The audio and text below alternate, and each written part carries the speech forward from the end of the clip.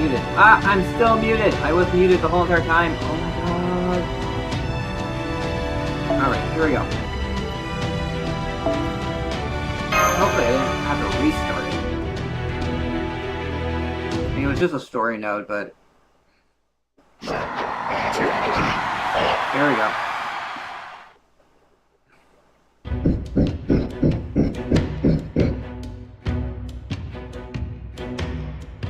I can't pronounce that, so we're just gonna look at it. Micklin.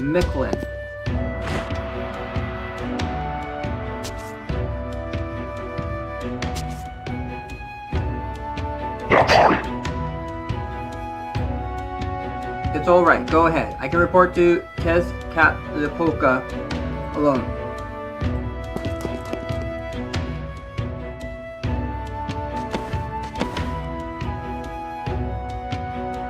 So the women and children who are living in the jungle have all come to the city. But they're not here to celebrate our victory. They've been praying for the husbands and sons who went off to battle to return safely. They love their families just like humans. No, their love is purer than humans. Only a handful of soldiers came back. The ones who lost their partners must think I'm a terrible king.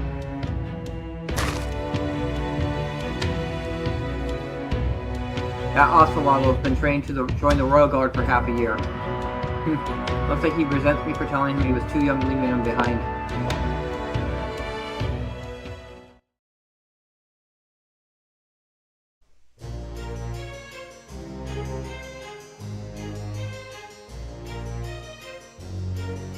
Familial love, familial bonds. The affection which develops naturally from the moment one is born. Where there is no need for words. I have nothing like that. I was already fully formed the first time I opened my eyes. My body was made here in Micklin. It's modeled on the people of proper human history. My human mind was shaped to be the king of Oslomoya. That is who I am. I have no family. There are no others like me. All I had were impulses I wore on my sleeve. My disappointment in those who refused to obey me, the despair I induced in those assigned to me, and my lashing out against all around me. My God said to remember those impulses, that He would make me a god only if my soul was clear and unclouded.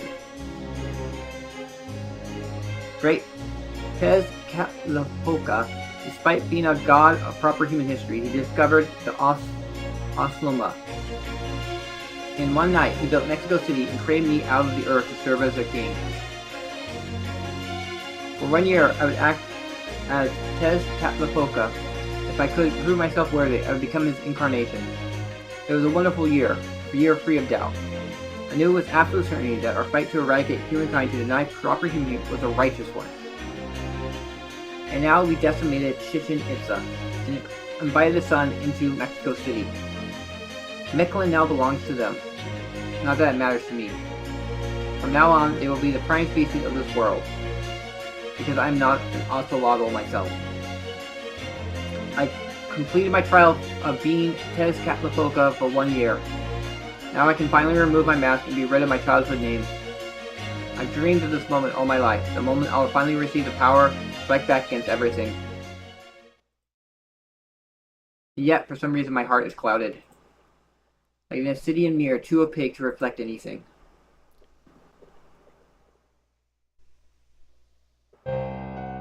Behold, the sun has moved from the Maya to the Aztec. Now we have the minimum viable model of proper human history in place. Oh, the triumphant king returns. Welcome back, Izcalli. Did you kill the other me? I did. I riddled him with bullets. His limbs went flying, his head was torn from his neck, his flesh was shredded to gooey bits. I see, good job. Only Tezcatlipoca can kill Tezcatlipoca. You and the other me might have been both immortal, but a fellow Tezcatlipoca weapon would easily do plenty of damage. The conditions were equal, trust me. The other me had no complaints about dying in battle. What is it? Is there something you don't get? Ah, right. I never did tell you that the king of dinosaurs was also me, huh? But that's only because I trusted you. I knew you were the kind of guy who would step up when you had to. Gods are expected to be fair and impartial. You wanted destruction more than you wanted to win. You decide you don't need proper human history, and you have to let go of the Lostbelt too. Understand? You choose extinction, you can't leave one side standing. You need to get rid of everything to start all of it over fresh. Yes, great. Poka, I honor to receive your divine proclamation. Alright, let's head out. Underworld pilgrimage time. Get ready to leave, his colleague. I'm about to make your wish come true. Underworld pilgrimage? Does that mean we'll be going to Miquelin's bottom stratum? That's right. Chico Nalawen. I think the ninth stratum. Moon Lake, where we'll find a real altar city instead of this slapdash replica. The place known as Aslan, the land of beginnings. It's also where you were born. I was, and I wasn't born from the earth of Mexico City? That's right. That city, the only place I could have summoned it. Hey, I know. Want to bring along a few of the surviving Osmuma? You trained yourself? No, that's alright. This is a hard-fought victory. Even the Osmuma can kind of relax and lose themselves and drink. Got that right. No matter how short-lived it is, you gotta save your joy while you can. Okay, time for the finishing touch. David's waiting in the jungle. Let's go pay our respects to Orc's coffin.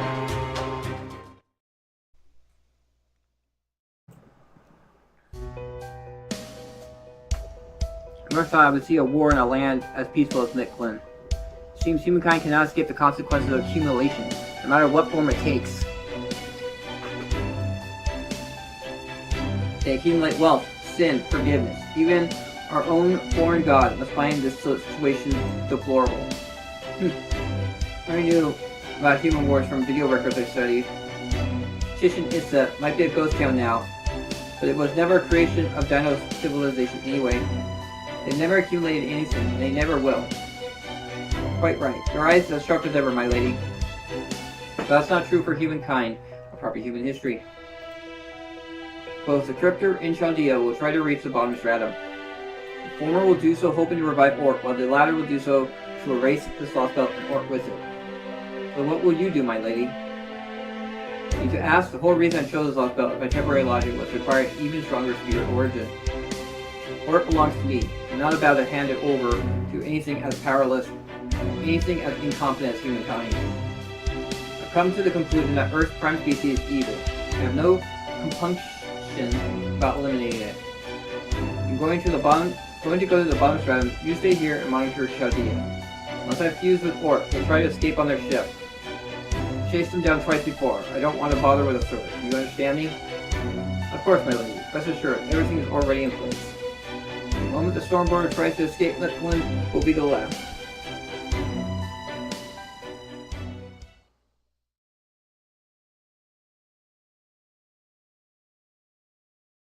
I think he's just trying to get away from Rasputin.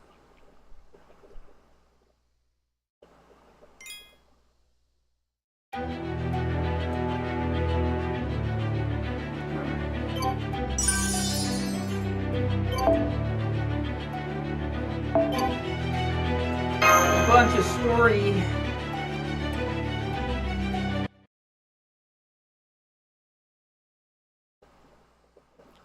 So there you have it. Will you come with us? Yes, of course. I'm relieved that you came to talk to me. Thank you, Infinity. Well, I should be thanking you. All the other dinos have left Chichen Itza, right? When the sun exploding is what destroys Miquelin, or it is a casualty of forced destruction of the whole world. The dinos will accept what happens without a fight. That response could be called rational or even noble. But knowing what you fought so far, I thought I might find that response cold and heartless. But I was steeling myself for the likelihood that you would leave without a word. In the end, the dinos are Miquelin's prime species. We are, at heart, very different creatures from yourselves. Ever distant, but we still resolve them peacefully. Still have some preparations to make, so please go back to the border without me. I'll meet you at the castle gate. Even I've never been past the 7th stratum, so I'm looking forward to the adventure that lies ahead. Oh, and one more thing. I have something of a favor to ask you.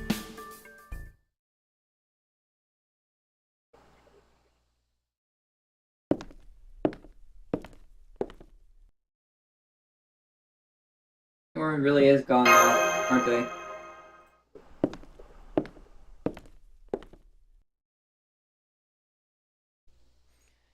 They sure are. At this point, the sun might never come back. And again, even if it did, it's just going to explode anyway, so maybe that's actually for the best. That being said, don't you think you should be more careful walking around alone at night? You're the master of Chaldea. As far as Micklin is concerned, as far as I'm concerned, you're just a rare, unusual interloper. But the novelty of that has worn off, so wouldn't it be funny if I just pruned you here and now? Not very good at being a bad well, I didn't really think you were going to be so unfazed. Man, I spent all that time practicing what I was going to say before I flew down too.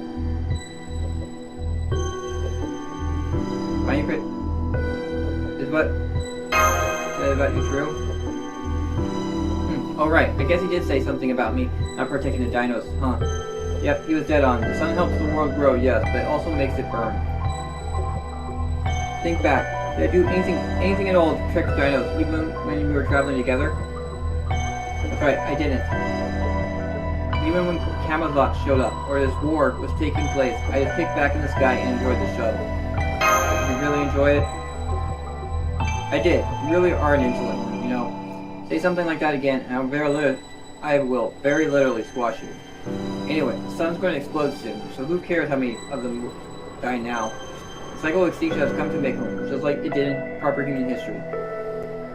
There's no point in getting angry or sad about it, or refusing to face reality. Even if the dinos in Oslima all die out, eventually humans like you will still be born, right? Life will never die out completely, no matter how bad the collapse. Proper human history has proven that. So I was thinking, why don't you all just leave now that your ship's almost repaired?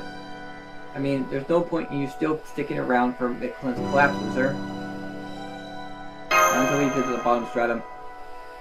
I see, and I guess there's nothing more to be done. I am the arbiter of Micklin. That means I am obligated to watch over the dinos in Osmo's final moments. To do that, I need to keep this Lostbelt around.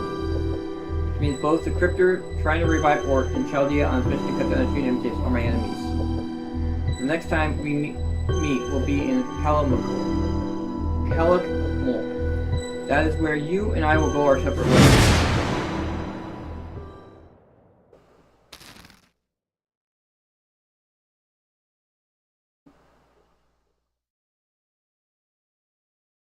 Alright.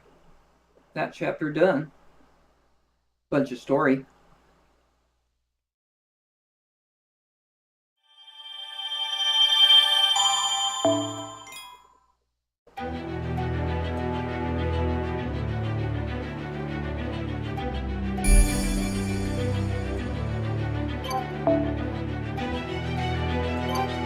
Fourth on a roll. Yeah, please. I don't know if that's the proper or not.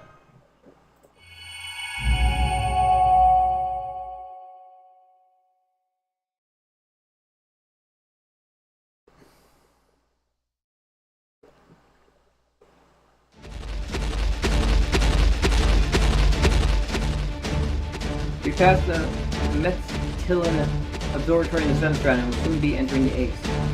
It took us 6 hours to reach the third underworld boundary in the 6th stratum in the Shadow Border. We're going to have to walk the rest of the way, but the King of Dinosaurs gave me a job to do, and I'm going to see it done. It'll be way faster if I carry you through the jungle, and you three weigh practically nothing. Lockjan is a real one. You're giving us a wonderfully steady ride, Lockjan. Even at this speed, you're not getting jostled at all. It's like your legs and your torso are completely separate beings. When it comes to pure riding comfort, you even surpass the Sphinx. Seriously, this is amazing. How do you do it? I just absorb all the impact of each step with my legs. If I let it reach my stomach, it could do some damage. Very fortunate you're still in the ship in Itza, Watson.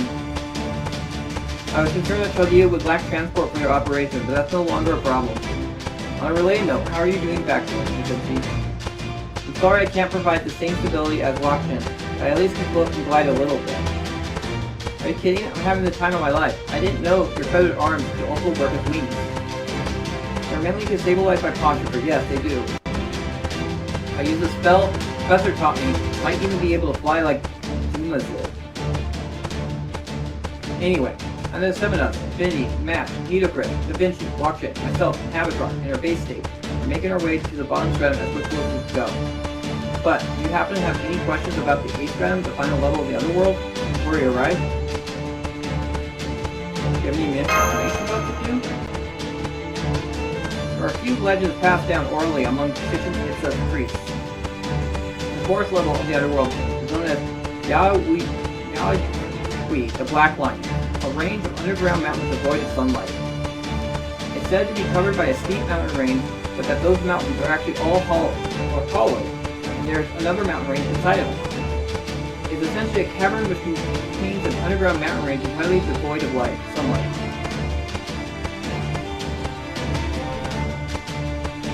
It's also that terrible bat, Camazot's nest.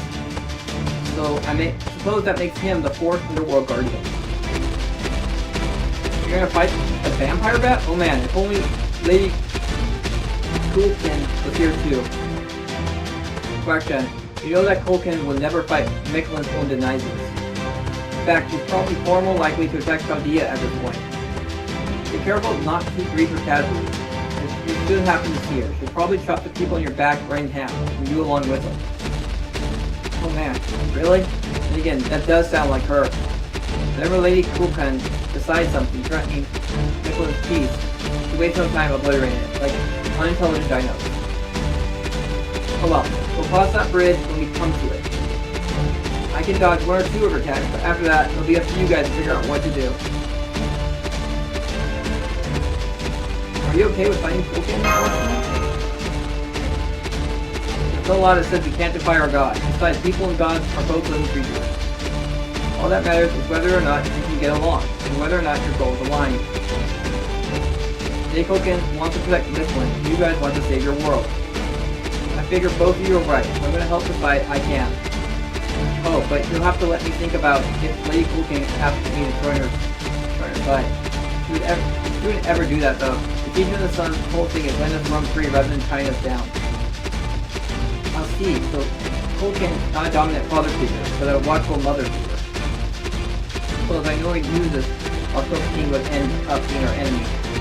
But it still sucks, knowing how naturally big-hearted she is. Big-hearted. Are you sure you don't mean big muscles? We certainly need to watch out for Coolkin, but we should also be wary of Uogle Marine. There's a very good chance that she and Rasputin are moving to acquire orcs for their own ends as well. Our ultimate obstacle are Coolkin and the foreign gods. Yep, so right now, our more pressing concerns are whether Kadok's team succeeds with their assault and our attempt to cross the 4th Underworld border. We're going to focus on the latter, so we're counting on you to back up Kadok's team, Scion.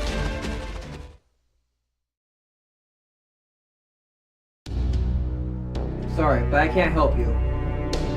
Firstly, you still haven't made it through the 3rd Underworld border, which would normally make it completely impossible for you to act freely. I'm only allowing you to do that here as a favor to Infinity. Second, David the Cryptor has already made it through here, so I have no right to touch him. And third, I still have to find Dumazil. There's no telling what he might get up to if left to his own devices. You're saying we have to take down David all on our own, probably Tezcatlipoca 2, since he'll most likely be accompanying him?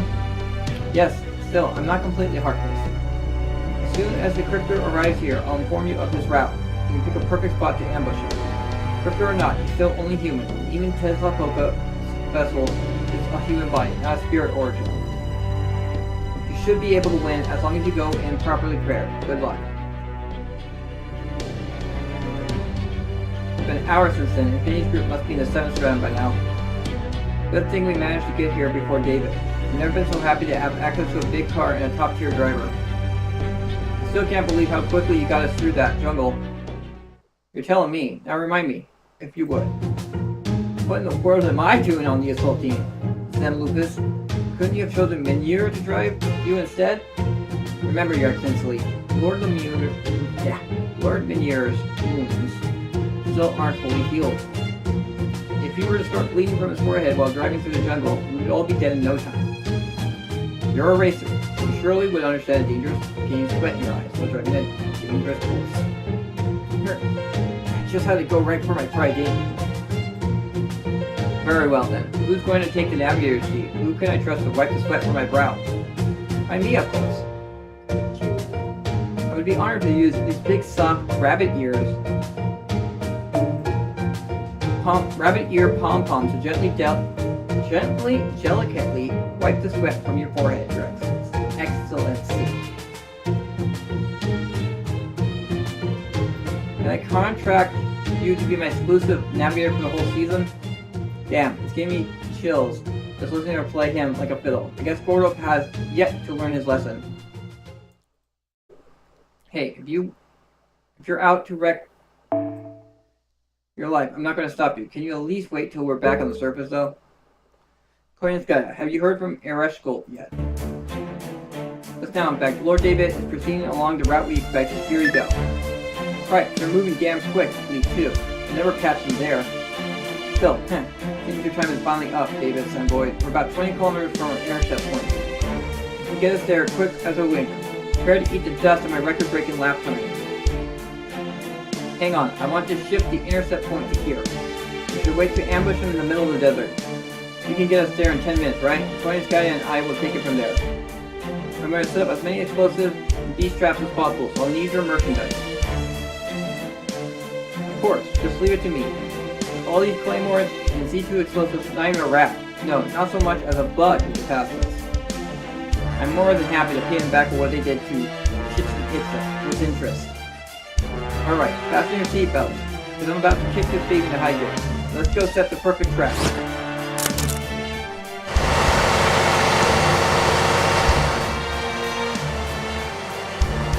By the way, Caddock, I noticed you were researching something in the Storm Borders library. Did you find out what you were looking for?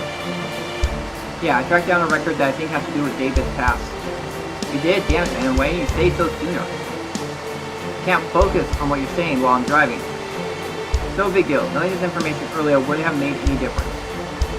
I didn't mention it at the briefing because I knew it would only get an end at best. I guess now is a good time as any to share. David and Boyd. If you ever wanted to know how I became the Maverick of the Clock Tower, today's your lucky day. There are 3 major factions in the Mage Association. Egypt's Atlas Institute, North Sea's Wandering Sea, and the biggest one, London's Clock Tower. Hell, it's so big it's actually synonymous with the association. Anyway, the Clock Tower is divided into 13 departments.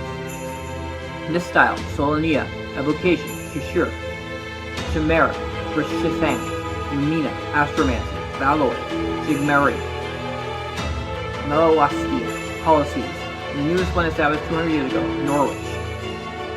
Chaldea was founded by the Lord of Astromancy, Merispuri Animasphere. Naturally, that means most of Chaldea's maids, about 80% of them, came from Astromancy. The other 20% were scouted. Trisharia, Team Leader A, was obviously a young Astromancy genius. But David, who was said to be just as brilliant as Trisharia, came from the Brishan department. Brishan, the department which studies mythology and performs reconstruction. But they have a lot of dealings with servants too. Don't make me laugh. It makes my mustache quiver. Do you have something to say, driver? I used to think the same thing at first. Huh. I swear, this is the whole problem with amateurs. Listen, servants, our familiars with spirit bodies would push them under evocation jurisdiction. Meanwhile, the Clock Tower's dean, who's also Lord of Brishan, has categorized Brishan as a department which studies non-human creatures like angels and demons. Obviously, neither of those have anything to do with mythology or heroes. Oh my, if your mustache is clearing both bothers you so much, perhaps we should shave it off for you. Wait, shouldn't researching angel and demons also involve servants? They're also mythological phenomena? For example, the divine spirit that served as my own point of reference came from Tachiki. You're mistaken, Koyanskaya. Solania, Evocation, Astromancy, and Melostia all deal with mythology from around the world, too. They're considered part of the shared laws and disciplines that humanity has built up over the course of history. So for mages, the angel and demons show up in various mythologies as a normal part of life. The major associations take that a step further by treating all of human history as a single legend, which has been helped cultivate. The association sees myth as a facet of common knowledge rather than as something worth devoting an entire department to study. The only thing is the association would accept as true legend is something beyond the bounds of that common knowledge. I guess Brisand doesn't deal with the matters from Earth. It deals with out-of-place artifacts steeped in unknown laws. Kind found scattered all over Earth since ancient times, but never spoken of in any mythology. Even in the Magedracht world, where ancient demons are just a fact of life, there are some that are considered taboo because they're a threat to all of humankind. It's Brisand's job to discover, study, and store these kind of threats. The other department contributes to humankind in different ways, but Brisand is focused on keeping inhuman things away from us. Part of that is because of the Lord of Brisand is also the Dean of the Clock Tower. No mage born in the AD era who knows anything about our civilization could handle it. Indeed, the Dean has a select group of elites that report directly to him. Well, I say elites, but in truth, they're anything but. Any who join can never move up. They're a little more than slaves who spend their lives working to understand extraterrestrial threats. Suffice to say, it's not easy to quit that department, which is why we can assume Atmosphere recruited David directly. If the Night Lord negotiating personally, I'm sure even the Dean could have denied the request. Actually, Atmosphere had nothing to do with it. They made it sound like he had been banished, but the truth is he left voluntarily. I'm sure Director Marisbury did personally invite him, but it was ultimately his choice to leave Brisand and join Chaldea. I see, so he essentially sold himself to Chaldea. I assume you went back over his record before he left Brisand then. They were in the database, right? Yeah, all 8 years he spent in Brisand. But there's not a single record of him before that.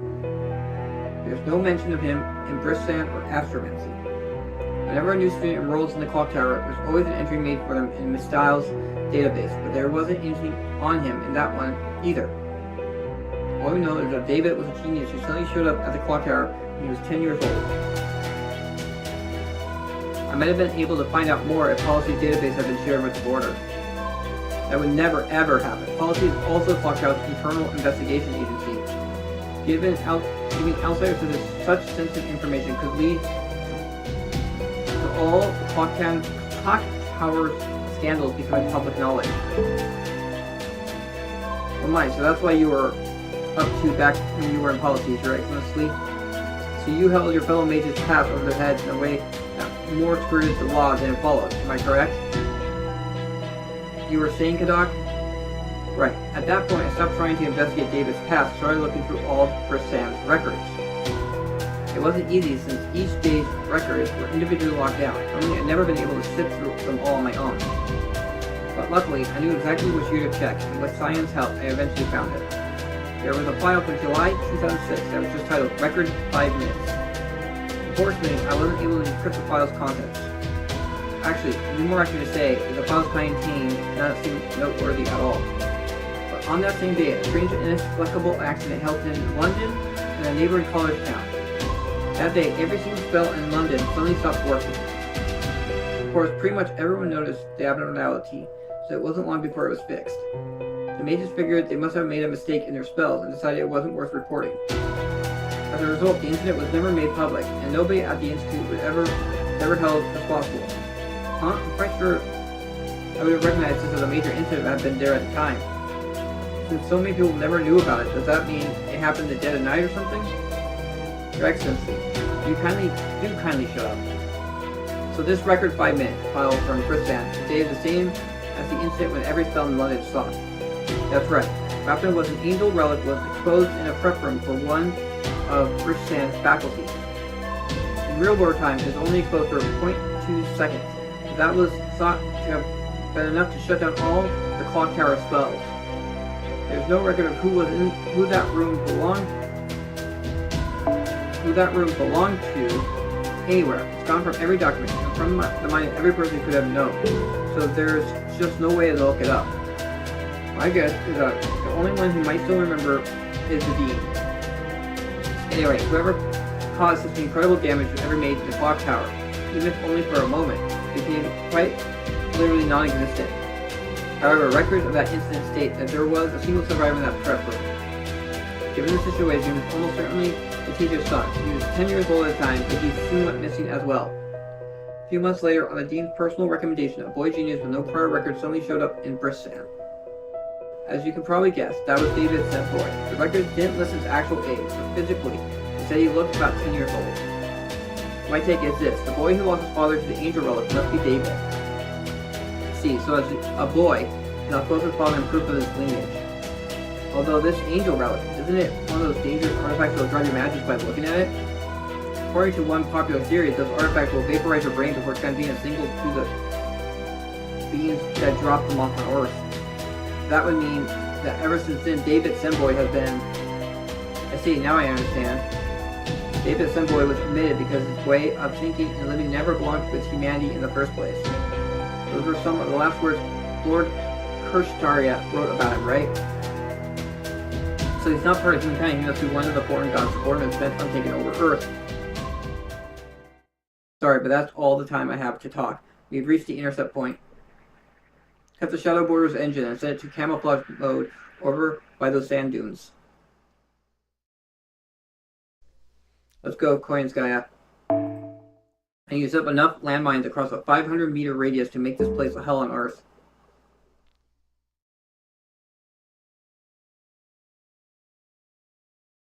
I'm gonna go grab some bottles of water real quick.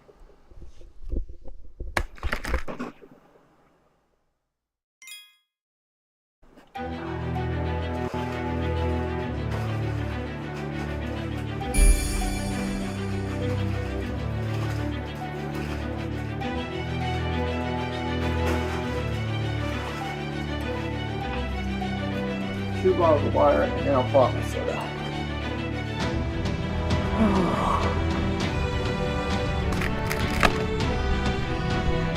Off the beaten path. No battles. I guess we're not actually gonna play through this.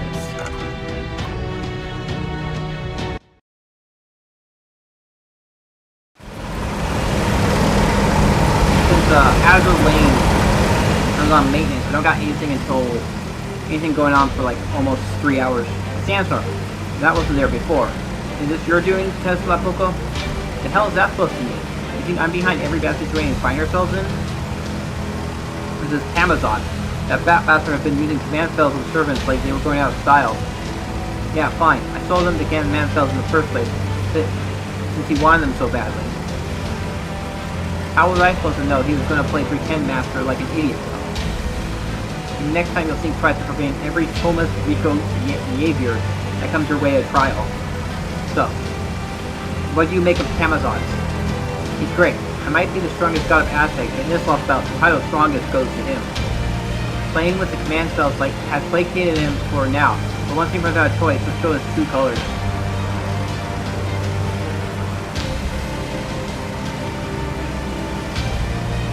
Now we just have a hope we don't run into Coolkin. Don't worry about her. If we do encounter her, it just means one of us will have to sacrifice himself. Oh wait, if we're dealing with Coolkin, I guess it'll have to be me. So, to the Lostbelt god, that Mala, or whatever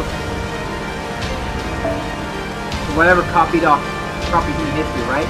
Then I'm a good match for her. She's inexperienced. Her brute force approach won't hold a candle to my expert evasion. What's wrong, Iscali? I've been glum for a while now. Getting motion sickness or something? Since this is your first time in a car? No, I'm fine. I'm just a little dizzy from taking in such unfamiliar surroundings.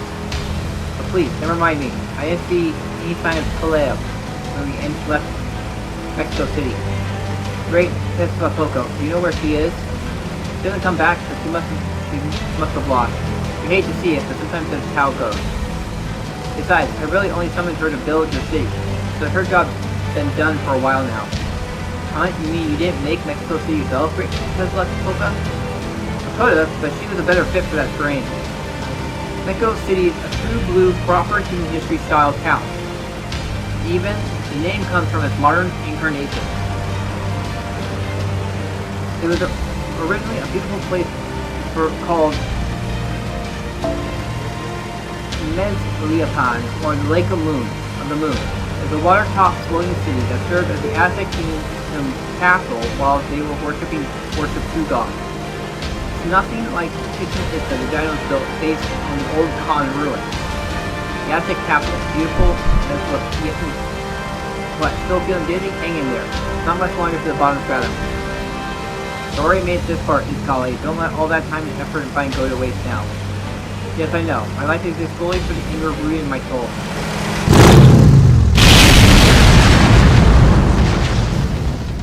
Huh? What's going on, Cryptor? We're under attack. Hang on tight.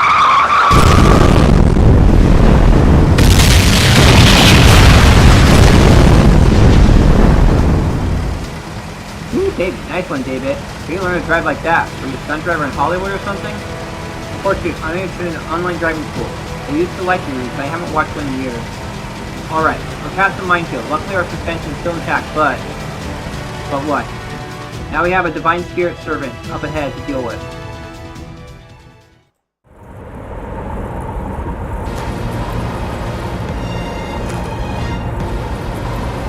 Oh boy, she's in her final ascend form.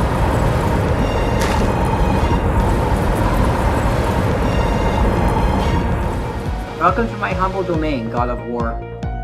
The minefield was just the tip of the iceberg. I got plenty more explosives where that came from. Now that I've formed a magical energy connection with both Kadok and Gordok, there are no limits to what I can do. Behold, I have become an almighty god of weaponry. I'm gonna screenshot that. Desert... Let's get this out. I dislike how LD player has this. Yeah, wait for this to go away. Desert will be your grave, you have been warned. Looks like we got a weapon goddess. She's a friend of yours? Never seen her before. This sucks though. I don't see any way I can win. I see. Then take Iskali and get out of here. As long as you make it there, nothing else matters. Got it. Later, Master.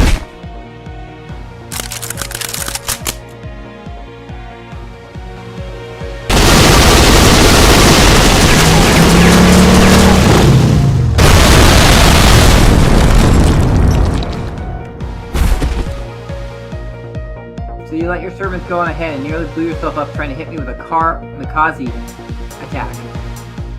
Is that the opposite of what you should be doing? Why aren't you letting your servants do the fighting here? Any normal human master would send their servants to the front line where they escape. I'm surprised to hear a disciple of the foreign god, or at least someone who enjoyed playing the part of one, lecturing me on how to be human. And again, it seems you're on Chaldea's side now. I'm especially impressed to see that Kadok formed a contract with you, even if only temporarily. So they chose to supply a beast candidate with not one, but two magical energy connections. I can't muster any surprise at this point, but humans really do walk a razor's edge. They always do whatever they can, no matter how dangerous, and with full understanding of what will happen. Boy?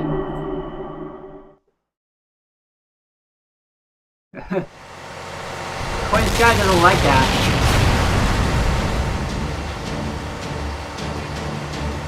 Damn it, they passed the 400-meter mark. I think he's even better at off-road driving than I am. We need to do something before they break through our trap. Hold on, I'm going to go after them. No wait, I didn't expect the minefield would be enough to stop them. I'm counting on Hoy and Sky to finish the job. Between our contracts and the Shadow Border's reserves, we have tons of magical energy to work with. Right now she's as strong as Divine Spirit's get. Better off staying out of her way. Fair point, she's not the sort to feel bad about a bit of friendly fire. In fact, Data says she even relishes it. Two people just got out of the car. It looks like Teslapoka and his colleague. David Stain? No way. Is he actually planning to ram Toy and Skya? Oh ho, look at her go. She just flew their car to smithereens without even batting an eye. David's got out of this by the skin of his teeth, but by the skin in the bag. No lone mage could handle that demonic means alone without a servant's help. And bring the Shadow Border out, then move this. First we'll take David captive, then it'll be Teslapoka's turn. Yeah, sounds good. We got anti-beast spells laid in place behind Koya and Skya. We shouldn't have any trouble tracking Teslapoka down, but did we really do it? Just like that? I was expecting them to put up more of a fight. Huh, what's with the dream? The foundation of humanity's value doesn't actually usually fluctuate like this. Hey Doc, sit down and strap in. You need to enhance your body and protect yourself with everything you got.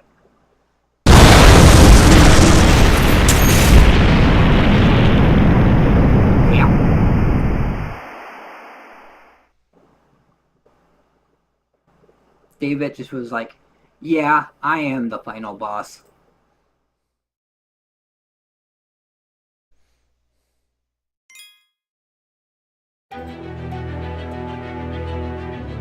Alright. Back to us.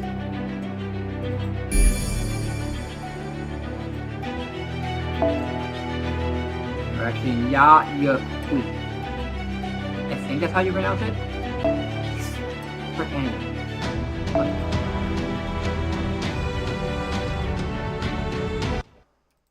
South American Romanized names. So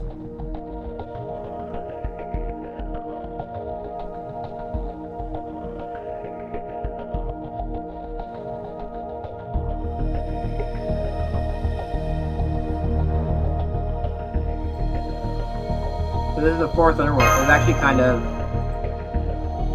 beautiful. I assume that sparkling is coming from gemstones. I feel like looking up at a starry night sky. I see the path we need to take is similar to the second underworld, with lots of narrow cliffs. Bok Chin, why don't we put our passengers down and proceed the rest of the way on foot? I think it would be dangerous for us to run here too. Right on. Wow, I never thought this underworld would be like climbing a mountain from the inside. Looks like no matter what path we take, we're ultimately going to have to cross the peak to get to the other side. But hey, at least the slope's not too steep. If we do lose our footing, we can climb back in no time. Right, it's not that simple, Bok Chin. The bottom of this canyon is practically churning with dead spirits. If you fall down there, they'll be all over you so fast that you'll never be able to climb back up.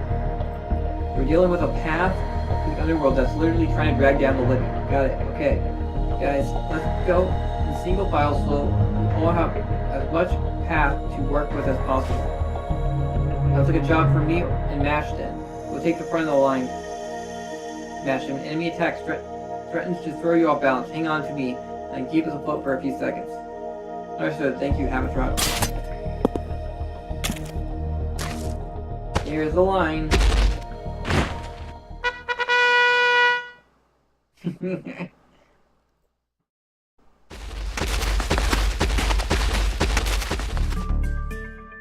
Watch him bring up the rear was smart. He won't let any enemies get to us.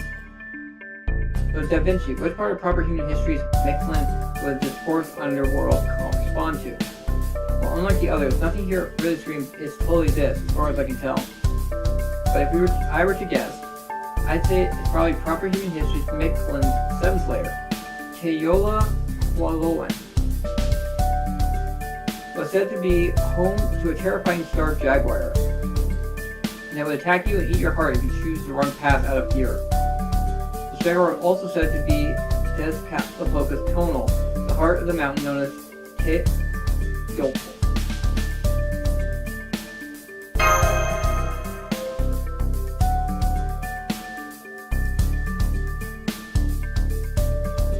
I believe it refers to a jaguar which is literally the size of a mountain.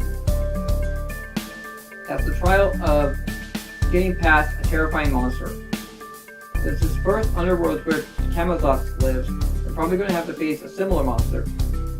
Let's see, so the condition for us to travel through this underworld is fighting a monster. Master, let's discuss our current combat capability. Are you able to summon normally?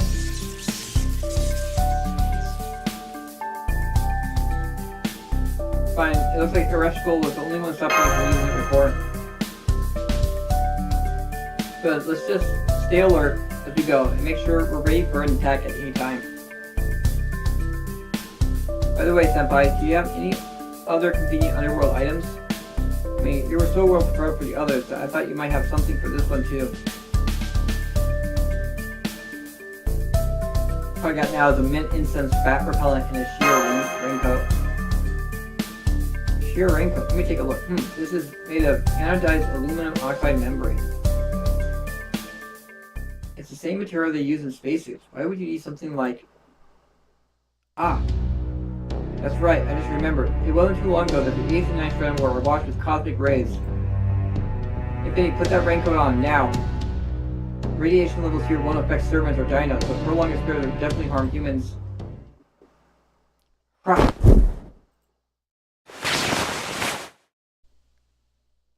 No way, she just changed her outfit in barely more than half a second. Now I know how aggressive the doll feels. I'm sorry, I just kind of acted before I even realized what I was doing. Don't apologize, that was a perfect reaction. You were like a mother who perfected the art of putting a jacket on her kid right before going out. Good thing you were so quick, Mash. Vinny, should be fine since we're still just at the entrance, but it would have been really bad if we kept going. I should have thinking ahead of Vinny. We hadn't thought to bring this along. We would have had to go back to the border for materials to make our own. The mid-instance bath repellent is a good addition as well. Seems like we haven't run into any bats since we set foot in here. Bats here are 10 times faster and hungrier than the carnivorous insects, and they're quite vicious too. They're easily the most dangerous bloodsuckers in the mix. Even dinos wouldn't stand a chance against a large cloud of bats. Their fangs can easily puncture our biowave membranes, and they make us feel intoxicated even while they suck our blood out our blood. The intoxication numbs our brain and makes us feel completely euphoric, to the point that we no longer care what happens to us. There is an apex predator in this world, it's certainly them. We even have a name for that condition called bat impairment. Isn't that by passing booze and going straight to drunk? I don't suppose it wouldn't work in Camelot. An unpleasant set would be enough to drive him from us. Doubtful, yes. We're going to try for the peak. We're going to be bound to run into him eventually. So we'll just have to be aware of that as we make our way up there. Remember, time is of essence right now. We have to make it through here and reach the bottom stratum before David and Tesla. Hoka. Well. Racing the crypto to the ninth stratum, are we? I understand. Better hurry. I can be reasonable. If you're going after Earth, I won't stop you. Oh, thanks. Hey, everyone, did you hear what Camelot just said? He's right behind me. I bet you did. I was worried about what happened when you ran into him, but it turns out he's a really nice guy. Huh? Did you say what's behind you, Wakshan? Hostile readings at maximum. The pattern is identical to what we've seen so far as Camelot's. Oh gosh.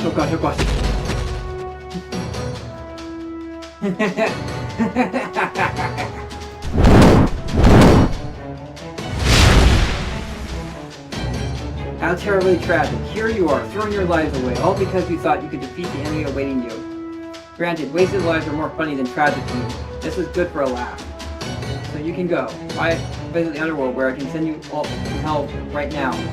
Let's see, what kind of fight you got in store. Let's see what kind of sacrificial blood you can spill in Miklin's final days. Now bow to the king of the underworld, lord of the spring of death. Be grateful for the generosity of Camelot, the wings that hold your fate in their claws. I'm so sick of listening to that battle go on. We need to change our formation. I'll send Tepew and Washington up to the front while me, you, and Da Vinci handle the skeletons.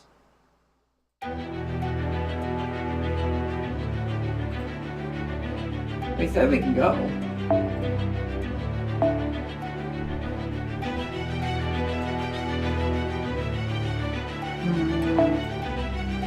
Hi, servant.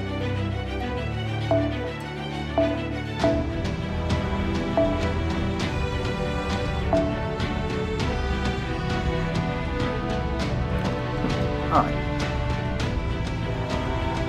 Who's good against... Who's the one that's good against, those?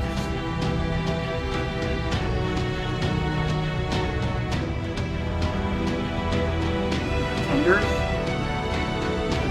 Yeah, it's Pretenders. I don't think I got an AoE.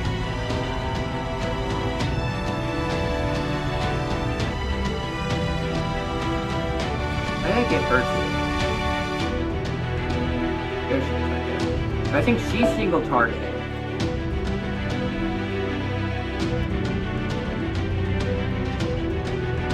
Yeah, single target. Or she is AoE. I believe she is AoE, but she's a buster servant.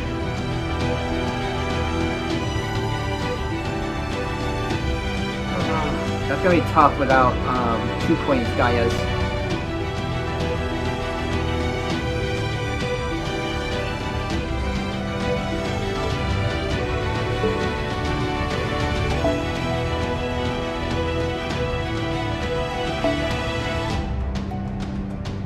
Koyanskaya at Koyanskaya.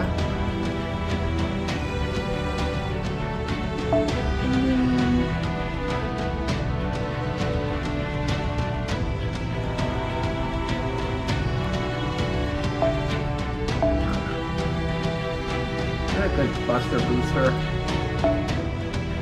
She boosts Buster too. No, oh, that's the wrong Scotty. Wrong Scotty. Wait, no, that's the right Scotty.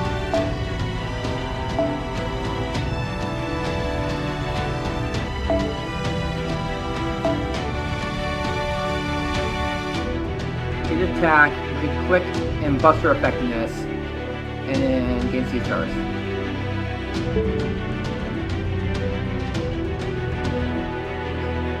Can't move her. That kind of sucks.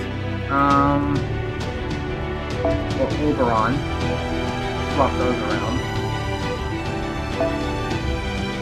And then we'll put Mash in the back. Just Mash is free.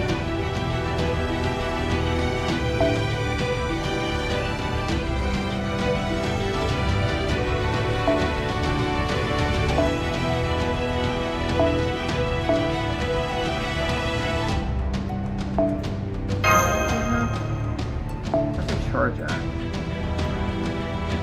Okay, they are all level 10. Let's see.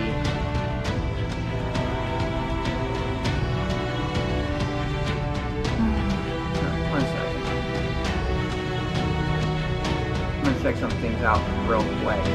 You don't need to do something. I might need to buy this. Which means I have to go back.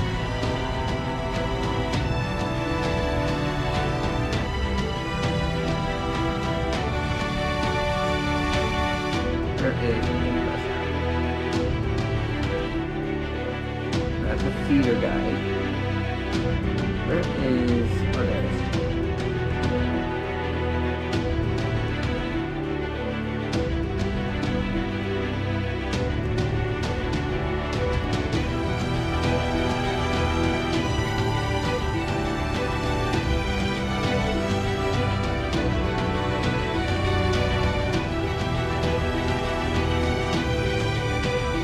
Lisa 9 catching play.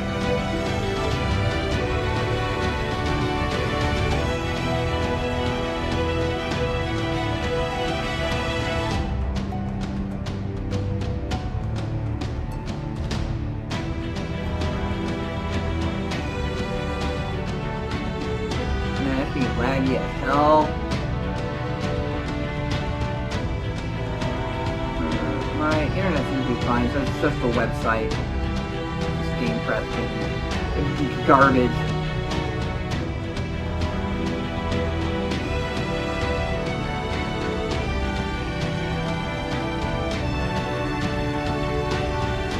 Oh, no wonder. Oh boy. Alright, there we go.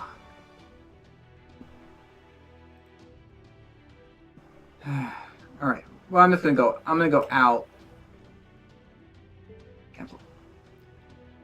Okay for now, and I'm gonna return. Yes.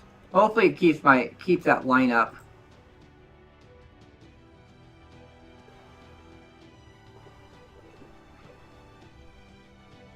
Because Elisa will be good because, yeah, she's super effective against all those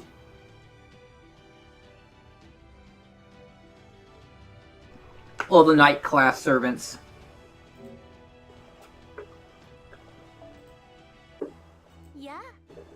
Being a pretender. It'd been really nice if it was like, what is it called? Pen skill. Go down. There she is.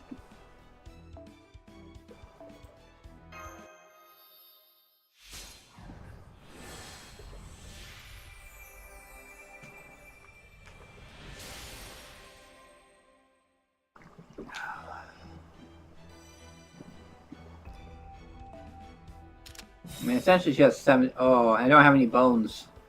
Fudge. Alright, well that's the best I could do. 70, hopefully she has a 30... that's a 30% charge there. She has. So then... that should be good enough. Hopefully. Hopefully.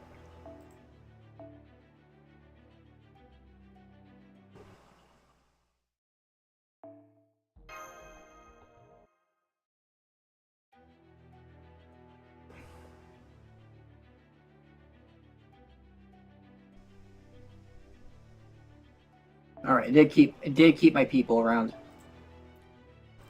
So for her, I want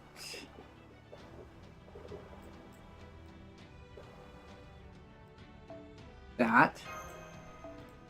I'll do the same for her too.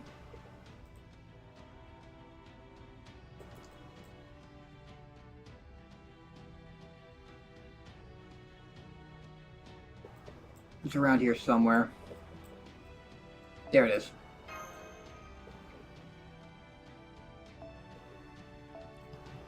You know what? Should just be under C star gain. That's equipped, that's equipped. Oh, that's too much.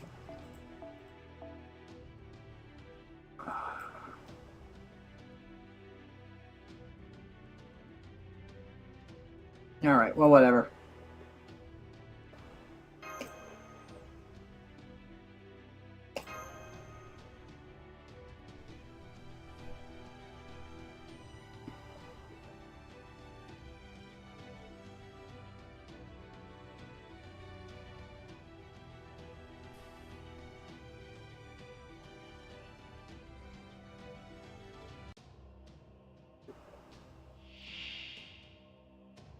$167.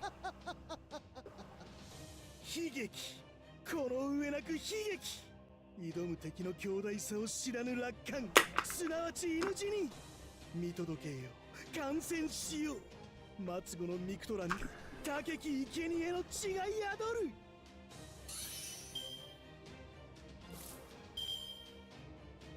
Alright.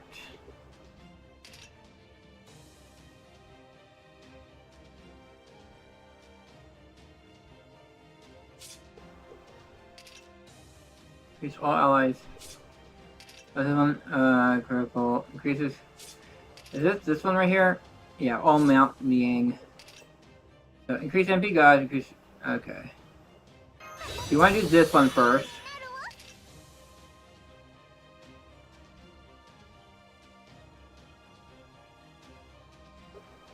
Do this. And then. Oh boy. So yeah, it wasn't enough. It was only a 20%.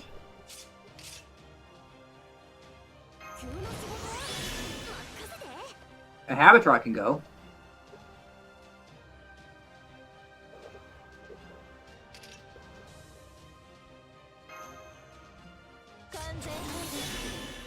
But you know what? Screw it. We're going.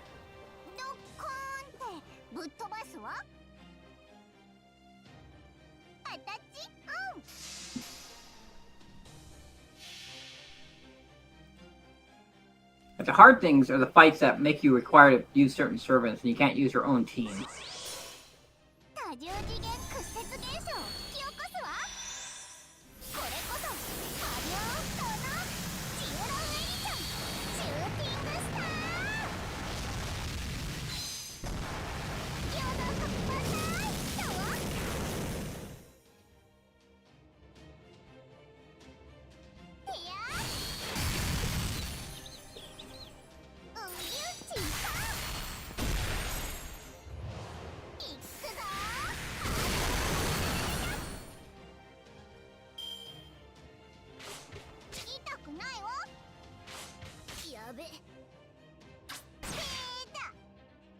Ow.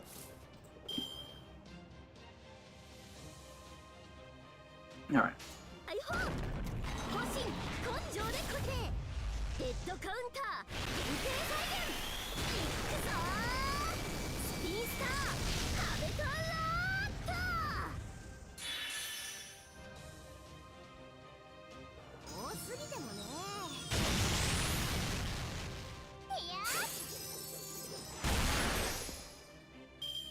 There we go. Hopefully they don't. They really are focusing on her. Okay. God damn, they're focusing on her hard.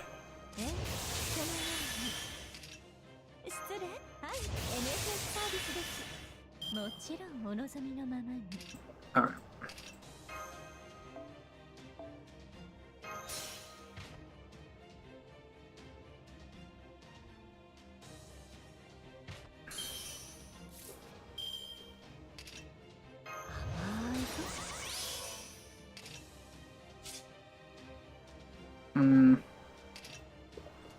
Not this turn. Wait, what does that do? He starts gallery.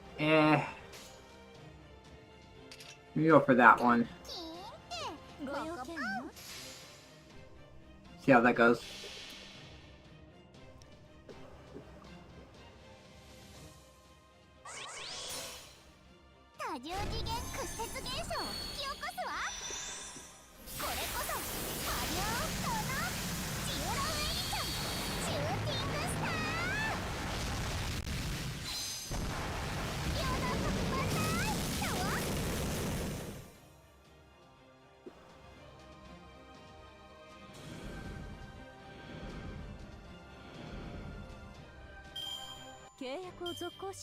Alright.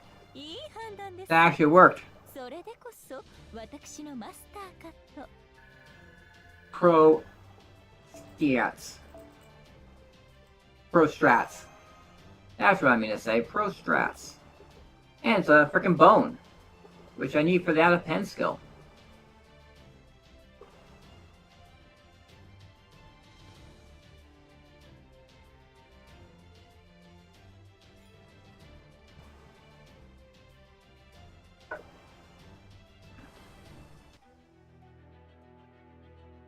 Alright, unknown fight.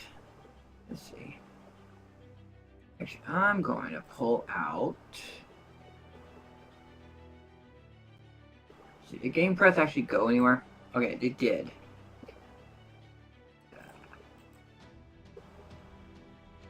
Yeah, it was only at 20%. But okay, let's go to...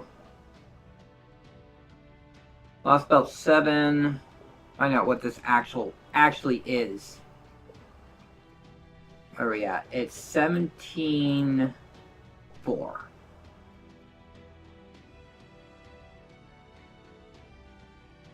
17.4. Mini boss encounter.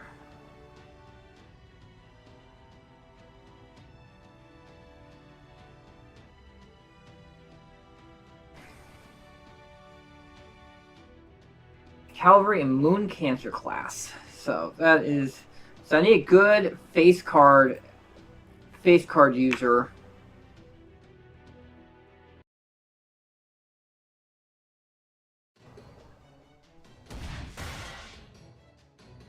Good Moon Cancer.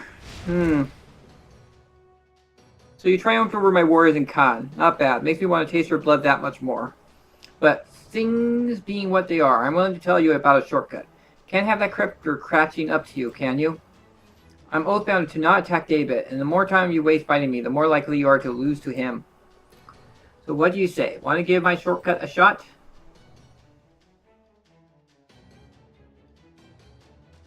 Well, sure. We'd rather not fight if we don't have to, but what's the catch? There's gotta be more to it than that. Why do you want to...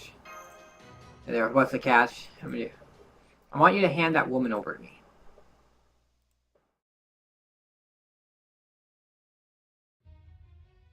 Good deal, isn't it?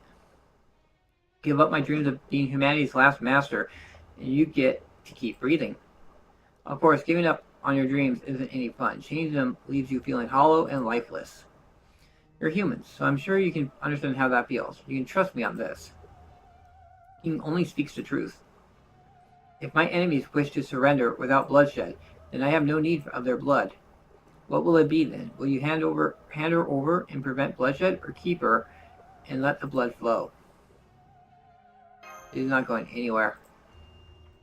Well now, I'm just going to kill you, drain your blood, and take the woman anyway. Honestly, I don't know what I was thinking. This is by far the fastest and surest way to do it. Suits me so much better. You'll never lay eyes on Ort's coffin, and you're going to spend your final moments tumbling into my canyons and taking a dip in my spring of death. We get started. I want to ask you something. Oh, what is it? My favorite color? Dark purple. Also dark red. Also dark brown. What of it? Is it true you defeated Ort? Who told you that? The Mala? Kulkin? That useless Sweek? No matter. Whoever told you, it changes nothing. That question is a personal challenge to me and an insult to Khan. And so, I will meet your insult with violence. I trust you knew what you were getting to when you spoke up. Did I, Camazons, defeat Ort, you asked? Did I kill that planet-eating monster? Ha! Ha ha ha ha ha! Ha ha ha. Of course I defeated it. Massacring everything and everyone around me. I used everything at my disposal to massacre the beasts that devoured Seba, the space tree, and threatened to destroy all Mictlan. I plunged it into lava, tore open its chest with my talons, and ripped out its freakish entrails, and left it a silent husk. Don't believe me? Well, now I'll show you the form I used to do it.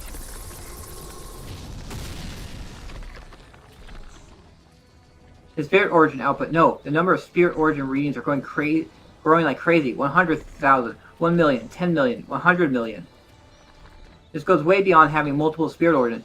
He has over 100 million of them mixed together within him. Priest of Chaldea, forget your name. I don't care what it is. Once I felt a sort of kinship with you. I've heard you're humanity's last master. I know how that feels. Wait, no, I don't. I've long since forgotten. Feelings are as useless in battle as they are to a king. Humanity's last warrior has no need of such things. Speak my name. I'm the hero of Khan, the spider-slaying bat. The king who forsook his crown. A weakling who could not save the world without sacrificing his subjects. That's a beast spirit origin pattern. Then does this mean...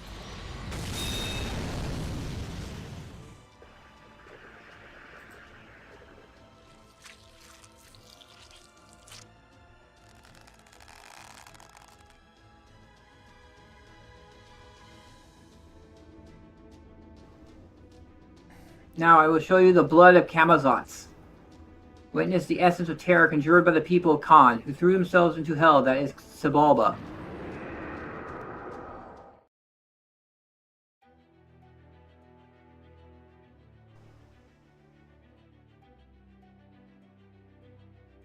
Alright.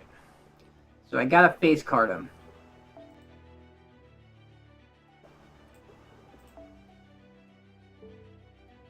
I'm gonna first... I gotta use someone who can face card him. So remove her, because I can put her, my servant. Put her there. Alright. I need someone who could do good face... a good face card.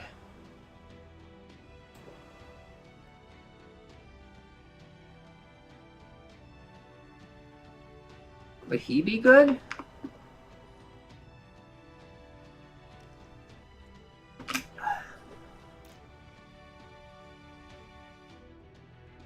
Let's see. Filter, Riders, Casters, Assassins, and Moon Cancer.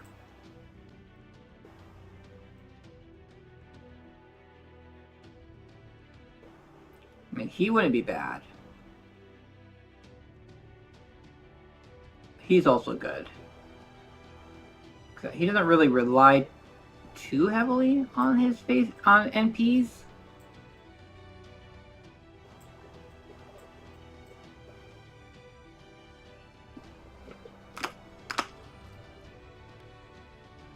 Unfortunately, it's not my sabers.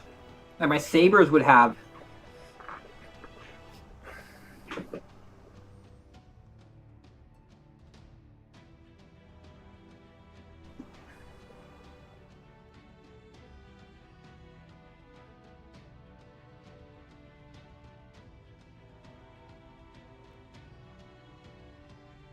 I mean, she might be good.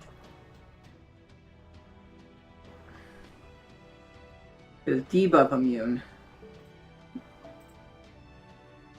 That debuff immune is actually pretty good.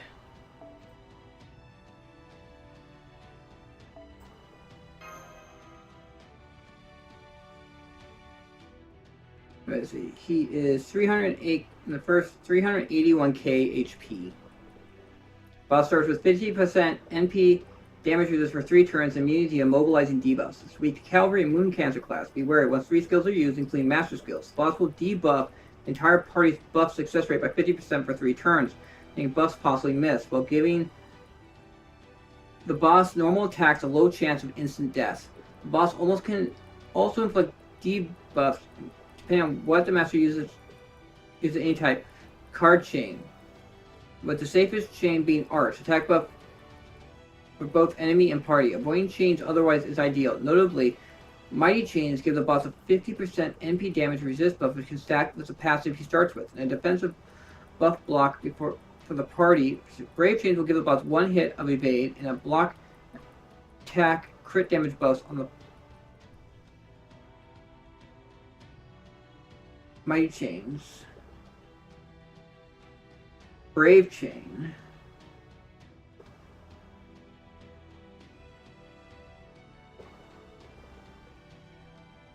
The same.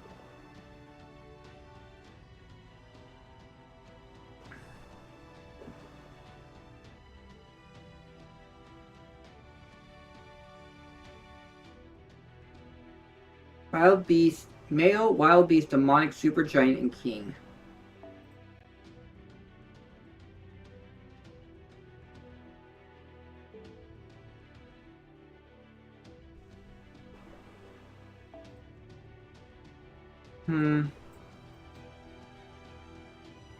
Guess we do Azrael. Blech. Guess we're not doing Azrael. Could do him. I'm kind of still same boat. Alright, well. Gonna hope and pray.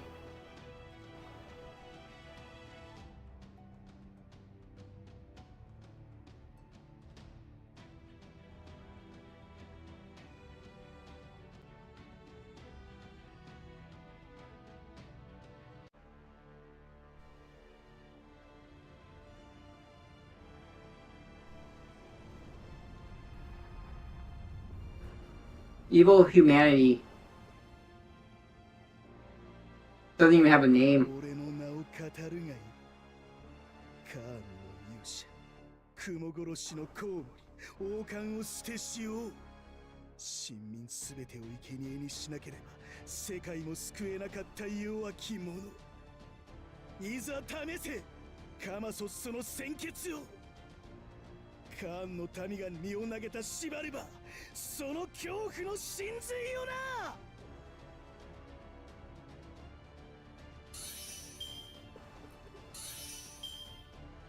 愚兄、哀れなほど愚兄。Alright. We do this first.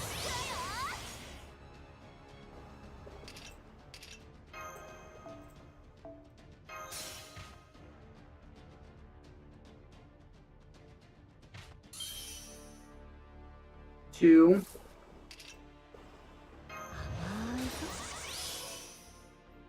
Three.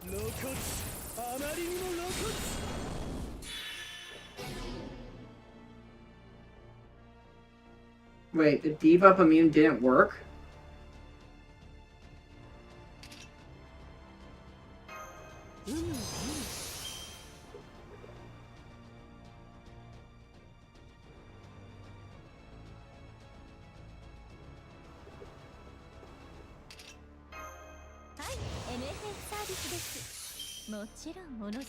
For 50%!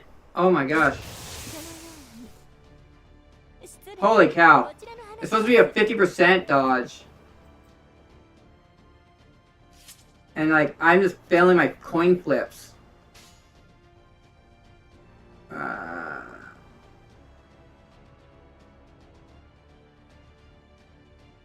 can do that.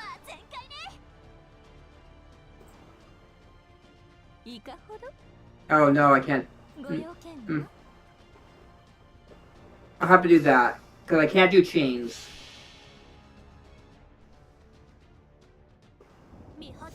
Literally a skill issue.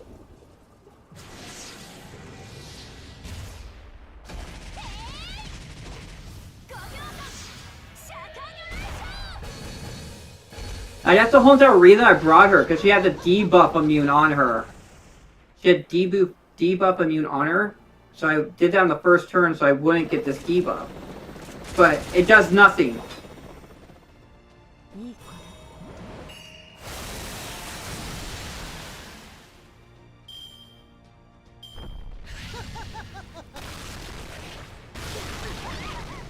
AoE attack too.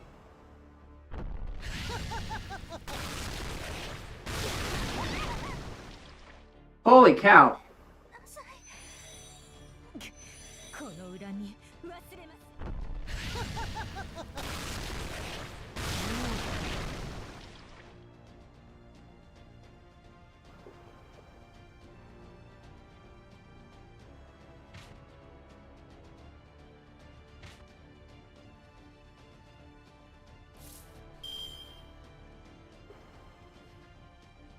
Now what? Honestly, I have no clue what to do now. 目障りなんだろ Thank you, little woofer dog. ブーストストライクあーめんどくさい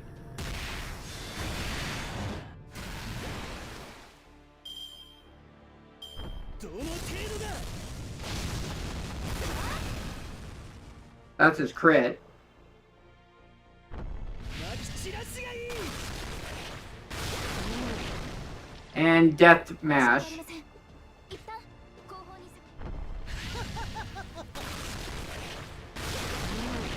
And that's Oberon.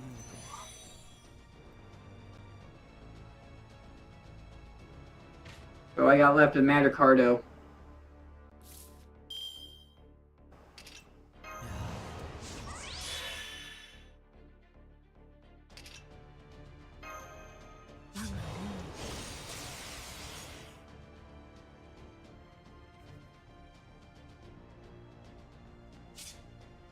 Why did it not work? Because he doesn't have the debuff on him. Or is it... It increases the buff success rate on her.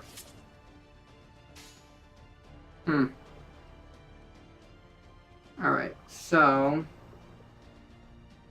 What I gotta do is that うっすはい and that. えい たまっくらせい まき散らすがいい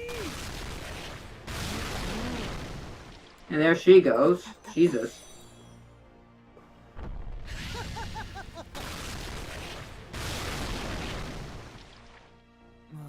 Alright. We're gonna retry that.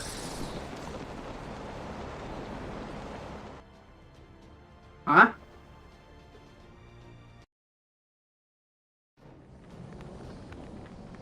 I was supposed to fail or something? I'm detecting multiple unidentified heat sources all around us. It looks like a cloud of bats. Damn, not even shining light on them is enough to make them disperse. Their skin might be light absorbent.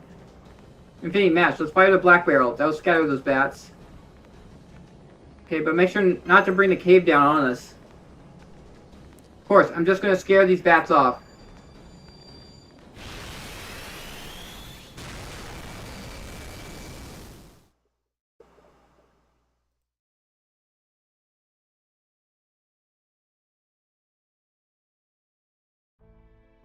You did it. The bats just scattered around the cave, and Camazotz is gone too. I heard him flapping towards the sky. He must have flown off to the peak. I don't understand. Why would he retreat when he was so clearly winning? He didn't. He took Nidocris.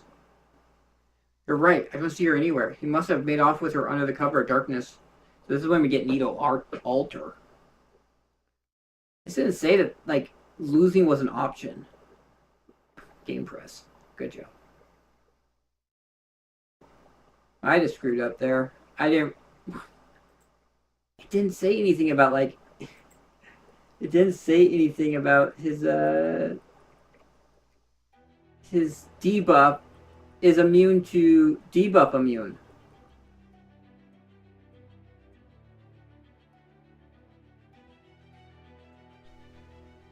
Alright, so... Here we go again.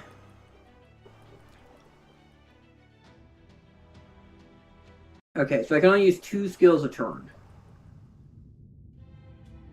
Be gone, foul demons. Scream, cry, plead for your lives, all you like. No one shall ever hear you. If anything, you should rejoice. Once I've killed you, your bodies will forever rest in the Nile. As if making my brothers your puppet pharaohs wasn't enough, you had to have them all killed. How dare you? How dare you? At long last, the time has come for me to punish you for your crimes. Why, Nidocris? Why are you doing this? You wouldn't be Pharaoh if it wasn't for us. Every step I've taken has been to bring me to this moment. Everything I've done to give all of you what you deserve.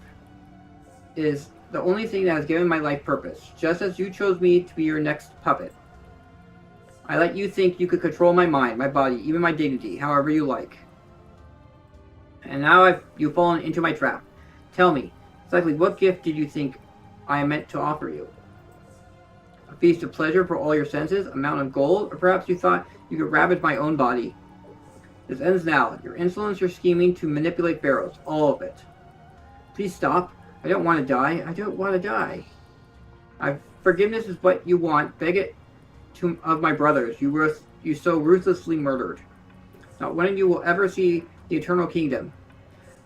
But fortunately for you, neither will I. I will be joining you shortly.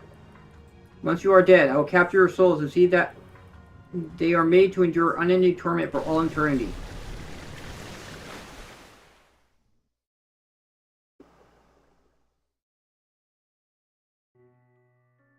That's right, I have no regrets. I took my revenge, restored the Pharaoh's glory, and took my own life.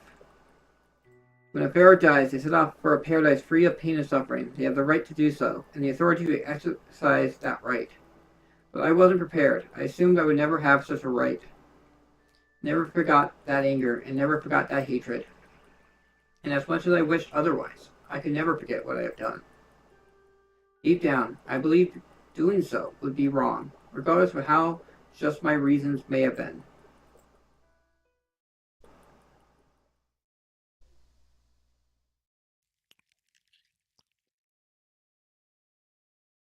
So bright. What happened to me? I was fighting that monster, that bat, and then, wait, what's that sound? Oh god, his neck. I knew it. Ape blood still tastes terrible. They eat too much meat. The diet is too imbalanced. Still, it might be better than before. I think there's more depth to the flavor now. Maybe? Camazotz, what are you doing? I'm eating. Every soldier gets hungry and has to eat at some point. I grew thirsty for blood while I was fighting Chaldea. When I want something, I'll take it. So I returned to my home and quenched my thirst. I brought you with me out of habit. King Protea, Beni Anma, Ereshkigal. They all smelled like the underworld. I enjoyed taking them back here and using my command spell on them to turn them into guardians. I was on a roll, so I chose you to be the fourth guardian, but I forgot I used up the command spells. Without them, I can't make my wish come true, so there was no point in bringing you here. You are useless, worthless, a complete waste of my time. So I'm your prisoner now, is that it? Took you on a whim. There was no greater purpose behind what I did. I see, so you let your whims lead you around by the nose. Is that why you rescued us from Talok the Two? You had no reason to fight her. Back then, you had a nasty air about you, a wavelength at a pitch I hated hearing. You still have that air about you now. A nasty air, Only fools let their efforts go to waste. Camazotz is no fool. I'll see to it that bringing you here was worth my while. Answer my question, Necromancer. How can you still remember them? Why do you take your own life after accomplishing your goals? How do you know about that? Quite certain I never told you about my life. I told you, I have good hearing. The common rooms aren't far from Chichen Itza. Ever since the wind carried your story to my ears, I've been a third mad. Answer me, you got your vengeance. The freedom it gave you should have been your life's reward. In spite of that, you robbed yourself of your life. You didn't even go to this paradise of yours.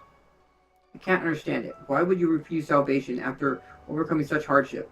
What could have possibly been worth throwing your life away? I was so focused on my plan to kill my retainers that I had never had a chance to prepare for the journey to paradise, so... You're lying. You were a king with no foreign enemies. Once you killed the retainers, you had all the time you needed.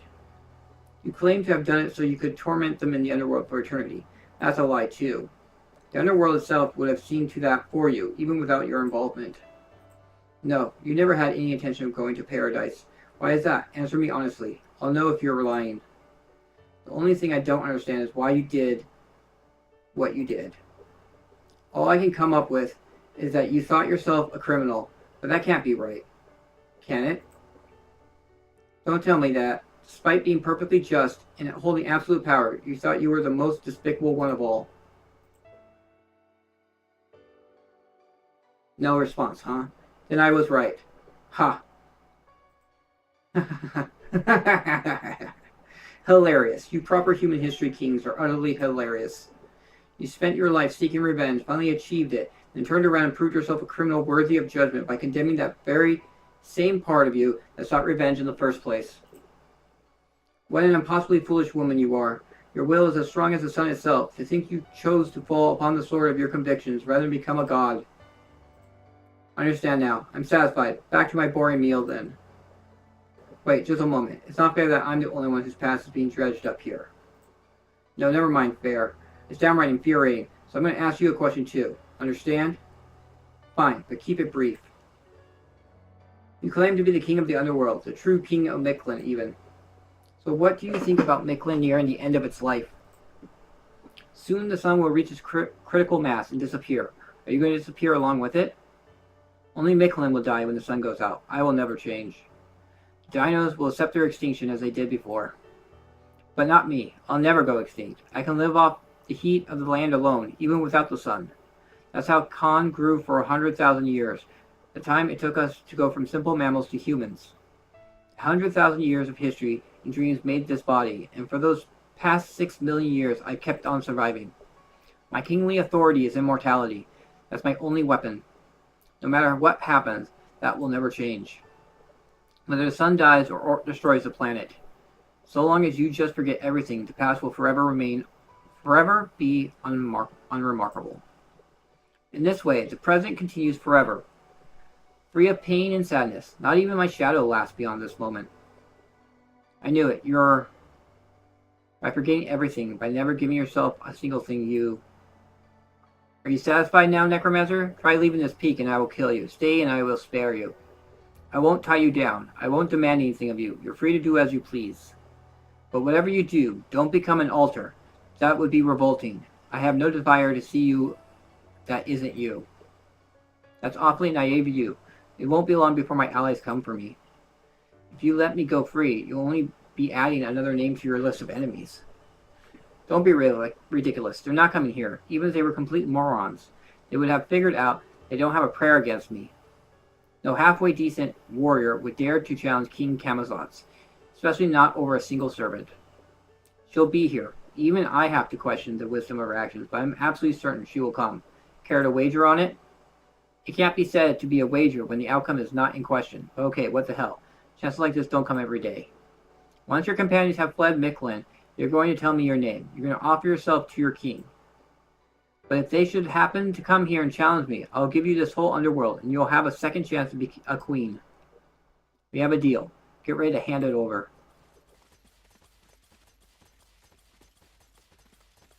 So she was a moron after all, I swear. Humanoids never know when to give up.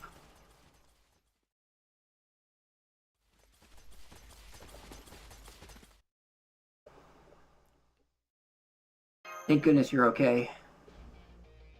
Even unyielding spirit can become irreverence when taken too far. Nothing is more pitiful than a hero without anyone to admonish them.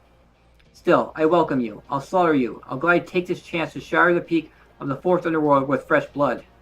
Priest of Chaldea, you and I have known each other for some time now. I'm going to enjoy cutting off your head and bathing in your blood, but once I have, that pleasure will be in the past and I'll forget all about it. That's a painful thought, so I'm going to take the opportunity to thank you now, while I have the chance. David, it's an infinity mirror. The more fires you throw at him, the more shadows he'll call upon in response. Get all that? Then let the feast begin. Bring the hero's blood to our altar. Lead the followers of humanity to their graves. For now, it's the time to kill our proper human history neighbors.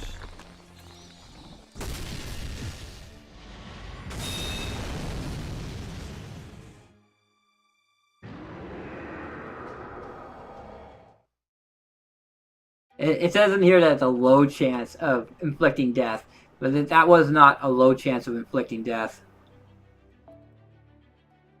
Okay, so using mash again. The cavalry servant.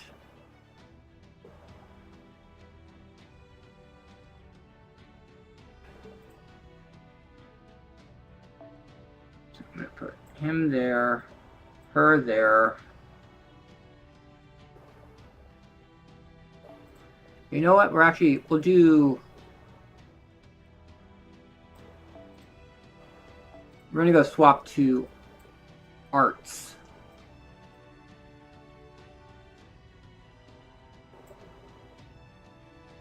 Who else do I have for arts? Oh, them. Their arts.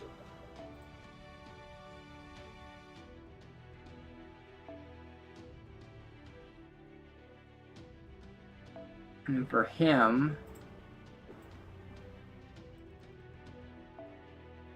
Why do I have this there?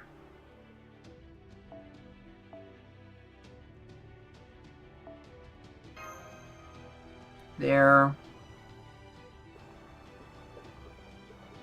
Still. Man, it's too many people at too high value. Let's see, do I have someone who else is kind of low? You have him.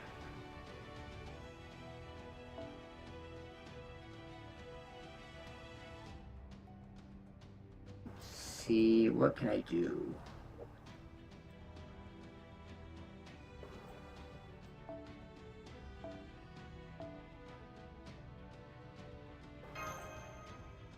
And I have 7 points left. I like three stars. 3 stars are 5, and then 4 stars are 9.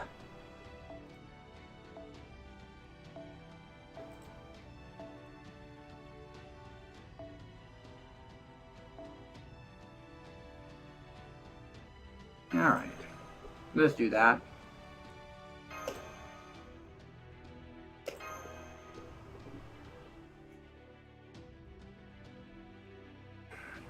No chains.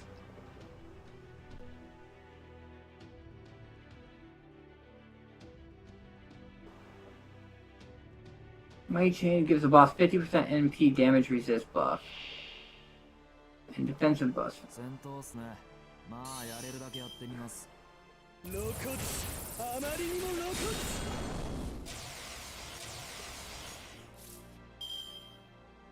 Alright. それなりにやりますよ。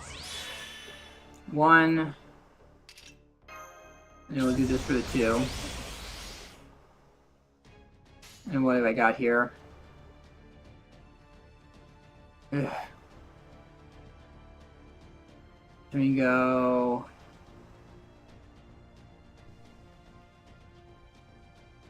Mighty Chain gives a 50% NP damage and a defensive buff block for the party for 60. Ugh.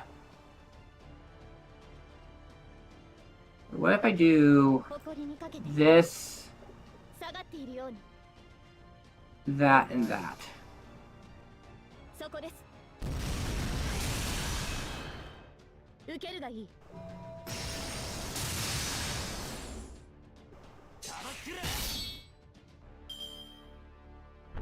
まき散らしがいい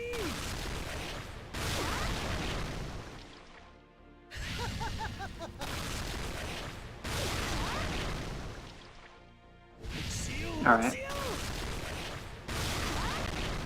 That'll actually work. Although I should face card it for the first 3 turns.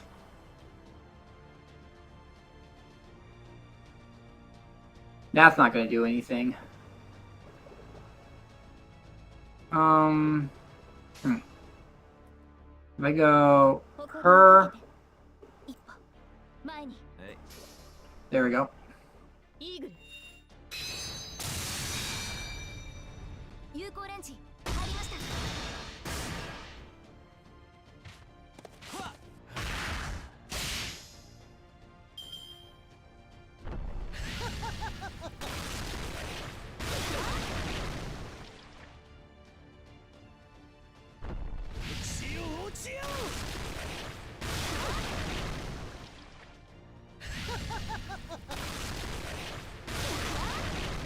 Alright, this is kind of good. I can pop this. I can also pop another...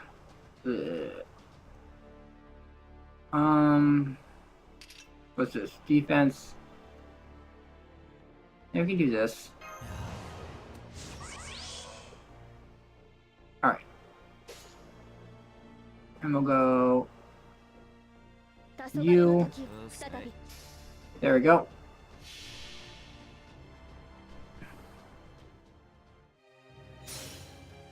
And next turn, his NP resist should go away, and I can hit him Commander Carter's attack. 滅びにも我らは屈せず集う円卓の守護者たちラウンド・オブ・アバロン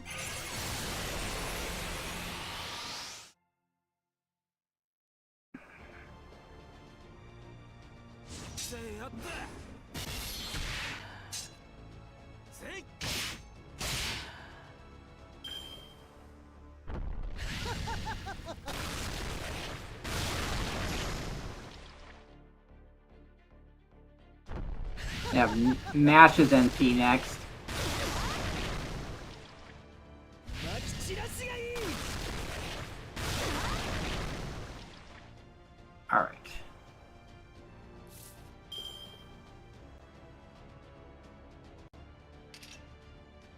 Let's see, what do I have for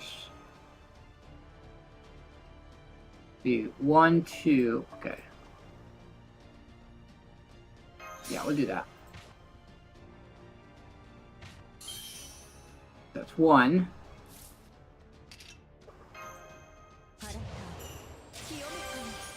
2. Let me go that, and that. Thank you, Florin, for the raid. How are you doing today? Hope you had good progress in Fate Grand Order. What were you doing?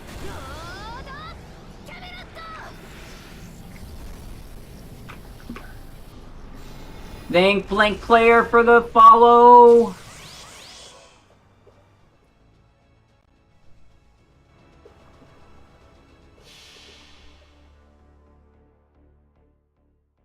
Watching me get kind of bullied. Pokemon working on Lostbelt 3. Yeah, I'm waiting until Draco comes out, and I'm gonna pull for Draco because she doesn't become available. She doesn't become available in a lot of pulls. And then what I got left, I'll go for Tiamat. There is going to be an overlap. There we go. Just had to wait those 4 turns. 1 death.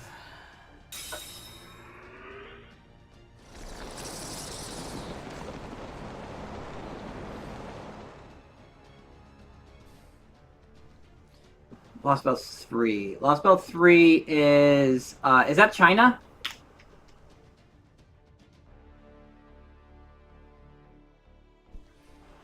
That one had Mordred in it. Mordred's one of my favorite characters.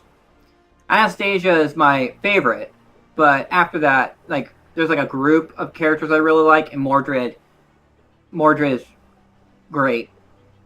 She was great in that one too. Like, she was also in London. She was in London. She was in Camelot. Although in Camelot, she was not a servant.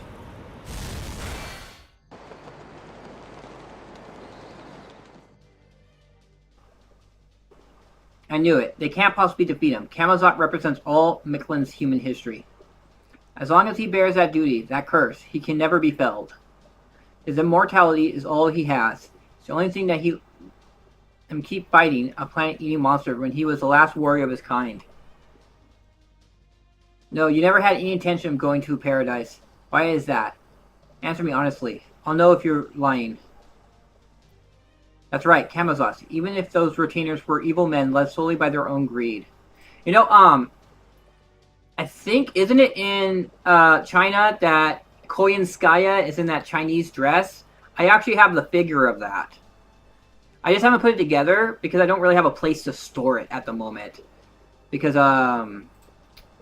yeah, I don't want it to break. So I just still have it in its box, unassembled. But it's something for, like, later. It's one of those things where you have to buy it, and otherwise it won't be available when I actually did have space for it.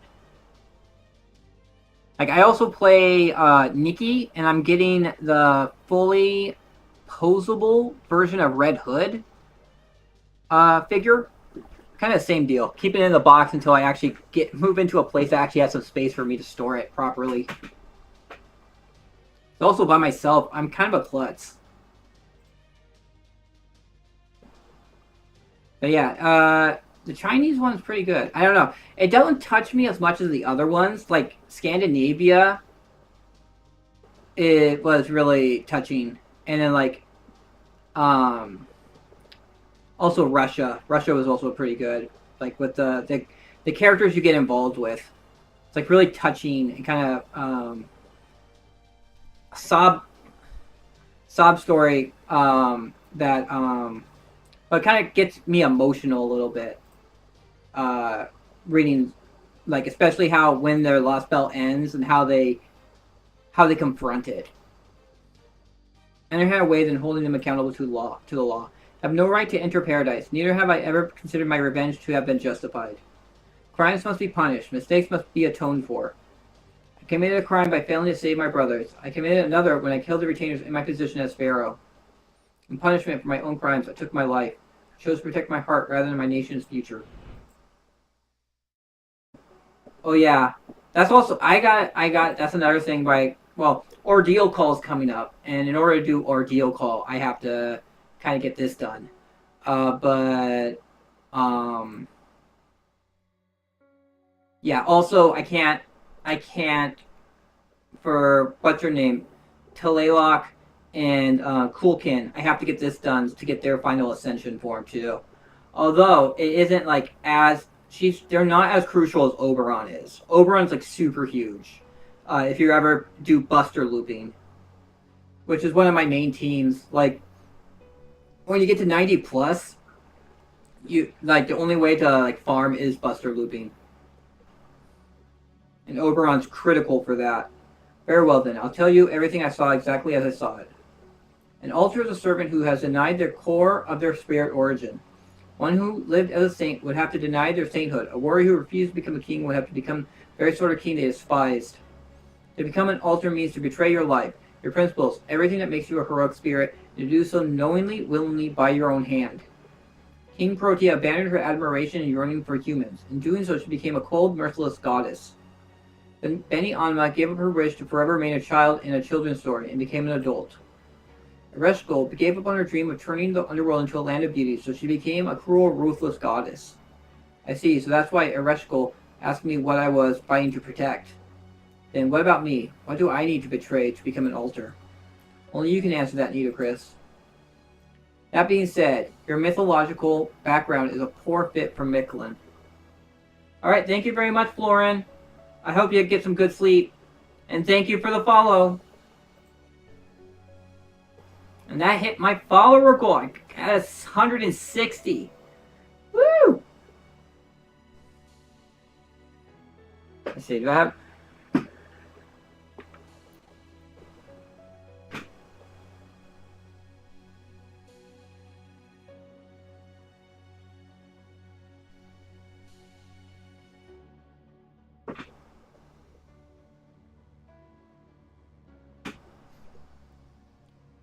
You make an even greater sacrifice than the other servants. So no matter the difficulties you encounter on the road ahead, think hard before you make that choice. Once you become an altar, I suspect there can be no going back. Of course, I've thought hard about this. I know what I must betray, and I know what I must offer this world. In our underworld, it was used to weigh one's sin after death. In Aztec world, it's offered to the gods. As they say, when in Rome, do as the Romans do. I can think of no betrayal greater than this. So great is this betrayal that I don't think I'll be able to show my face around the other pharaohs for quite some time.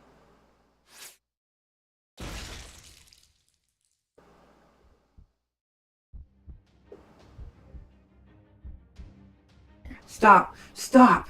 Don't do it! I told you I don't want to see that. Did you forget what I said? Your heart, your dignity, isn't meant to be offered to another. What you have there is meant to be offered only to yourself. It is the mark of your pride. You sad, sad woman, don't let yourself become an offering to the gods of all things. Don't live your life for others. Don't burn your life away any more than you already have. Now I understand the whim that led you to rescue me. You've survived all this time by forgetting everything, by giving yourself nothing. Though you long wished to take your own life, you held yourself back by refusing to remember the past at any cost. You sentenced yourself to the eternal punishment of being unable to die, all to preserve a humanity that no longer exists. What a fool you are, woman. King Camazotz has no such feelings. I only do what I do because the act of forgetting is a pain in the ass. All that matters is for me to keep existing. Every last one of the common people willingly gave their lives to make this kingly body. I can't regret even the tiniest thing from my battles. Then I too shall make a sacrifice. Now that I am dead, I have no need for a heart to weigh my sins. Anubis, I implore you to pass judgment on my soul. From this moment, I am no longer the incarnation of the sky god. Now and forevermore, I shall be the manifestation of the god of the underworld, arbiter of vengeance and divine punishment. Neferu Swen Anubis, the altar of Queen Nitocris.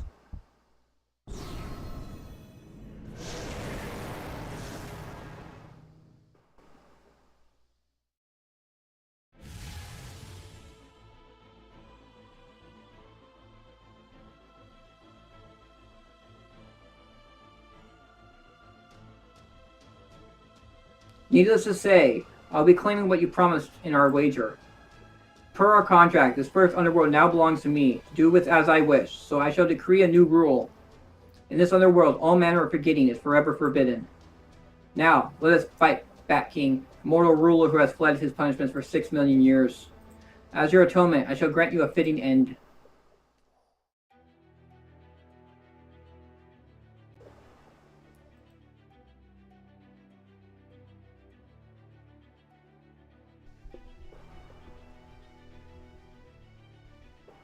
Alright, I can use card chains now.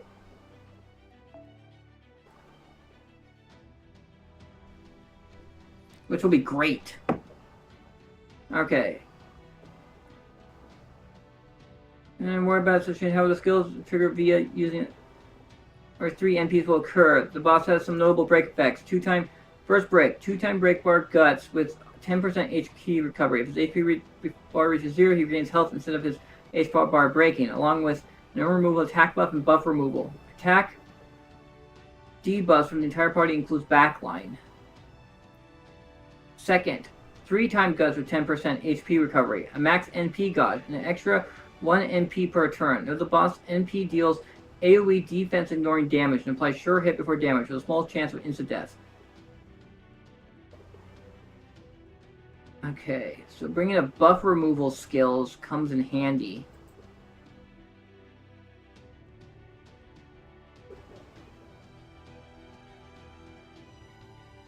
Moon Cancer DPS, trait-based. Ooh.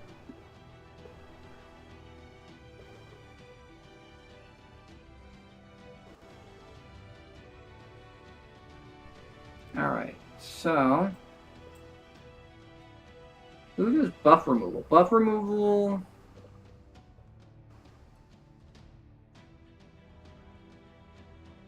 do I have anyone who actually does buff removal?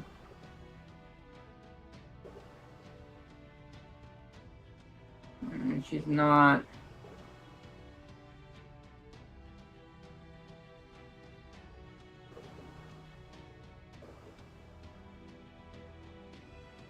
Alright. Fudge.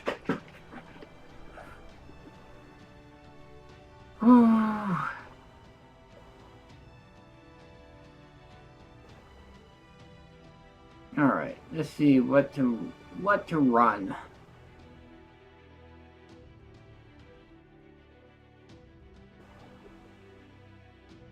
Ellie, Cinderella Ellie actually is... she has a trait-based. Wild Beast, yeah, because he's a wild beast.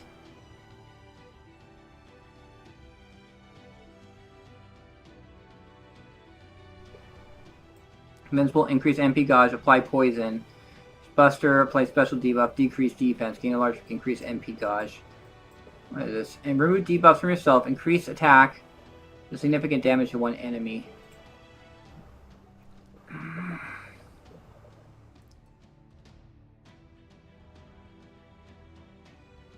Buff removal.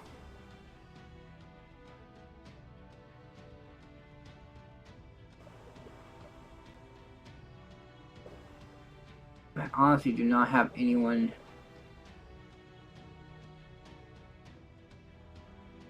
There's no real overlap. I could have if I had Medea built, or like he also remove buffs. He does. He also has that. What is his? Heavy damage to all enemies gain C stars. Well, where's Medea? Oh, she's down. I haven't even worked on Medea yet.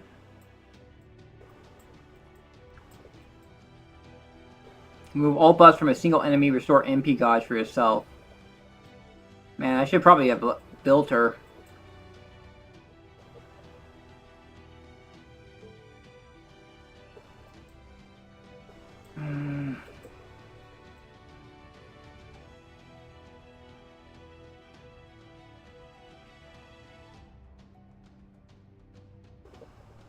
Who else does?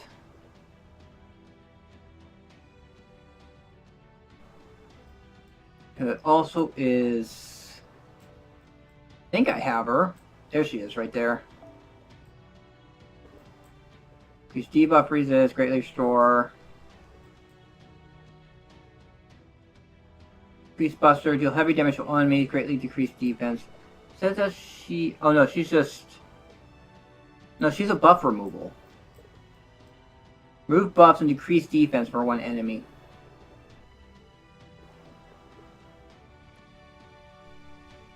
Huh. It's a bunch of characters I don't have built. Like the one buff removal character I do have built is like I have Santa,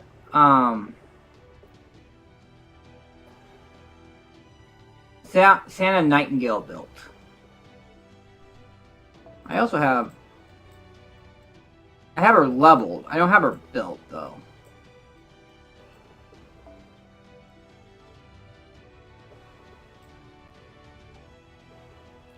Restores HP, increase attack. Is that with her? Deals significant damage to a single enemy, removes buffs, and decreases defense. Yeah, so it's with her NP.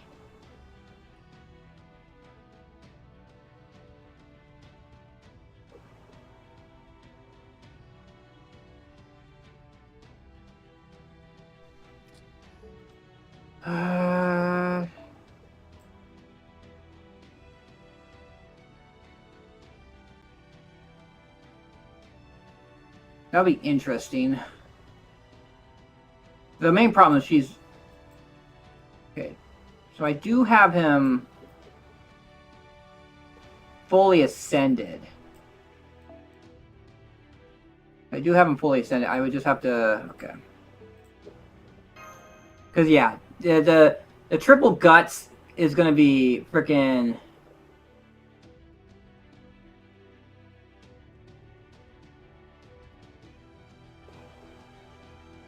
Yeah, he has 2 extra guts, and then on the second break, he gets 3 guts. Alright, let's see if I can do something. If I can do something with... Get rid of that. I'm going to bring in a rider.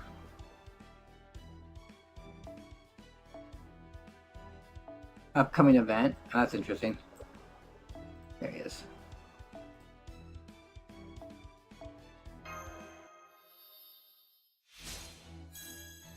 Alright, there we go. I'll get him up to 70.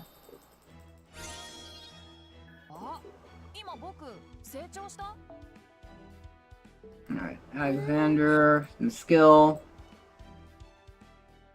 Let me go to Alexander. Unfortunately, he's like not arts. It'd be so much better if he was arts. And he could kind of be like self-sustainable.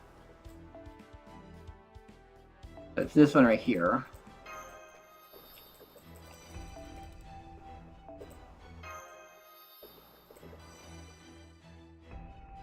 Chance to inflict charm to a humanoid enemy. Remove buffs for enemy. That's the thing. Remove. That's a lot of turns. gonna be, I think it removes it, so it goes down to a cooldown of 7. It's still a freaking long cooldown.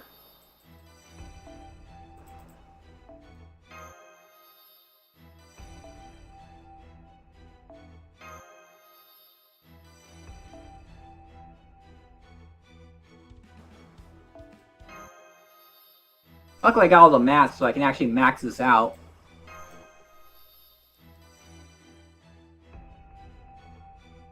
Here we go.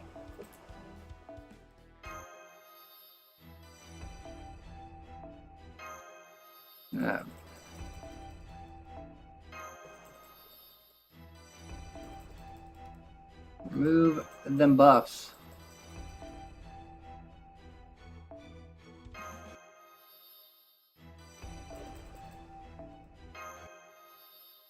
Honestly, Medea would have probably been the better one because it's tied to her NP. So I could have put a kaleidoscope on her. So like I would basically break the first bar, go to swap in Medea, and then with the kaleidoscope to remove that, and then just try and break the bar then.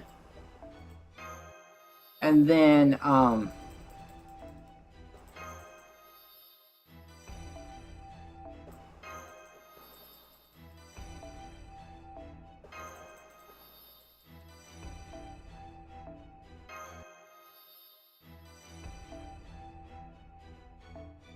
there we go. So he's all level 10s with everything.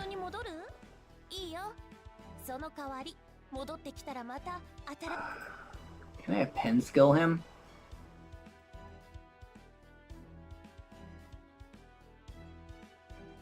Yeah, I could.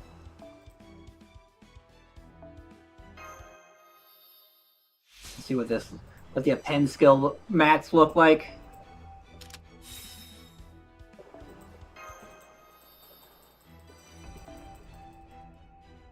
Luckily, like the first few are just going to be like the gems, which I have over 1,000 of. Gears, that's fine.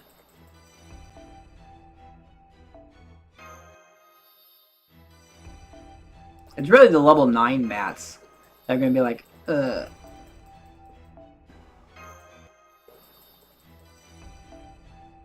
Alright, level 9. Not bad. Here we go. And there. There we go. He's at 20% charge. Question would be Palingenesis. Would it be worth it?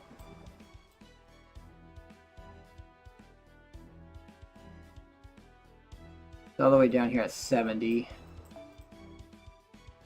I got 9. I mean, I could try and get him to like 90? Which would be like, that would be 4 grails to get him to 90. Essentially, I could probably get him up to 100 actually, because it's like 4 to get him 90. And then I'm gonna go hard with Alexander. Let's see. Oh. Oh, that was too far back. I didn't need to go that far back. I need to just get to my mailbox.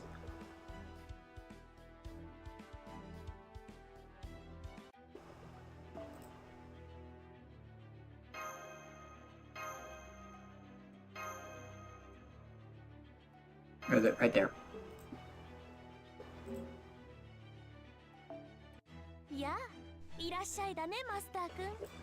Servant.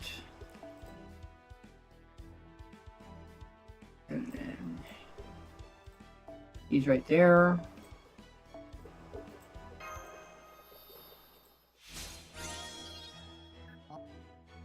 Alright. So I'll get him up to 80.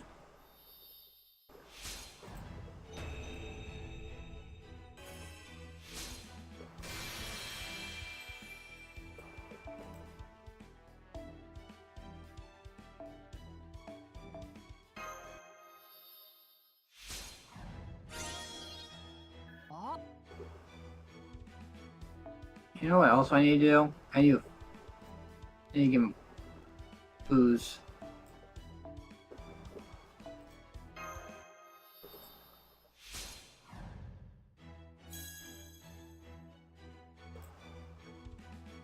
Alright. Let's see. Filter food. So I did that one, so I need these ones.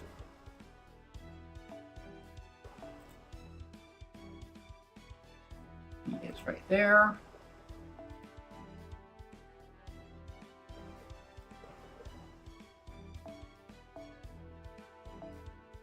There we go. So up to 9,000 attack. Should be like mid 9,000s. Can I give him a 90?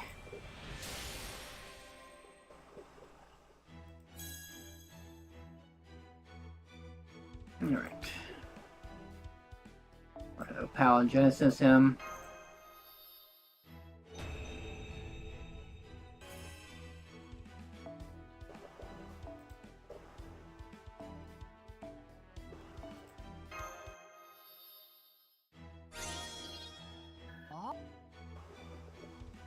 And then the last one.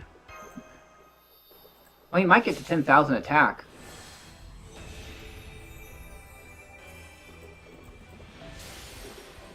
You actually got a lot of it, a lot more attack than I expected.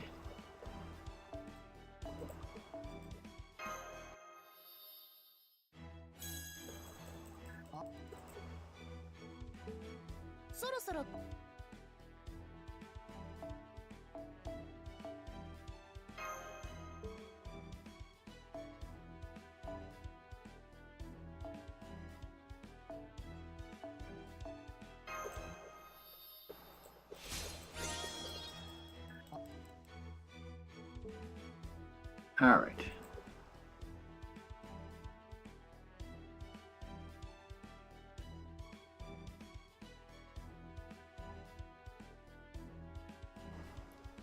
Time to get busted. I'm gonna get busted. Alright, skip all that. We already watched it once. Sorry if you missed it the first time.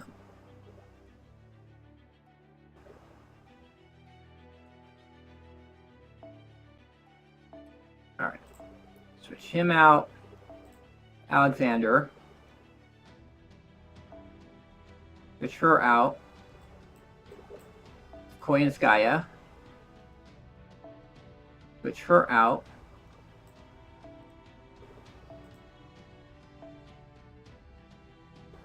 With... That would be really fun, but she doesn't have an advantage against him. Artifact card effectiveness, Buster card effectiveness. Increase MP, apply good trait, increase buffs. All allies. Buff success rate when receiving a buff to all enemies. Her NP, increase NP strengths. Heavy damage to all enemies with human attributes, and chance to inflict death, and high chance to inflict death to all evil enemies.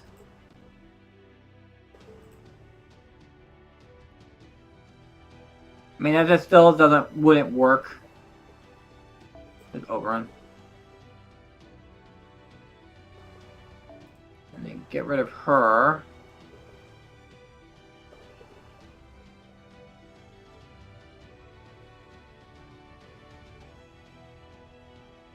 Where is she? Bring her in? I mean, he gets guts, so... Alright. We'll see how this goes. Anyhow, what's new? I got my overtime back.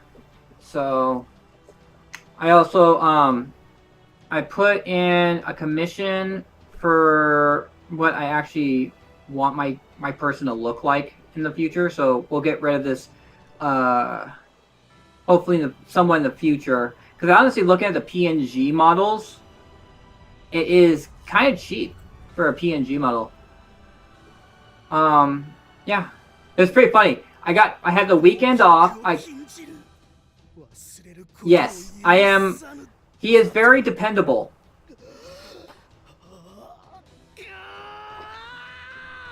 He's very dependable. He's one of the Buster Loopers I use. Although right now, like my best, I have NP 2 or 3 of Arjuna Alter, so I generally use him. All right.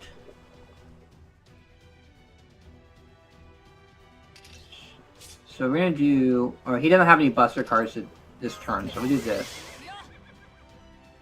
1.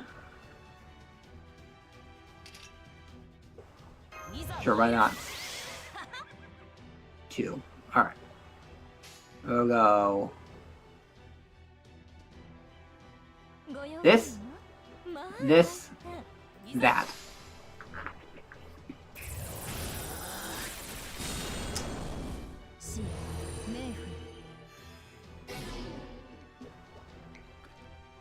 The House of Shivers was judged by the god of the underworld.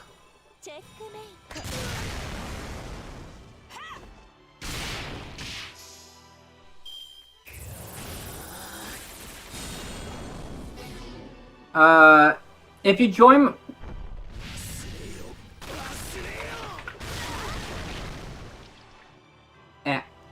So, if you join my, Discord server, I actually have, one of my channels, has all my friend codes listed in it. I play 10 games.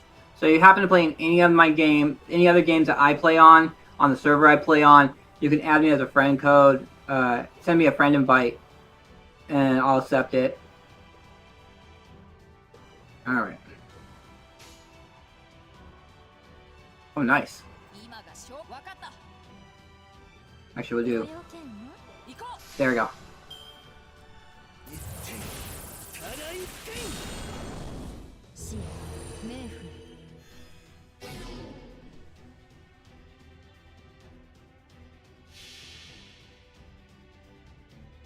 That way you don't have to wait until I finish this fight to add me in.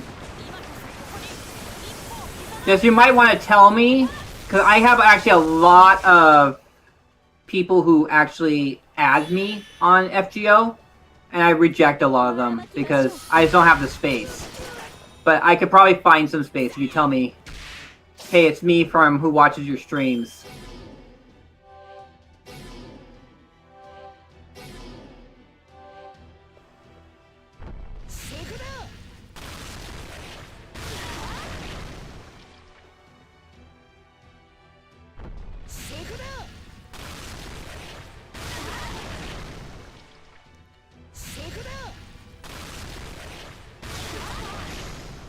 Alright, well we got Koyanskaya's up.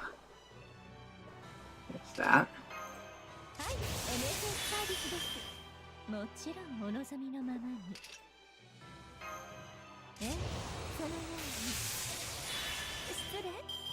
Oh, that's why. I didn't wait until the...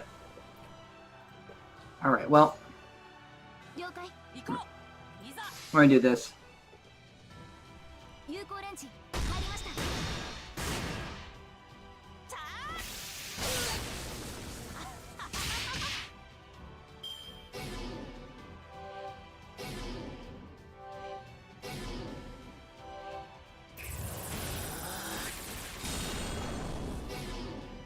Oh, he did it again.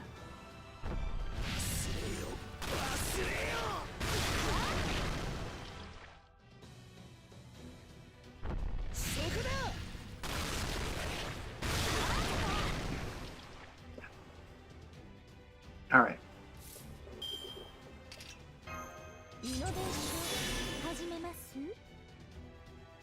Alright, so you got the NP. We'll do this. Alright. We'll go her. Let's see how this goes. Hopefully I'll break the bar there with this.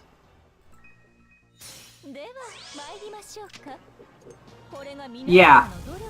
I actually am a moderator for official Discords. And so I came up with my own ways of being able to. So like, if you're on my Discord, the bots can't make it through the screening room, so you won't get bothered by the bots because you're not visible by them. So people besides me, I'm the only person who will get like bots trying to message them on the server because, yeah, they won't see you guys.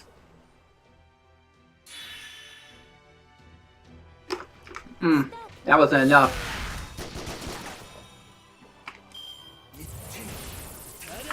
Honestly, it's kind of my fault because I didn't realize I should.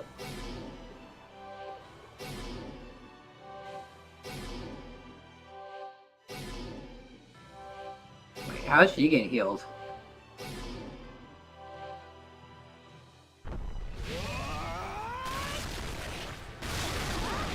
Oh, shit. Rip.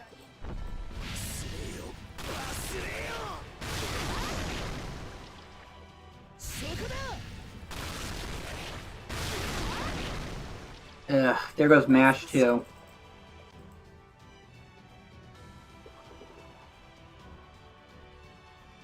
Ah, that's gonna suck.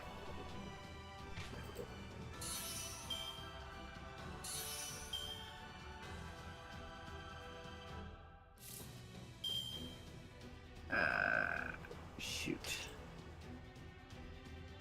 Alright, invincible. Buster effectiveness. Is it this one here? Increase MP gauge. Alright, so I gotta do this one first.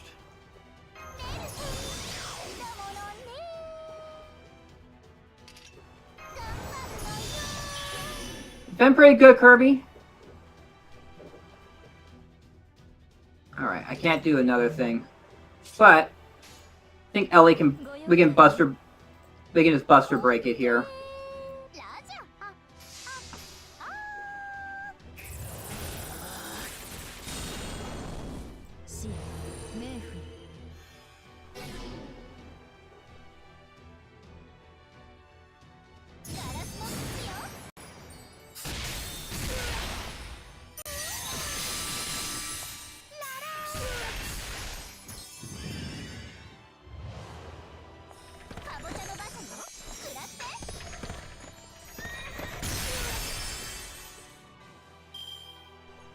Cinderella. Oh boy. Rip. Here's Kaku. Or Ku. Caster Ku.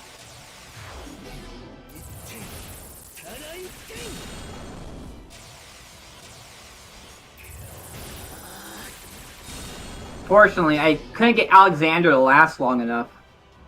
I'm probably not going to actually be able to survive this.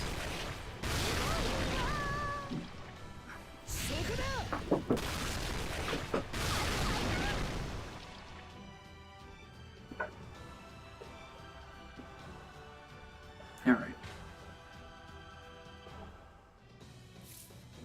So you go... that.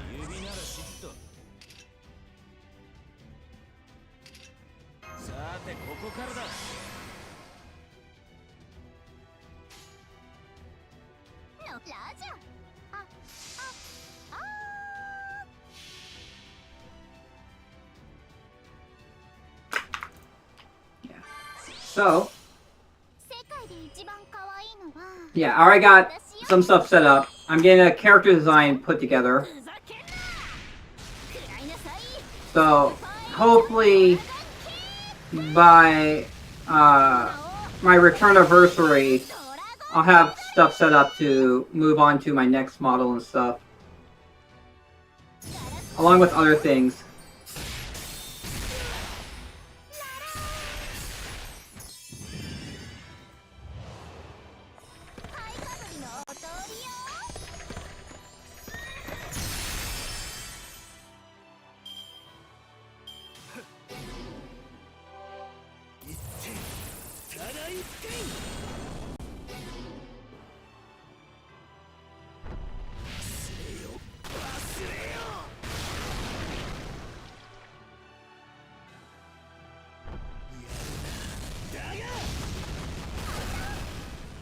Ow.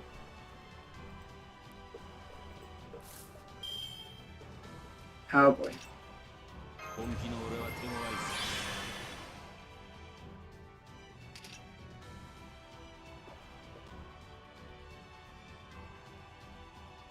That's not gonna help.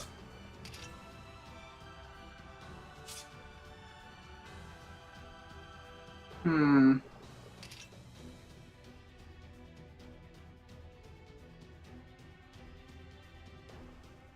Because he's not gonna survive.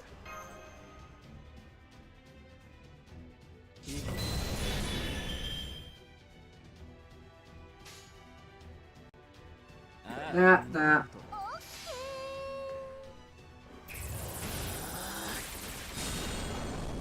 死冥府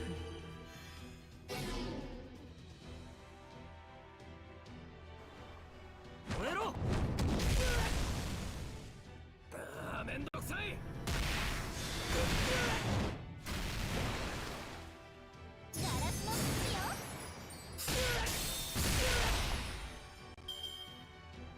痛いわ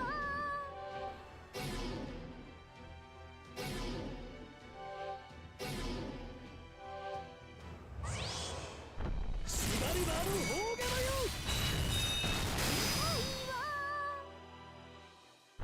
負けたわ残念別に悔しくはないけどね。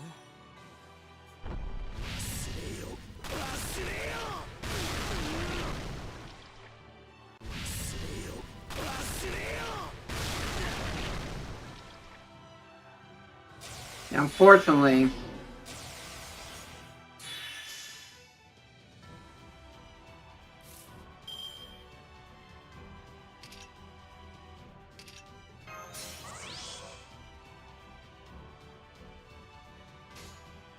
All right. とっておきを任せとけ。ああ。 Unfortunately, I don't think it's gonna last. 巨人、炎の檻となる。ウィッカーマン。それが切り札か。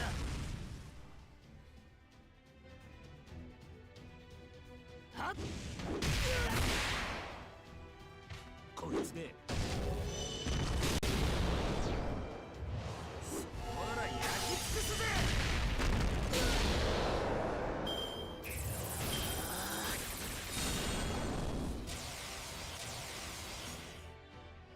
そこだ。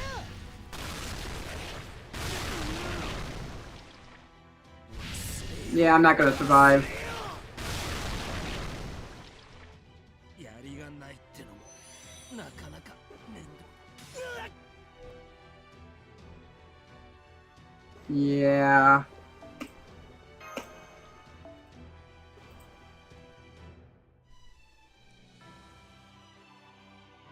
I gotta think of who I have who's a good face carder.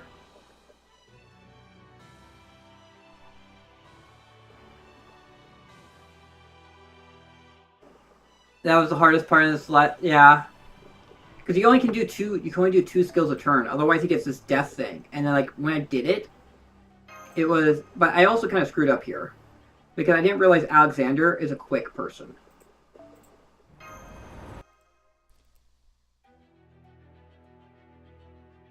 So I thought for some reason he was a buster. I mean I have comma. But the thing is, I had Alexander. Alexander is for the buff removal.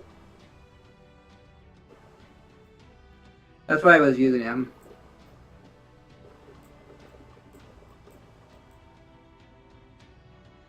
Let's see. We go comma. Place this with this. Or replace this. Or maybe something with guts on it. Let's see. Do I have all the guts card besides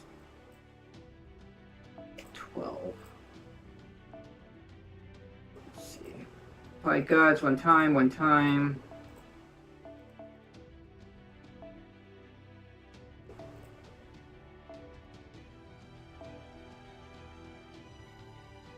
Guess.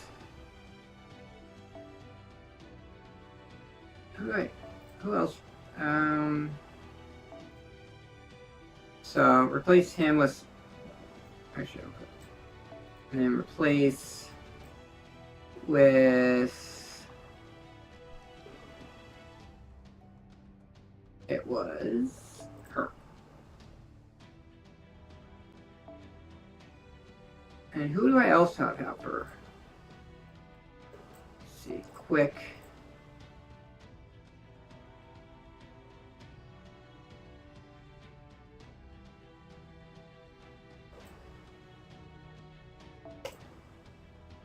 That's not gonna work.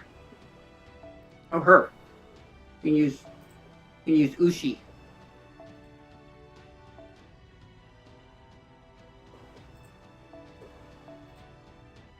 Yeah, I don't have. What is that, like 1s and 2s? I don't have any on me. So she's just gonna have to do it without.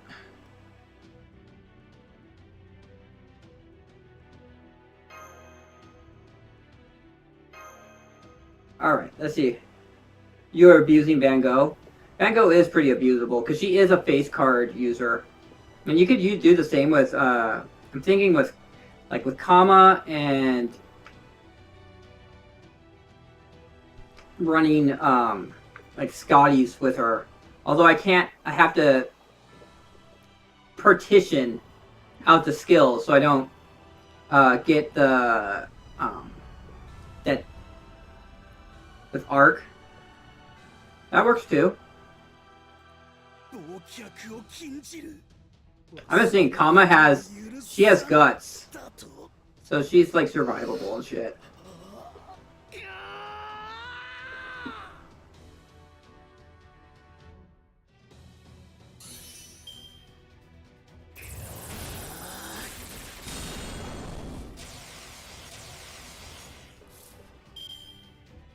Darn it. No, nothing on the first turn. Alright, let's see. Yes, this one decrease MP charge. Oh, this one. Yes, we'll start with guts. And then, what's this? Increases attack, quick card effectiveness plus. Gain C. Okay, I'm doing that. Alright.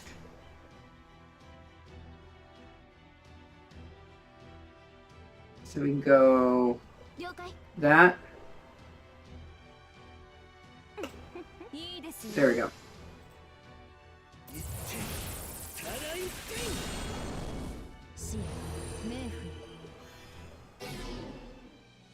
Crit and healing damage cut is a lifesaver in this one.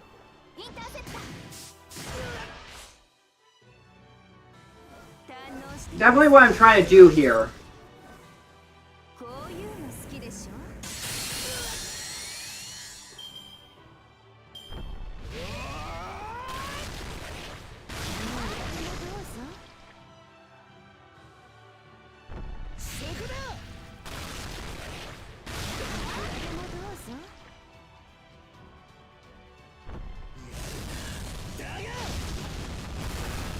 Oof.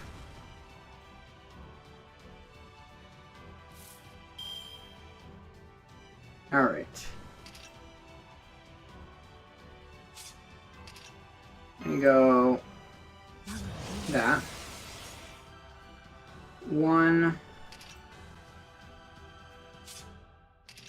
Increase maximum HP but permanent do.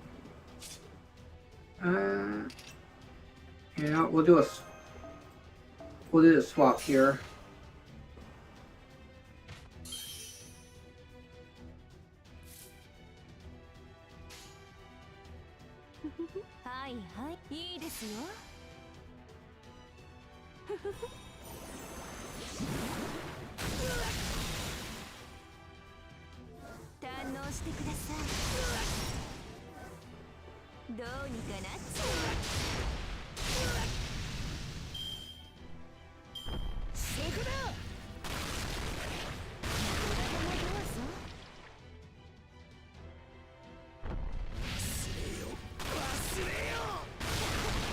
The crazy thing is that Kama's guts doesn't expire.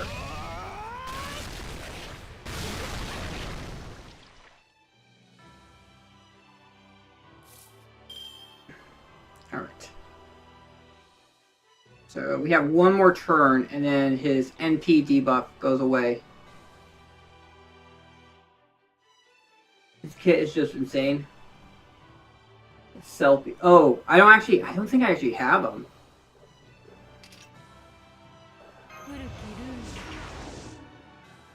Okay, that's one. Oh, is that for her? Oh no, for an ally.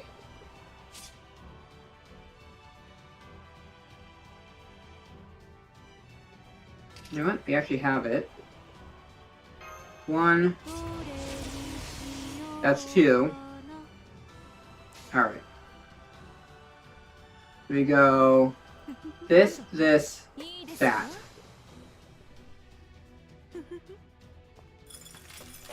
With a skill cleanse and so much healing. Oh. Yeah, unfortunately, I do not have them.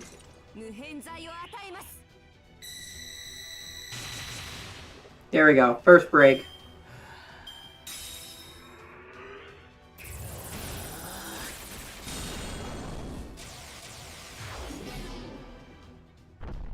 Oh, you removed all their buffs. Damn.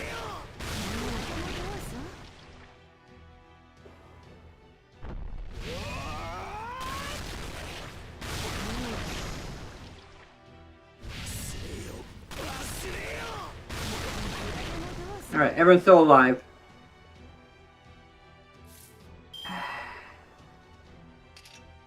But barely. I have 3 turns on the guts still. I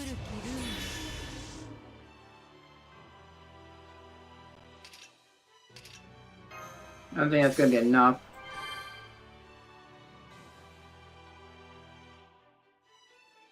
So we go you. Does he have the wait? No, he doesn't. Huh.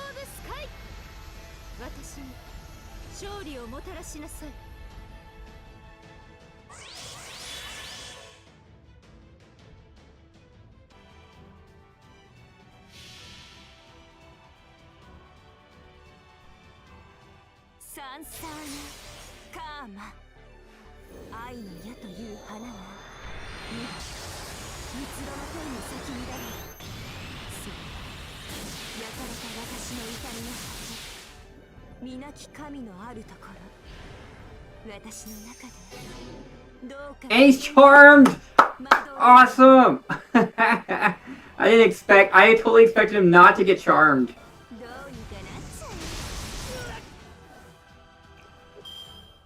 Holy cow. That was unexpected.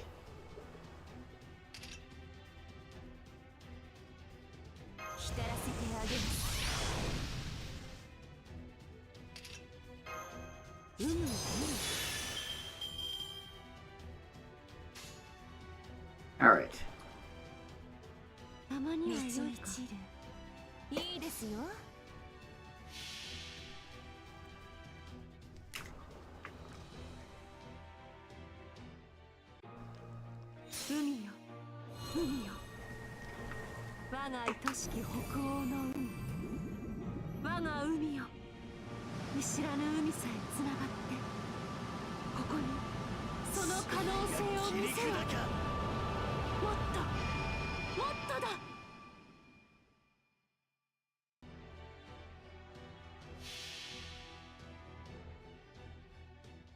I think I can pull this off again.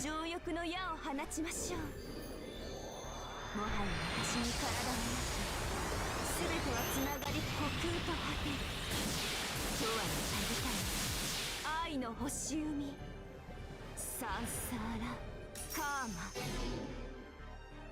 Charmed a second turn in a row. So hilarious. 喜んでくれますか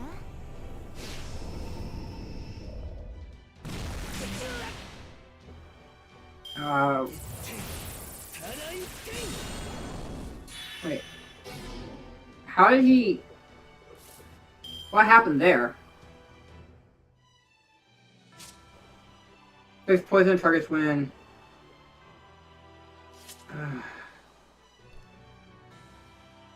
What the hell happened there?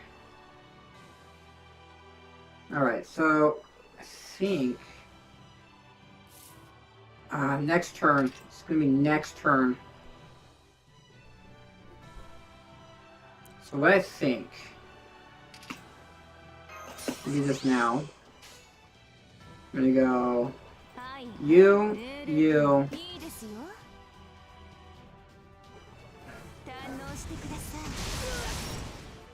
Break. Oh shit. I was hoping the guts would apply in between. That's why I alternated like that. So the guts would proc. Not the end of his turn. At the end of my turn. Oh, my evasion was still going.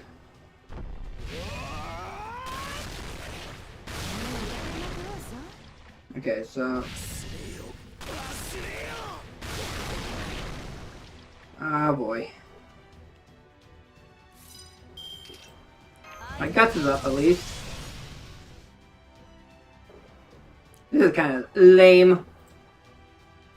But if I can live through this turn... I don't think I will, though.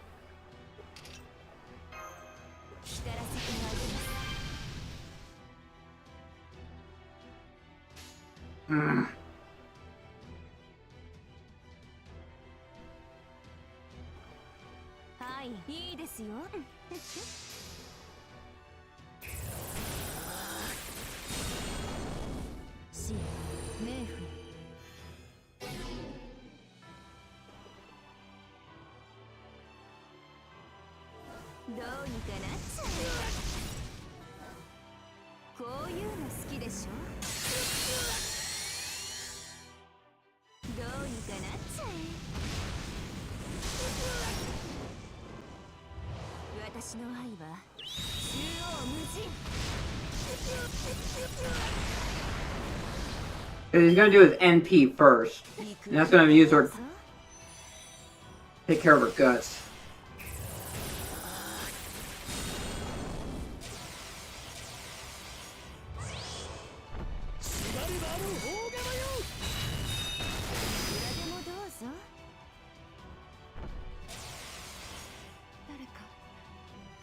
So, if he does 2,000 damage, I'm screwed. Yeah, I'm screwed. That's gone. Combo's gone. Oh, wait. Wait, I'm good.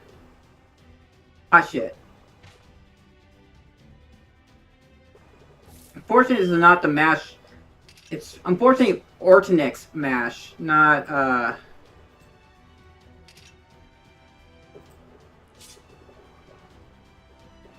Alright. Oh, he has an NP resist on him. Fudge.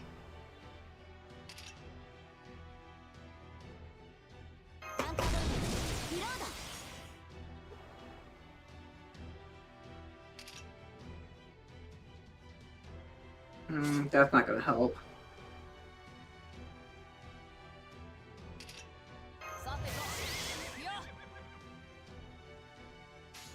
Alright. I'm just gonna pray Mash is gonna be able to pull this off.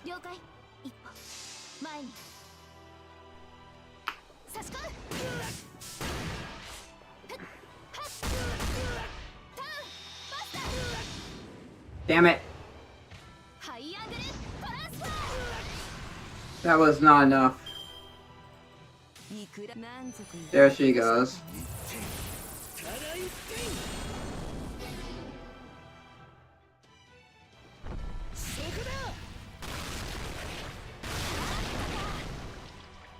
Freaking Mass can't pull off that crit.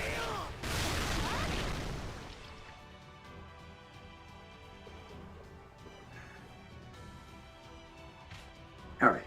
Ushi for the final part. Increase attack for all allies, increase critical strength for yourself, and gain C stars.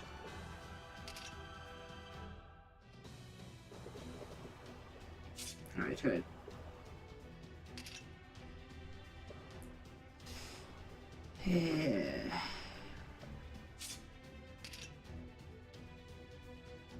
Quick card. 1.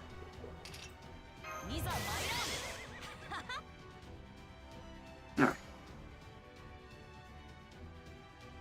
行こういざわかったはっ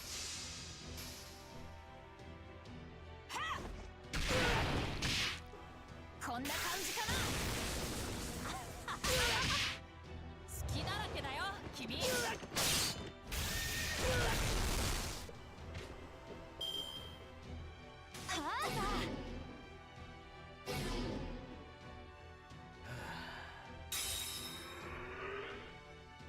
戦士たちよ、市民たちよ、命を捧げるほどの王だったのか、家族を捧げるほどの国だったのか。であれば、であるのなら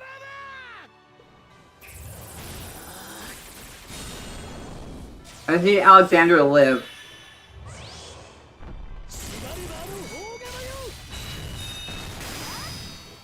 Nope. Oh, he had the guts. Alright, but that's not gonna help. Yep. Yeah, I'm just gonna use a Saint Quartz on this. I'm just gonna use a Saint Quartz on this. Just to get... We made it to the last bar. At the last one, I was just at the first bar. I hadn't even dealt with any of this nonsense.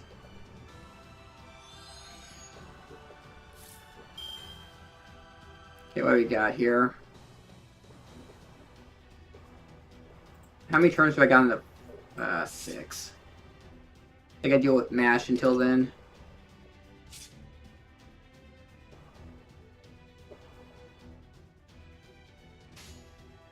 She is blue.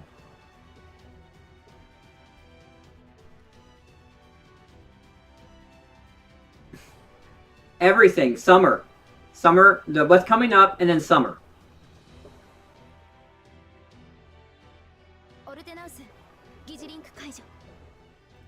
Yeah, we'll do that. Just so I can get my crit up.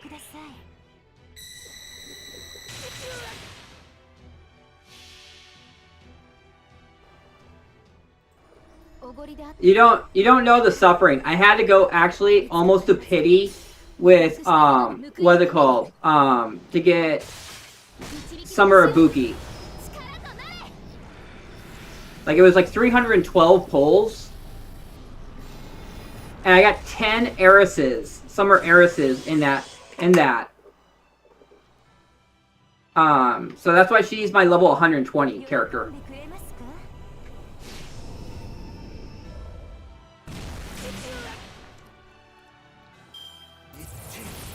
Alright, there goes the NP away. Oh, he did it again. God damn it. I was like, now I can use my NP. Nope.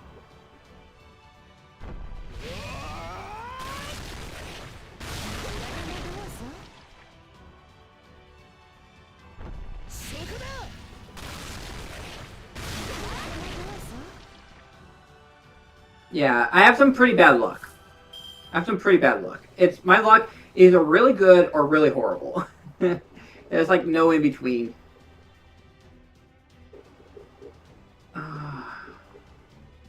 What is with these cards? I might just say screw it and actually use the MP right now, even with the reduction.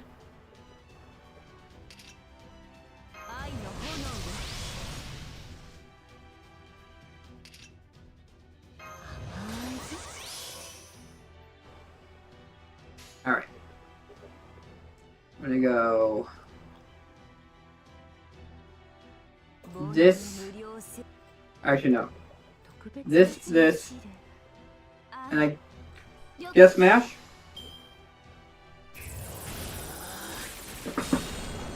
Yeah, I didn't. I had the opposite. Like, what was it? The year before with Oberon, I actually had. Was it Oberon? So, it was the year before, the summer before. I actually had pretty good. I did pretty good, and this coming up one is just going to be absolutely like brutal. Because like Summer Chloe is actually pretty amazing, and then all the Fairy Knights is worth getting, and then you also have what's her name?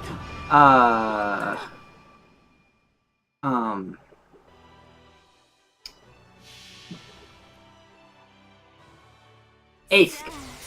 Ace is coming out for the anniversary.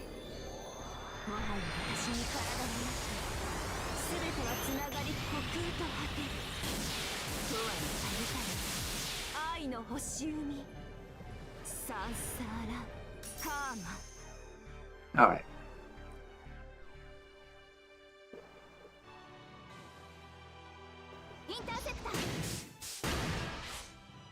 Alright. 47.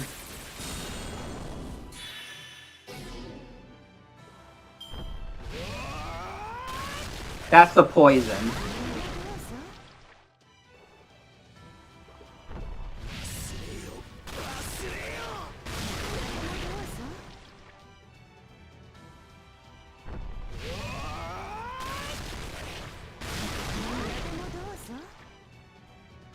Man, those poisons.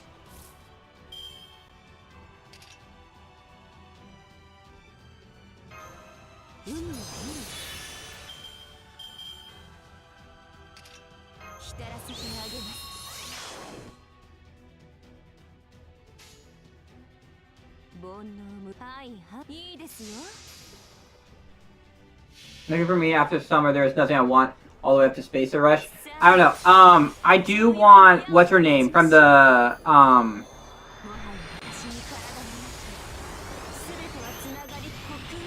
what is showing up? Is there actually something on my face?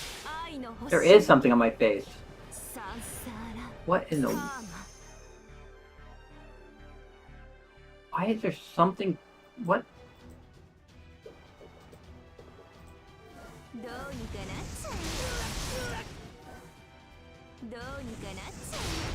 Why is it saying the window size?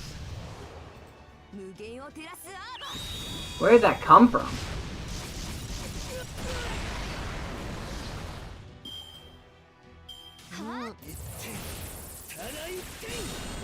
What am I selecting here?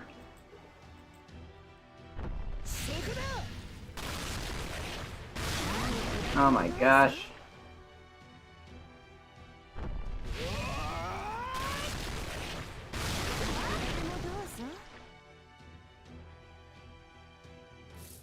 Let's see.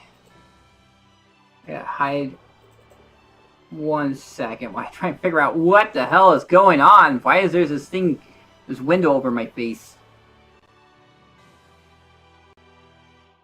No?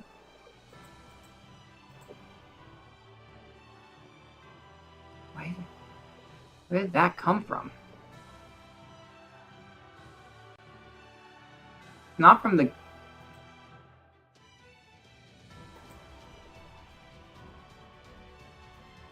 Wait, is it from my... Alright, there we... Wait. Why is it doing that?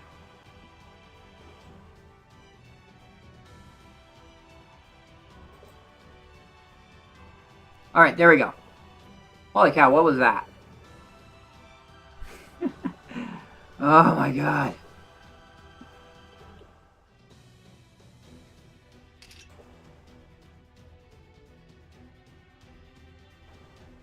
Okay. 1. That's not gonna help me at all.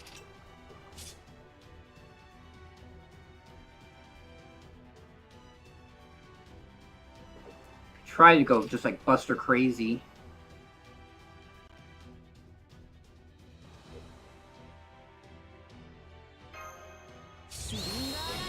Maybe that.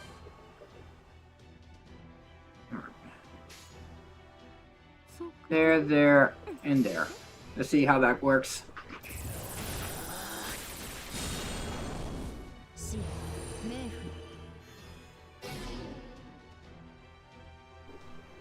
Here we go.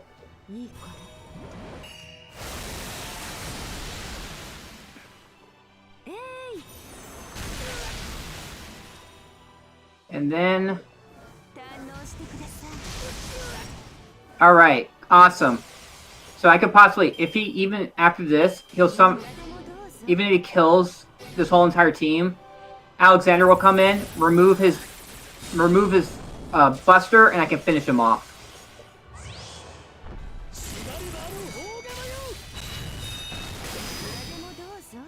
Yeah, that killed everyone, so Alexander will come in.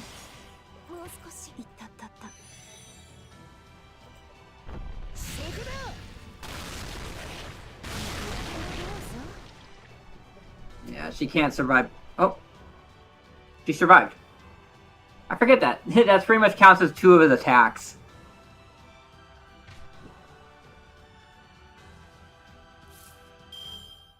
He has the NP resist again. So do...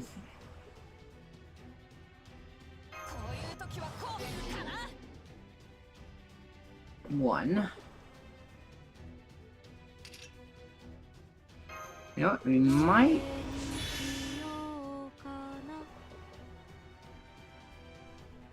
Is there honestly a...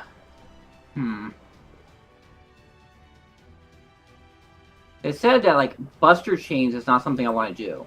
Or, like, NP chains.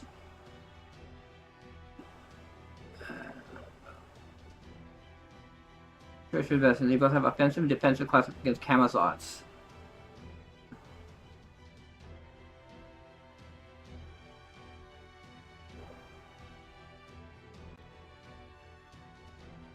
Okay, control bus.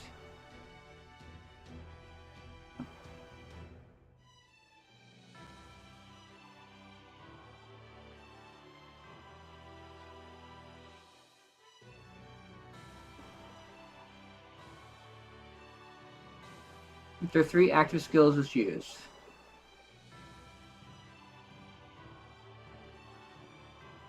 Okay, after 3 NPs used. Apply buff to self. Unremovable when attacking flex. Okay, so that comes. So when you use NPs, that's what happens. Alright, well.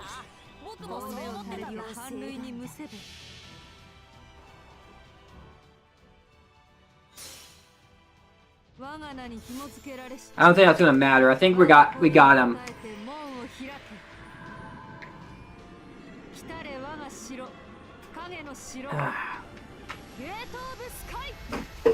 Alright, both my bottles of water are done.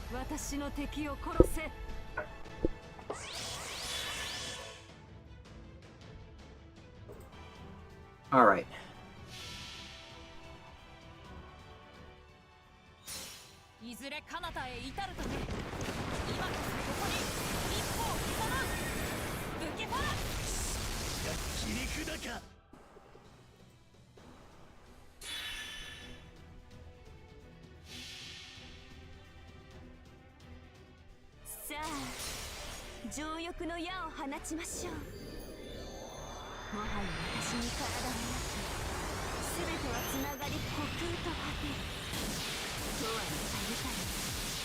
Alright, there we go. All done.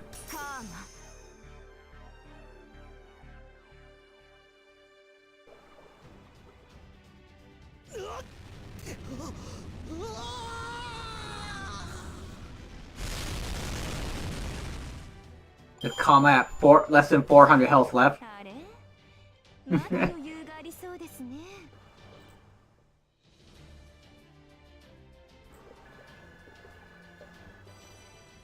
Yay.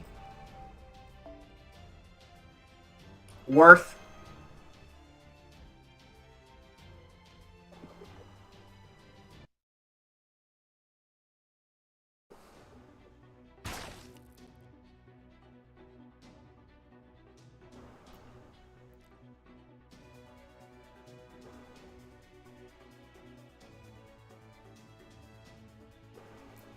Ah! Ah! The beast is still alive. We haven't finished him off yet. We need to do it now, or we're all done for, Infinity. Amazons.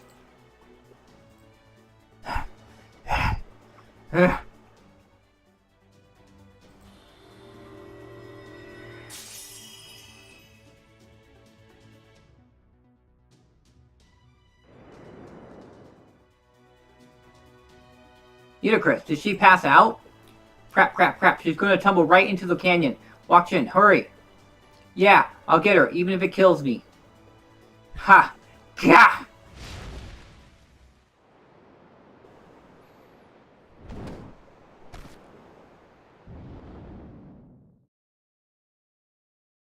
Did Camazotz just cast Nidacris and bowl with her? It almost looked as though...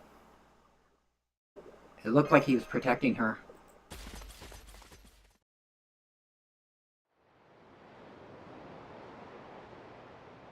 It seems I was hasty when I said you were beyond foolish. Now I can't reprimand you for being more of a fool than I thought. I can't believe you tore out your own heart. Even I wouldn't try something like that. I'm frightened of pain. You were wrong about one thing, Queen. I never grieved anyone's death. Back when my million subjects were facing extinction, there were tears of mourning, tears of joy, lamentation, trances. Parents and children alike threw themselves into the kiln, wailing they didn't want to let me die. Warriors threw themselves into the kiln with a smile, asking me to save them. As a limbless mass at the bottom of the kiln, I saw such things again and again without end, but my mind remained calm. Oh, another death. That was the extent of my reaction. To me, their deaths were part of their lives. Even when they offered up their lives right in front of me, it may as well have been an ordinary scene from our everyday lives as far as I was concerned. It was always like that for me. Be it a parent, a spouse, or a friend, no matter who died, I never felt grief. Ironically, stories of fictional people never failed to make me weep. But in the world itself, I never felt that I had sinned, no matter who or how many died. I'm utterly numb to death, mine and others. That's why I became king. But even then, I would wonder to myself, how I could cry like everyone else, like a normal human. How strange. Even I don't know why I'm so concerned about a single woman's well-being. But I must admit, it's good to be able to remember. I see the past before me, the memories I lost as I came back to life over and over, all in such beautiful detail.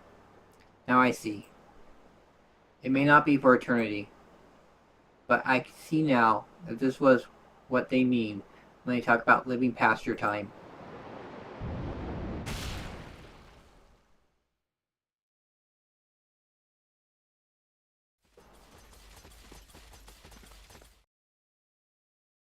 This is the place. I just hope she came to while she was falling. I found her. Nidacris seems to be alright. I'm not seeing any injuries anywhere on her.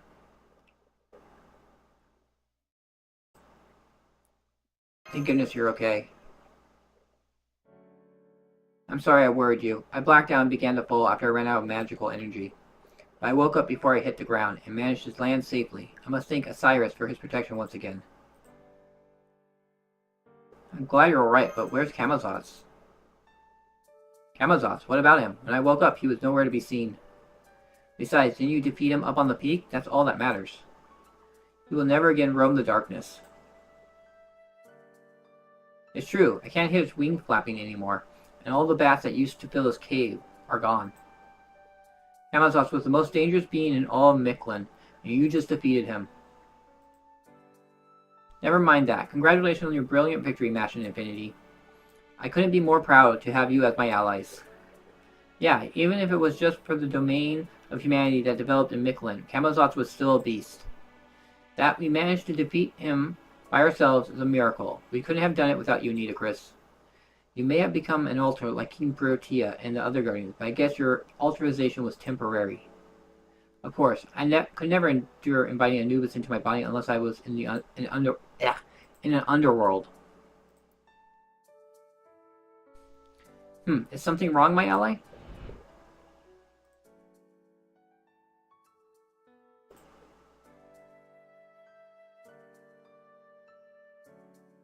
I'd be dishonored if I told her she hadn't done that. No, everything is fine. Thanks, Nita Chris.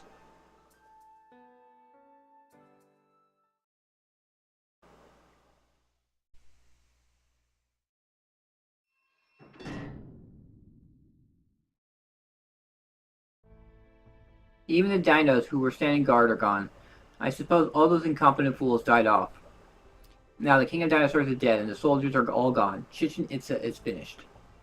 No, it's not just the city that's finished. We should never have let Chaldea or the Cryptid do as they please. Now that we have, our extinction is imminent. The dinos don't understand that. No, that's not right. They understand fine, and still refuse to stop them. Their overwhelming strength left them with no desire to live, and no sense of danger. No matter how long they lived, oh boy, that was never going to change. They never even thought to compare themselves to others. Of course, they would never develop beyond this point. I'm the only short-lived dinos around.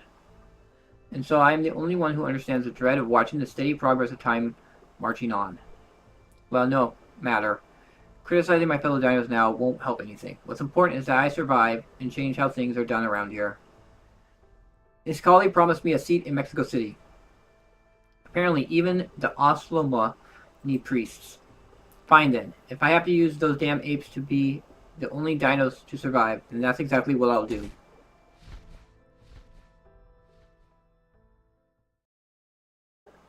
That little bugger is still alive.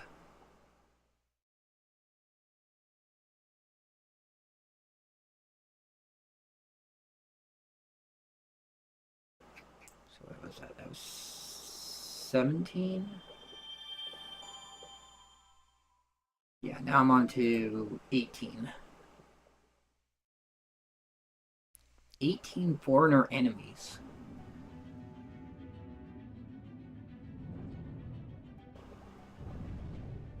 Whee!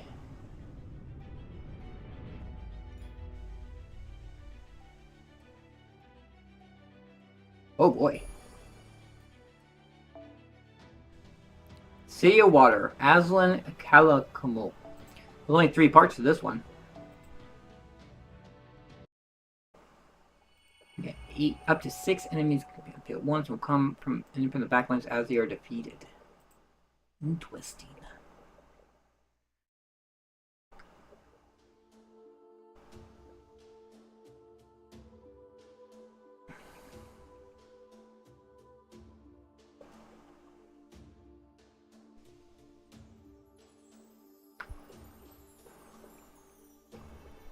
So this is the end of Mictlan. Is that the Tree of Emptiness?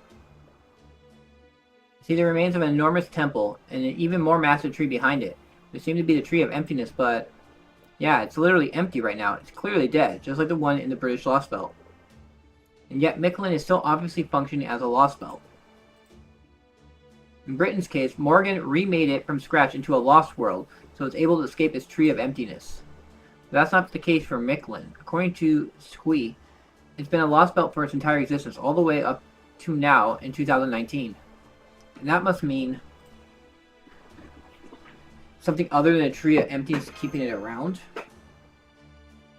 Yeah, once we get to the roots of the Tree of Emptiness, everything should be clear. But first, gotta make a regular check-in. Would you call the Stormborder Mash? Understood. Opening a line now. Stormborder here. Is this the Underworld Pilgrimage team? I'm glad you're all okay. We confirmed your arrival at the 9th Stratum via your ID signals. Unfortunately, the video feed is not as nice. We are getting tons of static from the 9th Stratum. Cosmic ray concentration is well above safe levels for humans. I remember you telling us that Master Infinity is wearing a special protective sheet. But please be careful to ensure it does not get torn. No worries there. The dinos made this sheet. It's way stronger than anything Chaldea could make. Anyway, how's the Stormborder coming along, Sion? Is it going to be operational soon? Oh yes. Has been 14 hours since all you left Chichen Itza. 4 hours ago, we successfully restarted the engines, just as we planned. At the moment, we are working on charging our emergency power reserves, enhancing the border's armor platings, and generating all manner of weaponry. We expect it to be another 4 hours or so until we are satisfied with everything. Whoa, that's 2 hours sooner than we planned for. Nice. You all must be working super hard right now. Where's David right now? Unfortunately, we do not know David's current location, as we have not been able to track or even detect him. And I'm afraid I have more bad news. We lost contact with Kadok's strike team 4 hours ago. The good news is that the Shadow Border's signal is still strong, meaning the most likely explanation is that they are simply unable to contact us as a result of some unforeseen difficulty. Alright, Linkling, see you around. Thank you for stopping by. Hope to see you around again sometime soon. And if nothing else, you can always reach me on my Discord.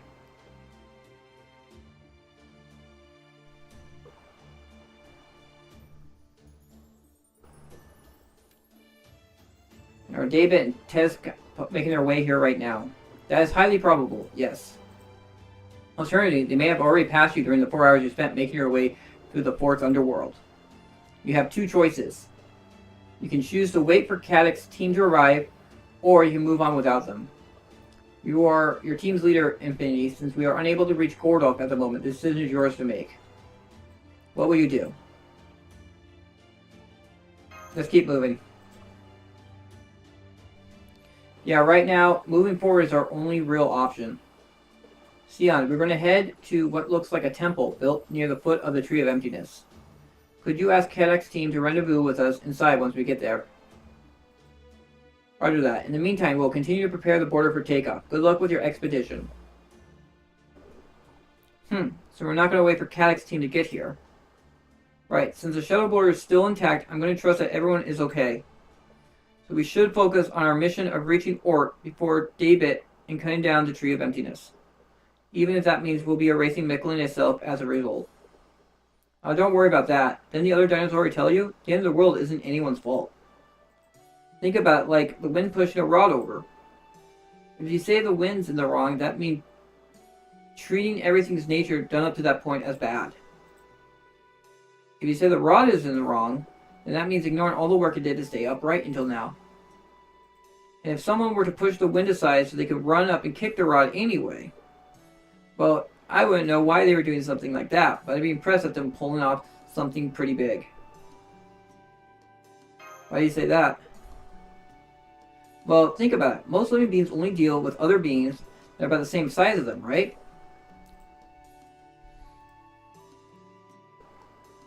At most, they'll go up against something that's 2 or 3 times their size. If you're challenging the whole world, well, that means you're dealing with something way beyond any one person. So I think if someone's going to do that, there's got to be a bunch of other people who'd be willing to take their place cheering them on. The only thing that can kill the world is the world itself. The only way to break the world is if the world itself is on your side. And then there is the question of what exactly will carry that plan out. I don't really think you can break the world without good reason, allies. In Destiny. So if the world itself is on your side, only then can the world be broken. I guess it's the world's own innate counterforce. Though I think what Wakchan is talking about is much more good-natured than that. Why don't we walk and talk? The temple is still a ways away. By the way, how are you feeling, Nitocris? You haven't become a zombie like the ones in the stories you told us earlier, have you? You feel like sucking anyone's blood. Please start with Wakchan. That way the rest of us will be safe for a while. I'm not going to suck anyone's blood. Where is this even coming from? That's what happened every time Camazotz sucked a dino's blood. Did he not drink any of yours? No, he didn't. I'm the very picture of health. I see. Then my next question is for you, Infinity. How are your command spells doing now that Camazotz have been defeated and can no longer misuse them? I can summon, but I still don't have my masters back. You'll probably have to settle things with the guy who the guy who you traded them to. But why are you asking about this in the first place, Tipu? I don't get it. So that we all have an accurate picture of our combat capabilities. You see, I'm not sure how to say this, but I've been hearing noises from the nearby trees for some time now. It seems we're surrounded by hostile creatures. The Ocelotl ambush? No way, this place was filled with toxic gas just 4 hours ago. Nothing could be living down here with all those toxins in the air. It must just be the wind or seeds of the Tree of Emptiness. See? Crap. Sorry, guys. We gotta make a break for the temple. Those are Tree of Emptiness seeds.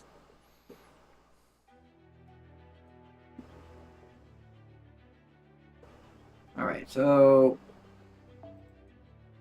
Yeah. If I remember correctly, default. Alter egos. And I want to actually use them. Let me just double check to make sure he is an arts. Alright. Fortunately, I can't use friend support. This will make this so much easier.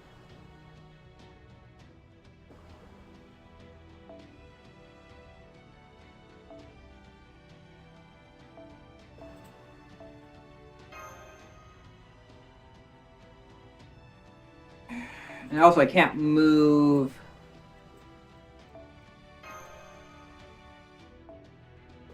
Okay, what else? What else do I have for alter egos? Okay, and this is like the one time that NP Rasputin gets to shine. What is it? I was looking at alter egos. Okay. I mean, I guess I got her too. And let's remove Ushi. I want the guts. Okay, filter. Let's do NP gain.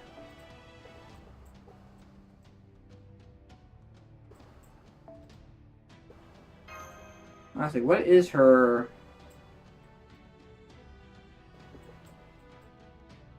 But ignore invincible deals heavy dip and restores HP. So that's the overcharge effect. So that's not... Honestly... And then...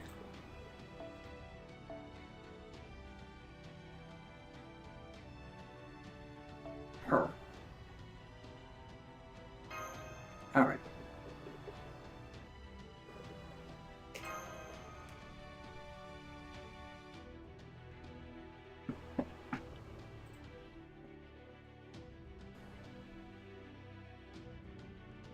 Yeah.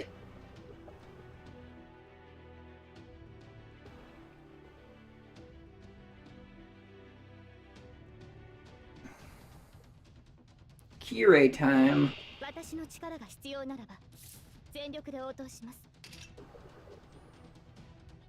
No. Alright.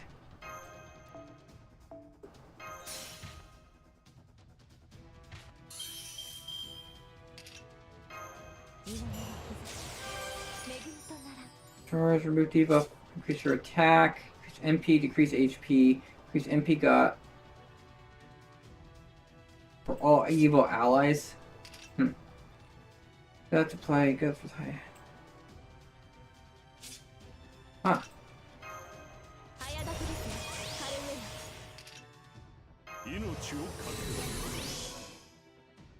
Alright, that's what we'll do this turn. We go you, and you. Wyverns. Wyverns. 最果ての島、罪の都。最後の竜は我が胸に。いかなる滅びにも我らは屈せず。集う円卓の守護者たち。Wyverns are a bit of a nuisance. They just seem to show up everywhere, and you can just never get rid of them.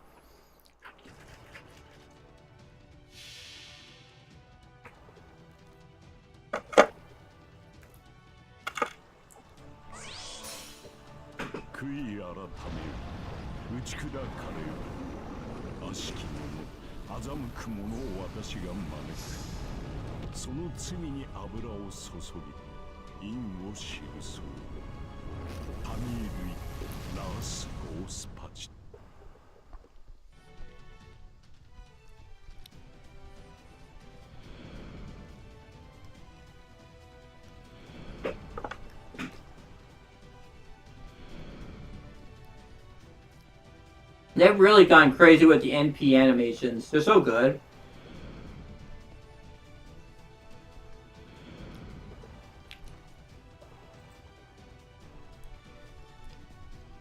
Uh-oh.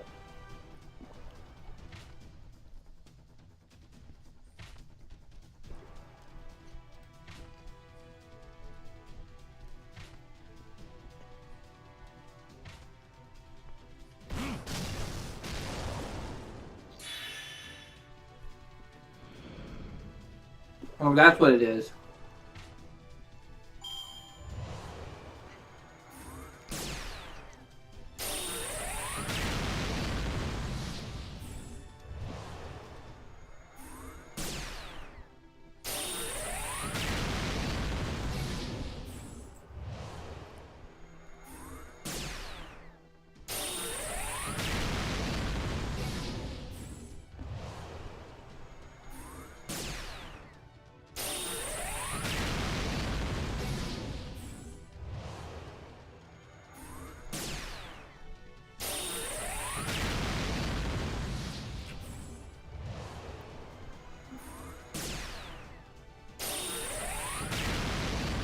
Not that I really care. It looks like Kirei can just loop with no issue.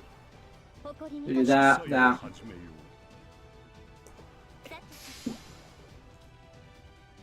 輝きを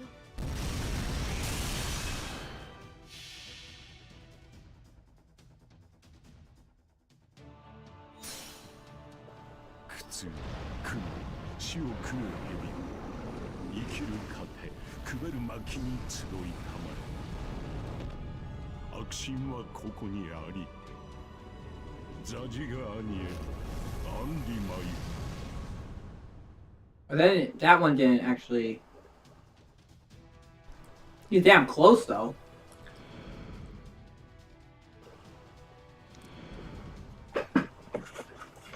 Some of those seeds actually hit him. He'll be able to NP next turn. I mean, usually nullified buffs don't stop NP gain. So nothing else I could throw. Do the 20% NP charge from Castoria on him. As long as they don't all fly at Castoria.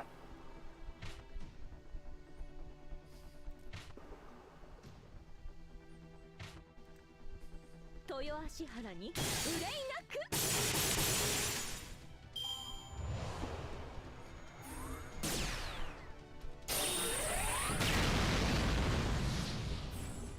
One. There she goes. 神倉庫そう神倉庫なのです So that's 2 done. 3.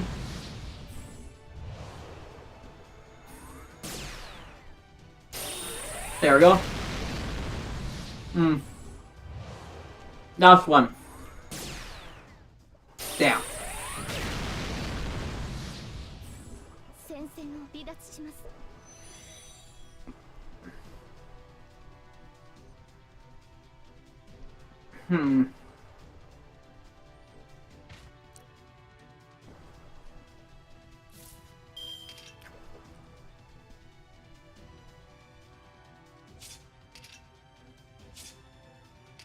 What does this one do?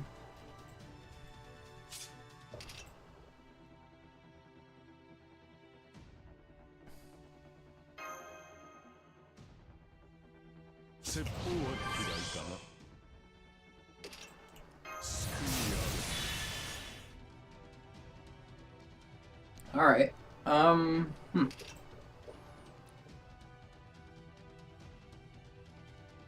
Alright, we'll wait until next turn for that. 捕らえましたねよろこれはこのよう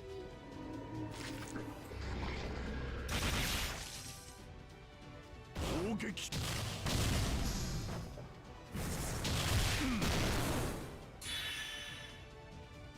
Here they go again.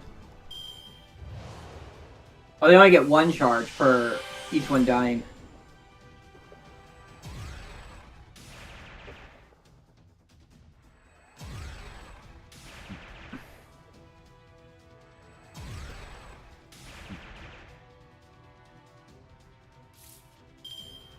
Cool. So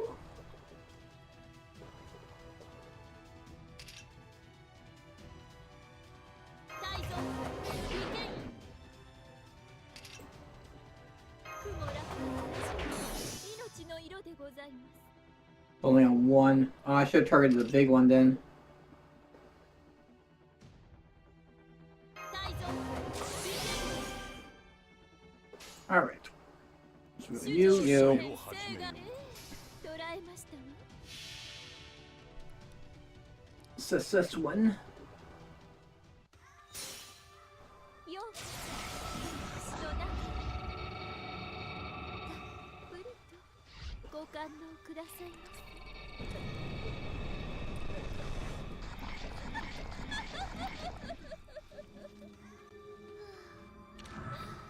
たまりませんわ。阿弥陀阿弥陀ヘブンズ・ファイン。私のもの。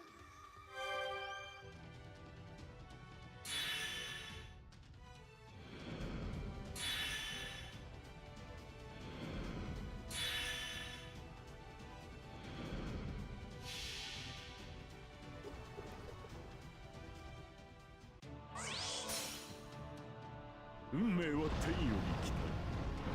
夜の影、獣のうなり、死の毒の犬どもよ。今こそ声高く笑うがいい。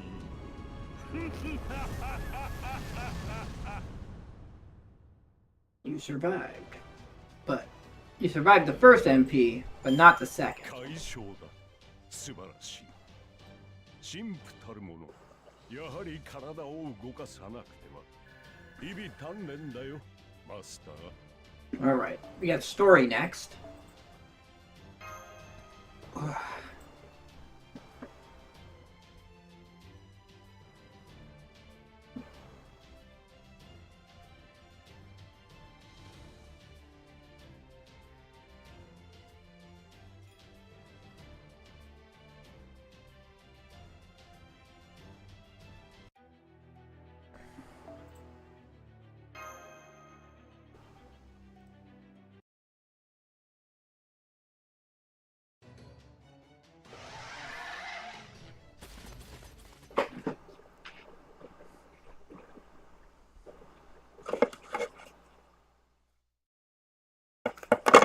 Alright, I think we got away.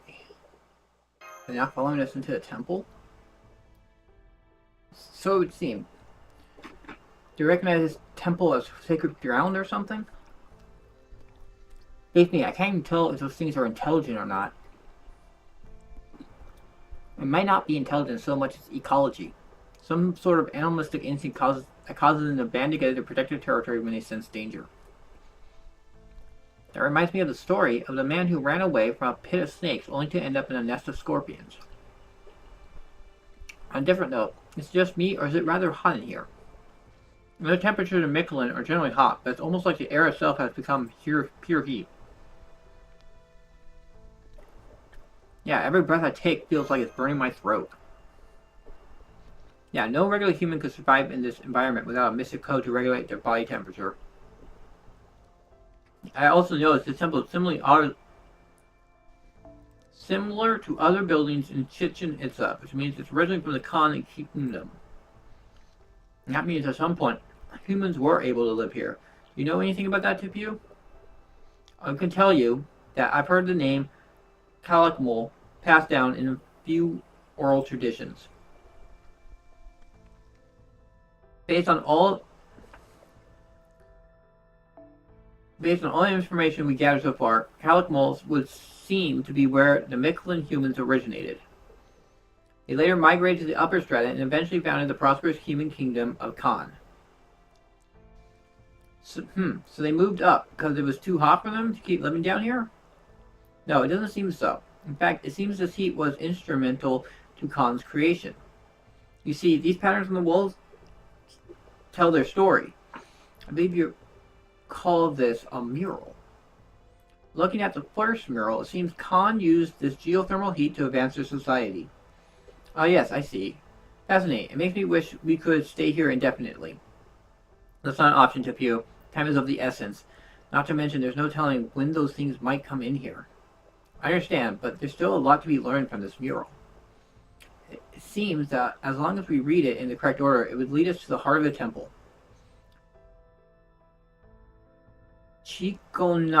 Hualon Inn. That's what it seems to be called in the Khan language. How do you get all that from these doodles? Fuse. No, all Dino's brains are as powerful as a supercomputer. Decrypting something like this is no problem for them. In Aztec mythology, that was the name of the Mictlan underworld's lowest layer. It was a world of peace and regression shrouded in a thick fog. Dead people who managed to make their way here from the first layer will have their souls purified and be released from their suffering. That is why it was also known as the true Mictlan. This was the underworld's finish line. When we saw Ort's corpse in Meslin, it wasn't inside a building like this. So it must be even further down in that place. I'm not even going to pronounce it. Would you show us the way to few? Of course, my whole purpose on this trip has been to be your guide. Since it seems this is my final task, I'll do my very best to ensure you all arrive at your destination. Thanks, Necro, for the raid. I was, actually lurking in your stream. Now it's my stream. You were playing Warframe. Yeah. I know a lot of people who love Warframe. I never got around to it. I kind of got over MMOs. Just played too many. Yeah, I'm always here to at least try and get your viewer count, help get your viewer count numbers up, so I'll lurk in them. I appreciate it. Appreciate it. That's, I definitely look out for those who look out for me. In the beginning, the world contained a tree. The tree connected the land to the sky and beyond to outer space. Once connected, outer space summoned a star. The star was shattered to pieces and the world set ablaze. The visitors who escaped the planet, the Mala, or greenery, set about rebuilding this world. This brought about an age of gentle reptiles with neither predators nor foreign enemies. Yep. I mean, generally that's what people do when they raid. They have to go somewhere. So I don't blame you. But you have get some good sleep, get all rested up, and I'll see you next time, alright? Yeah, hopefully I'll get to it soon. I still got a little bit of a ways.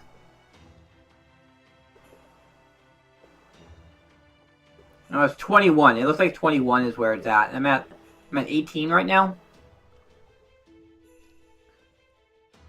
And until the second star was summoned, a terminus star. The Mala went on to create a world underground and became a miniature sun. This was how Mictlan began.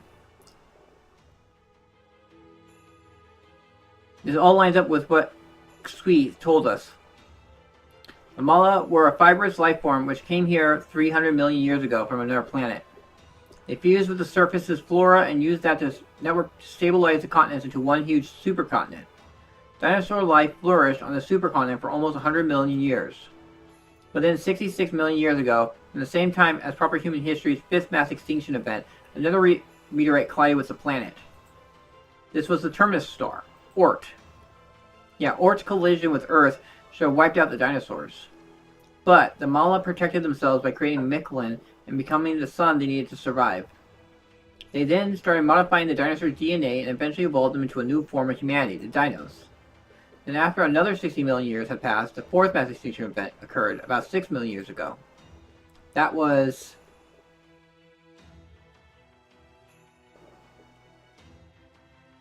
That was when Oort became functioning again after being shut down. Oort went on to destroy the sun, nearly driving Mictlan to ruin. But then the dinos and the Khan, every living being here, banded together to cast Oort down to the very bottom of Mictlan. Hang on, wouldn't that mean... Senpai, is there something strange about the mural? You've been looking at it very intently. Oh. This order of events is the opposite of what we thought. In this mural, Oort doesn't even emerge until after the sun has gone dark.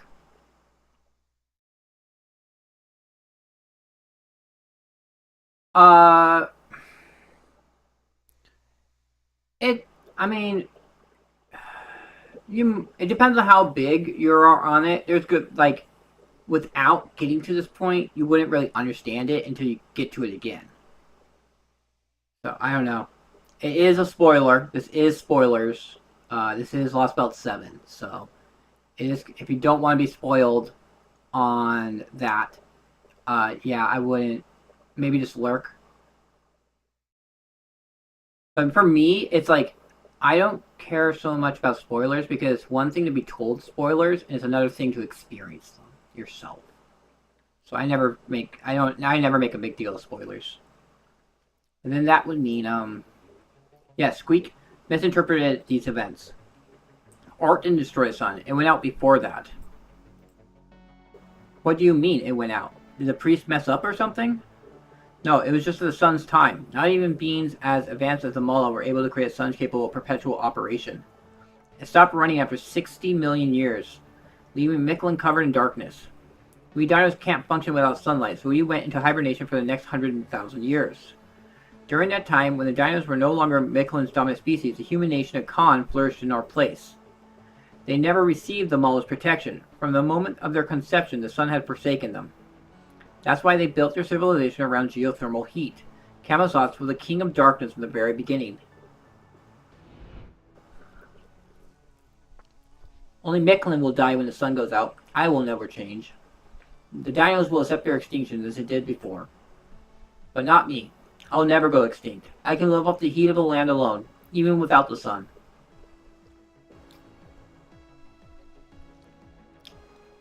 Hold on, does that mean dinos, the Mala, didn't do anything to help defeat Ort then? Then that the only ones who could fight protect Mictlan when it lost its sons were the people of Khan. No, Camazotz alone. Since the sun had gone out, yes, that must have been the case. Humans mustered all their might to shut Ort down, and the sun returned to Mictlan once again.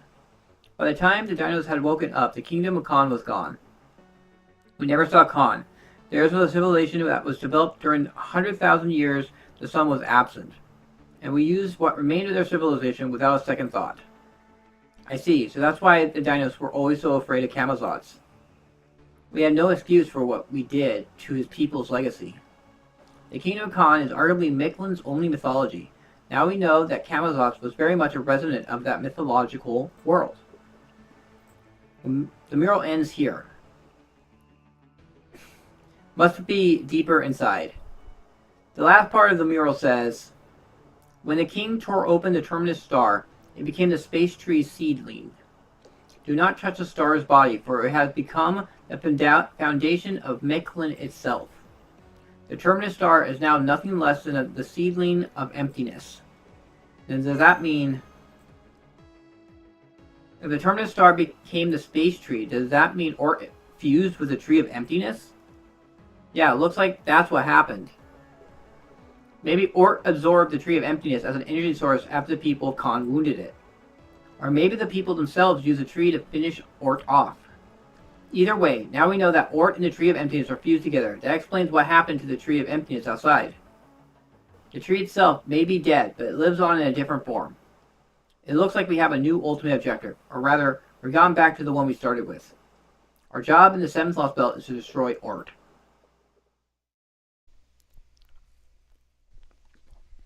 Woo!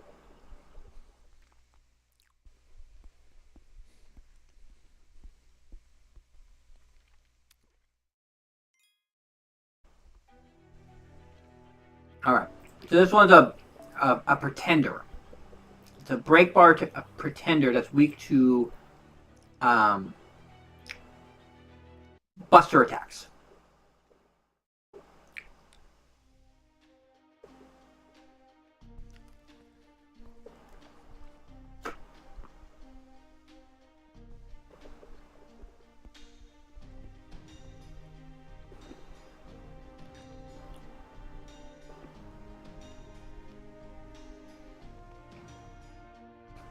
See a temple of lava, but how do we get there? Yikes, is that a sea of actual fire? No wonder it's so hot in here. Wait, if it's fire, where's the smoke? So this is where the temple's hidden staircase led, the ceiling of yet another underground cavern. Now I see. Goldov did say it was every gentleman's dream to own a house with a yard and a pool and a picket fence. I'm guessing residents like this are fairly common in what? The pew just went, like, totally missed everything. Don't be ridiculous. Even in the age of gods, nobody would build a domicile as absurd as this. What do you think proper human history is to Pew?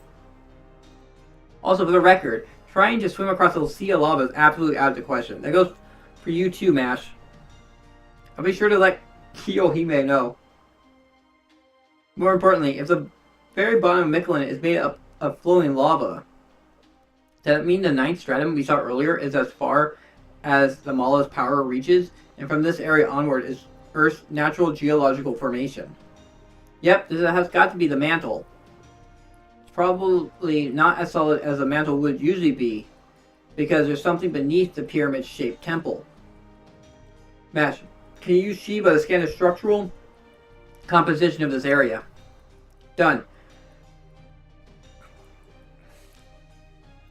There's 100 meters between the ceiling we're on now and that temple at the base. There also appears to be another cavern 200 meters in diameter below the temple. Do you think the temple might be an elevator? Yes, that's right, Master. According to Shiva, that temple is a shaft that leads farther down. The space at the bottom is most likely Michelin's endpoint, where we'll find the Tree of Emptiness's roots. So you gotta keep going down then. The walls are pretty scraggy. You guys might be able to get down using those footholds, but it's okay, Wakchan. You can just wait here. Those footholds are obviously built for humans anyways. We crumble underneath your weight, but don't worry, we'll be right back. I should be able to come along if I'm not too heavy. And I can glide if I need to. Okay then, Wakchan. You stay here and watch our things while the rest of us head down. We'll use the footholds in the wall to climb down to that bridge, and then cross it to reach the temple. Nitocris, is something bothering you? Oh no, I just heard the sound of running water. We may be done for if we lose our footing, but there's no time to waste. We'll just have to make our way down as quickly and as carefully as possible.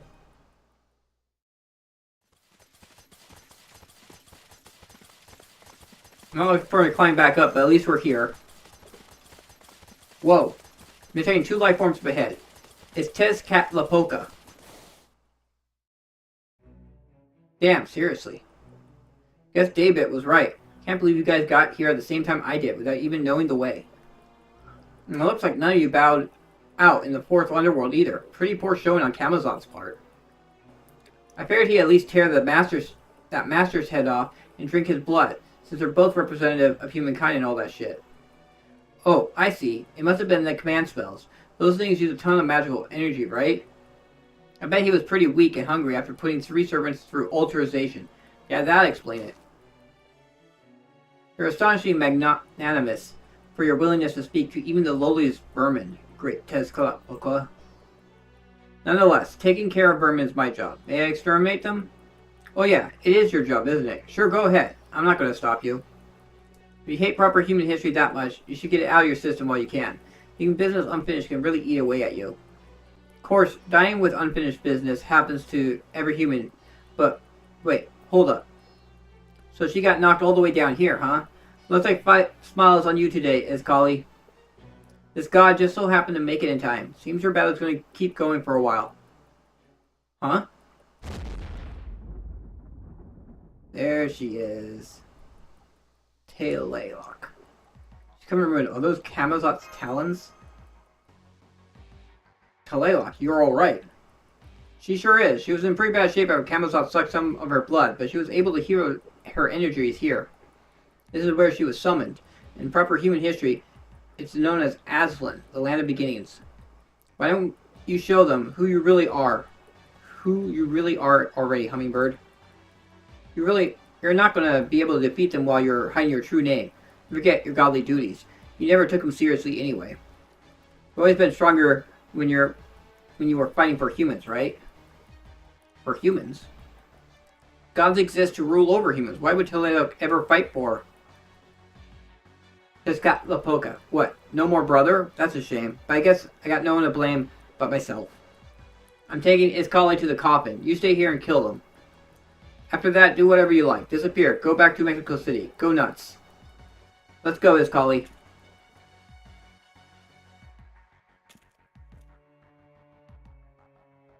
So you made it all the way here. You faced me in the jungle, Mexico City, and Chichen Itza. Not one of those times were you any match for me. Every time, something had to intervene to save you. But nothing's coming to save you this time. Lostbelt, proper human history. It makes no difference to me. My only concern is passing divine judgment on invaders bent on destroying our lands. As both Tlaloc, the god of rain, and I'm not pronouncing that name, the god of war, I will execute your divine punishments. Oh no, she's not bluffing. You've given her affinity for this place. She's stronger now than she's ever been. That defensive concept she got flowing through her spirit origin is no joke. Camelot must have had the edge offensively, but she's clearly the best when it comes to defense. I don't think we'll be able to fight our way past her. We'll have to figure out some way to go around. No, we don't have time for that. She's far too vicious to let us escape anyway. I'll deal with her. It's time I avenge my humiliation. I'm counting on you to handle things from here, Da Vinci. Master, I'm sorry to step out before you. And Infinity, I must thank you for making the right choice. That you thanked me back then, is that proof? Then, is proof you are truly a first-rate summoner. Nitocris. Do not fear. I'm about to show you the power that let me rule a great nation. The power of a pharaoh. Oh, Jude, the queen who failed to defend her precious ship, not just once, but twice. I'm tired of fighting you. Your spirits are useless on me, and you know that by now. Luckily for you, I'm every bit as magnanimous as I look, so I'm willing to spare at least one servant. You? Magnanimous? Ha! You're every bit as tyrannical as you are miserable and greedy. Jealousy was the only reason you wanted to destroy the Storm Border. You were desperate to destroy it because you saw that it was both more beautiful and useful than you, and you just couldn't stand it. Couldn't stand that, could you? You relentlessly criticize and rank anyone who defies you, or who you know is better than you. You're a petty, small-minded thing who can't see anyone or anything that might surpass you. Isn't that right, Tlaloc? I see people who claim to be incarnation of the gods are every bit as arrogant as you expect of one claiming that title. Resorting to insults just because you can't possibly defeat a divine spirit like me, huh? Where's all that queenly pride now? Oh, you are funny. Come now. You're not a divine spirit. We both know that. Why don't you tell us your true name? Tezcatlipoca has given you permission now, hasn't he? Or would you rather I did it for you? I suppose so. You never reveal it yourself. You're far too stubborn. Please. What a fool you are to think you could ever figure out my true name. It's not as if you have the power to pass judgment on a god in any case. If you're so desperate to disappear, I'll just kill you now before you can call me by some other god's name. Only a god may pass judgment on another god. It's all the more true in the case of someone who only claiming the title. If I can't defeat you as simply an incarnation, then I'll simply have to sacrifice my heart. You have another form too. No, it's not that. You're becoming an altar.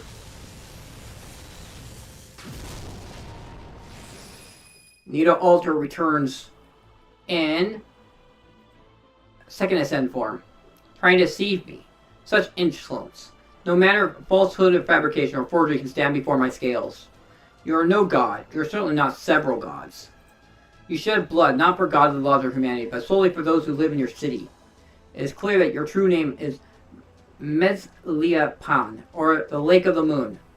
No, in that form, perhaps I should call you Tenochtitlan, the most prosperous floating city in Mesoamerica, and the one who worshipped the gods, Tlaloc and that name. What? You really are an idiot, aren't you? How could a city become a heroic Shira's spirit origin observation has stabilized. I should be able to add her to the spirit origin graph. No problem. You bitch! What kind of servant blurts out another heroic spirit's true name on a wild guess? Insolent whelp, my golden eyes see through all. Here in my underworld, gambits like yours are forbidden. Come, show us your true form. Do it, and then I will crush you. Why, you think you're so great just because you're an altar now. Fine, you want my true form? You got it.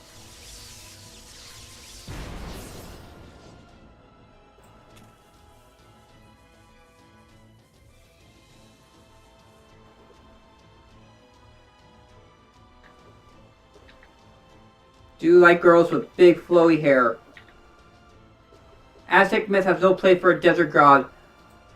I'll render you back into the dust you came from. Okay, 1 second.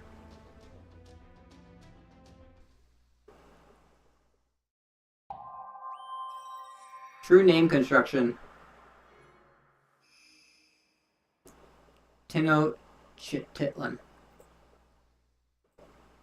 Alright, so I can actually, like, final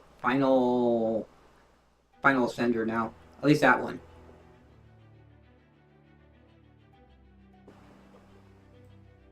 Select up 4 orange, up to 6 servants. I'm gonna select my own 4. And they're weak to Buster. So. Ooh, we get her. So. Well, actually, no. We'll keep her back here. Single. So, pretend. Okay. What's class affinity? Pretender. Good against alter egos. Foreigner is good against pretender. Do I have a good Buster Foreigner?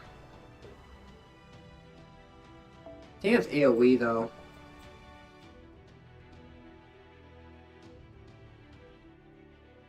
Yeah, it's to all enemies. And I haven't built her yet. But she's an AoE too.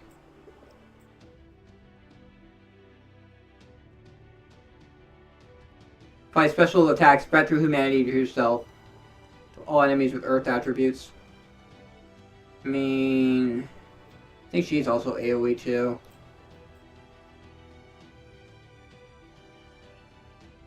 Yeah, all enemies. Like Abby, normal Abby is single target.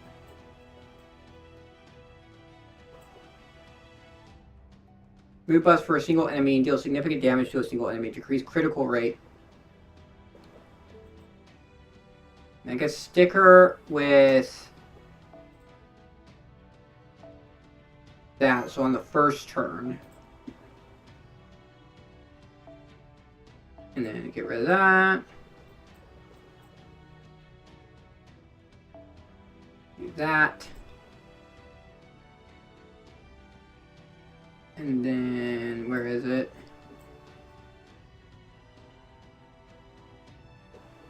Oh, I have NP gain on. That's why I can't see it. There we go.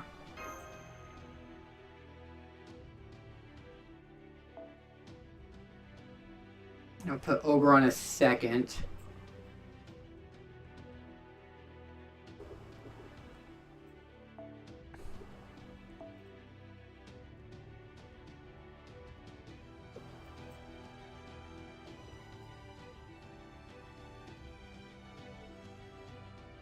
There it is, right there. And then for the last one, I kind of need a servant that can then kind of just survive on its own.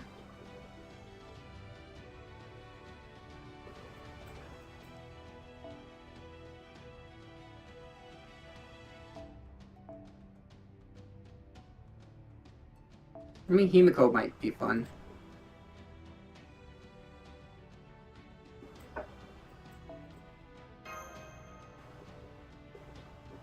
Alright. Here we go. Let's see how this goes.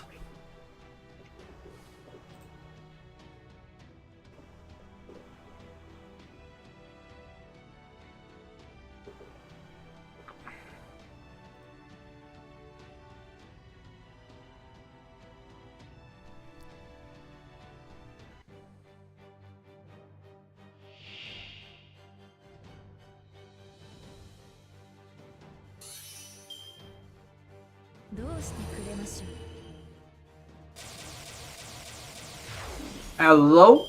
What was that? It's a apply HP recovery per turn. MP gauge for yourself. Apply good trait. Apply evil trait and decrease damage taken. Decrease Buster resist.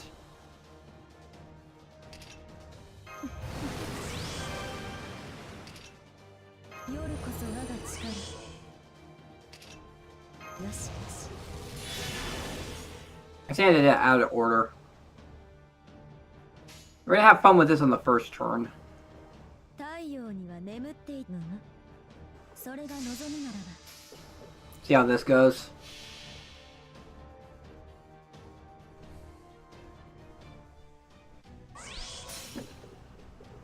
冥府と天空なる我、夜に輝く月と知れ。おいでませ。レゼルスエンアヌビス。私は守らなければ。Hmm. 出ません。出ません。 Yeah, it's kind of whatever. 罰を。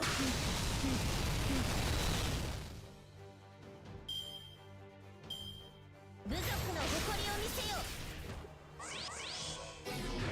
トラロック。エスコルピオ。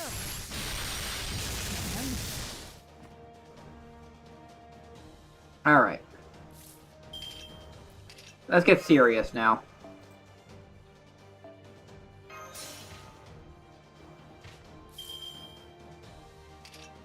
Do that.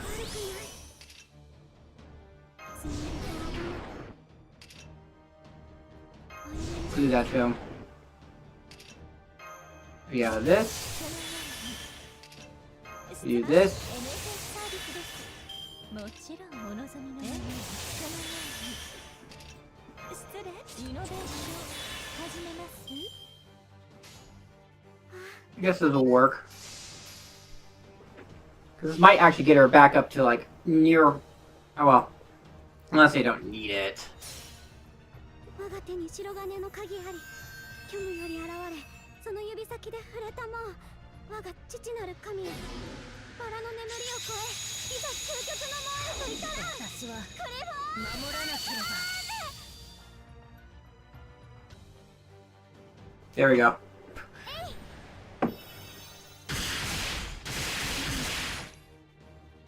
Unfortunately, that does not, but it doesn't really matter. Because, Koi and Skya would take care of this. 見下ろします。そう、テンプロマヨール。トラロック。反乱せよ。 Eh.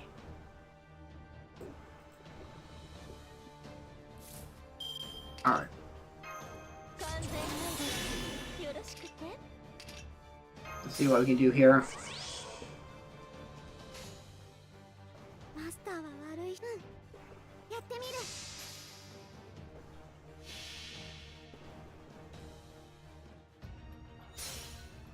我が手に白金の鍵あり。虚無より現れ、その指先で触れたもう。我が父なる神よ。バラの眠りを越え、いざ究極の門へと至らん。私はクリボー。 That's some serious damage. That's some serious damage. Well, I honestly... I need that as a freaking... either a soundbite or a... video. Yep. Little girl slap. 仕事とはいえ、私も女ですので。 Abby, the anti-bully.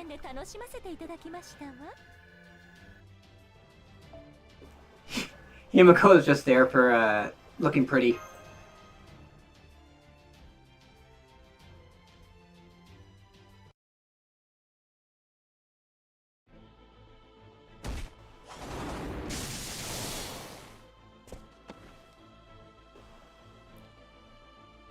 Your walls are shattered. It's over. Tenochtitlan. Tenochtitlan. Yeah, crap. She's going to kill me. Huh? No noble phantasm. She's not finishing me off? How long are you just going to lie there? That you're incapacitated doesn't mean you have to suffer a fatal... Doesn't mean you have suffered a fatal wound.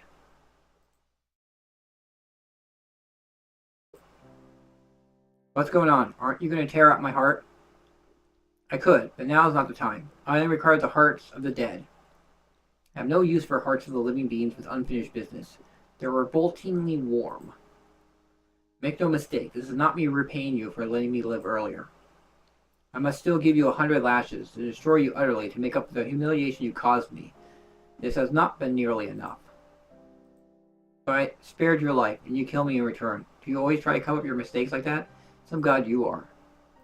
So you still have the strength to trade insults. Good. My only fear was that I might have taken it too far.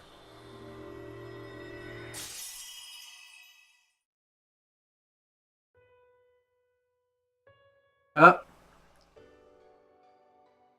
That way you're disappearing. That's not a normal exit. You should be more careful, my ally. Have you forgotten how barbaric that Mesoamerican heroic spirit is? Just because we won doesn't mean she won't use the last of her strength to attack you. So you just have to see me off from where you stand. I said my goodbyes earlier. Do you recall? This is as far as I go. My apologies for leaving without asking. Then again, perhaps I should say, I'm impressed I lasted this long. I pulled out my own heart and used it as fuel for my alterization. Of course I'm going to disappear. Truth is, I died back in the fourth underworld. Alterization is a form of rebirth that can only be done in the underworld. It is just what happens when you attempt it elsewhere. I regret nothing, but it is a shame that I'm going to vanish for good. I doubt Pharaoh Nitocris will ever be summoned to Chaldea again. We don't know that. I suppose a very slim chance remains, but if you say so. Still, I suspect even a version of me who doesn't know Chaldea will be able to forge a fine alliance with you. I don't understand. Why would you sacrifice so much for so little? You could have killed me easily, but you didn't. Why? This is beyond humiliating. Please, just put me out of my misery. Even I don't know what I was thinking. I can't believe I felt a sense of kinship with someone as morbid, stubborn, and dreary as you. Kinship? You felt kinship with me? I did. We were both so preoccupied with our positions that we ended up hiding what we really wanted to do. As you said, I am a queen who fought for her own revenge. Came up with an underhanded trap to execute retainers who had far more power than I did. Some people said what I did was brave, or even wise. But it proved nothing besides my own foolishness. It was far too little, far too late. By that point, I had already lost everything I really wanted to protect. I didn't realize then that my chance to demonstrate my bravery or wisdom had long since passed. Instead of fighting to kill the ones who killed my brothers, I should have fought to protect my brothers, even if I was too weak to do so effectively. No amount of self-punishment after the fact can make up for the regrets that carry my soul.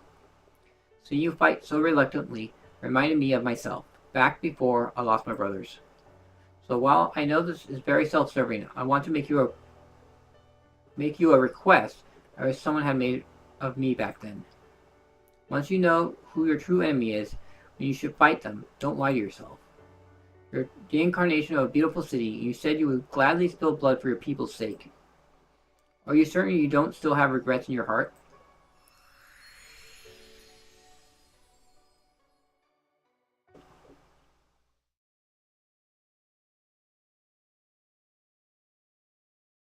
Nitocris' spirit origin is gone. I'm guessing her entry in the border spirit origin graph is also probably... Crap, the bridge is collapsing from all the damage of the battle.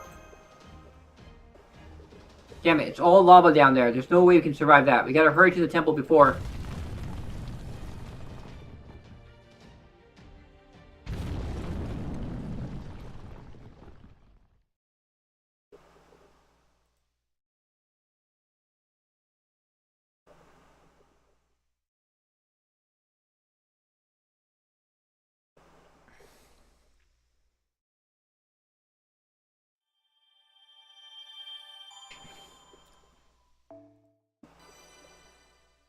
Noble Phantasm Unleashed.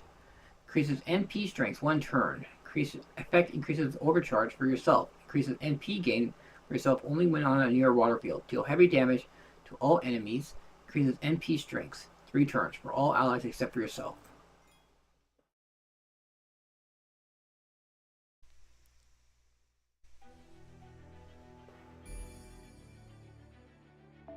Alright. Space tree. I'm going to get the Avenger, so that means I can use a moon cancer.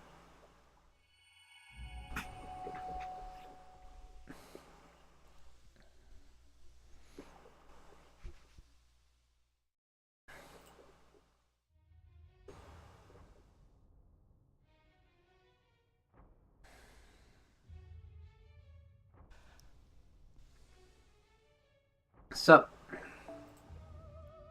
Sup, been a year since we last saw each other, huh? Still as blind as ever down here, I see. You been good, old pal? What am I saying? How could you be? With your reactor ripped right out. I sympathize, man. It's gotta be rough, being on death's door for 6 million years.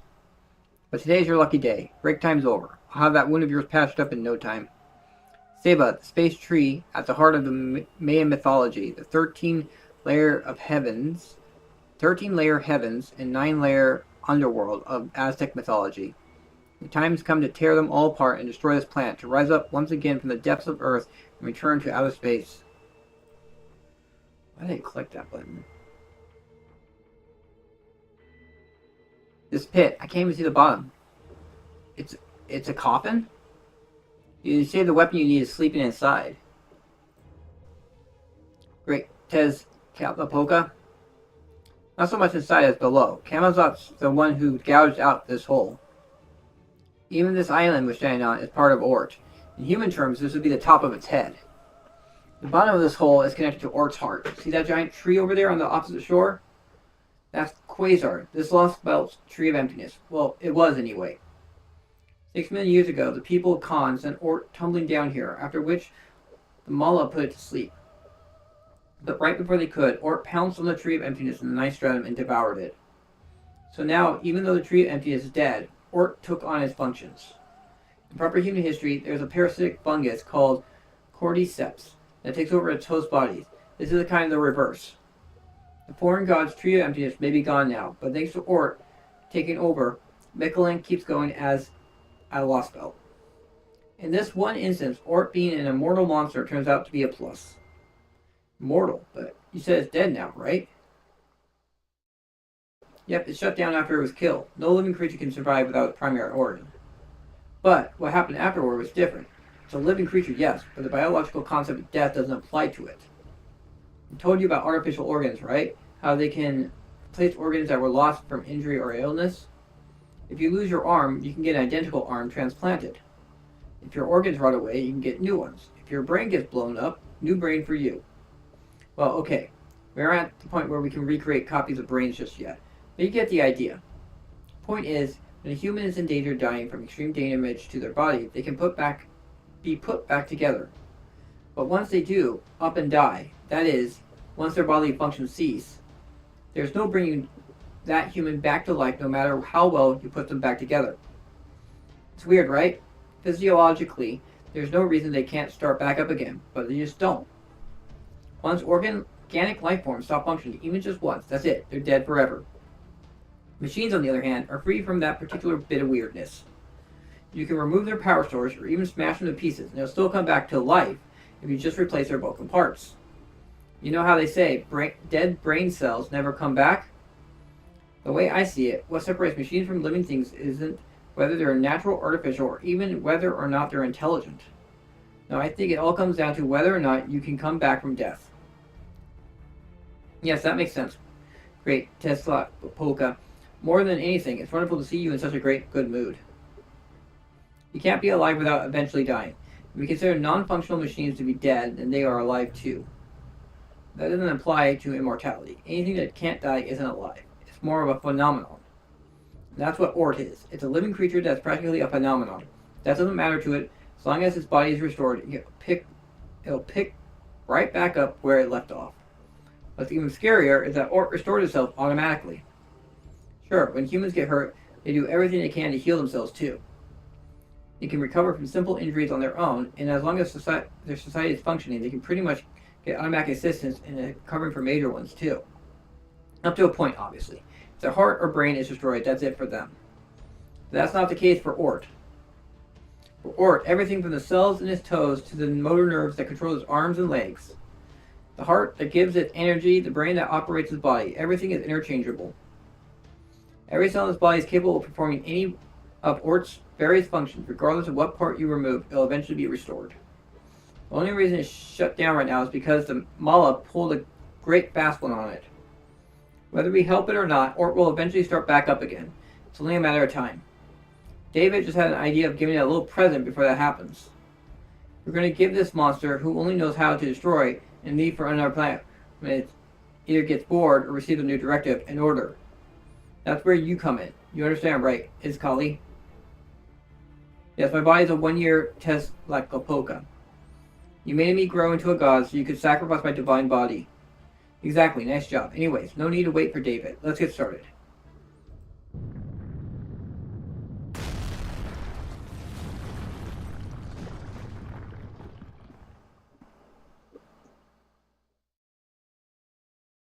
Is that Talelok's arm? But why would only her arm fall from the ceiling? No, impossible. That can't be. This can't be right. Huh, how the hell did this happen? What did you have to replace? What do you have to replace to pull this off? Come on, Master Cheerlead. Tell me. We came out from the temple, protected us. That was a hell of a thing. Some giant arm came in out of nowhere and grabbed us in midair, then we fell for another 100 meters. That arm, did you save us? Tenok Tilton? I was protecting myself. I just happened to see you guys too. Although, I guess that might have made things more awkward.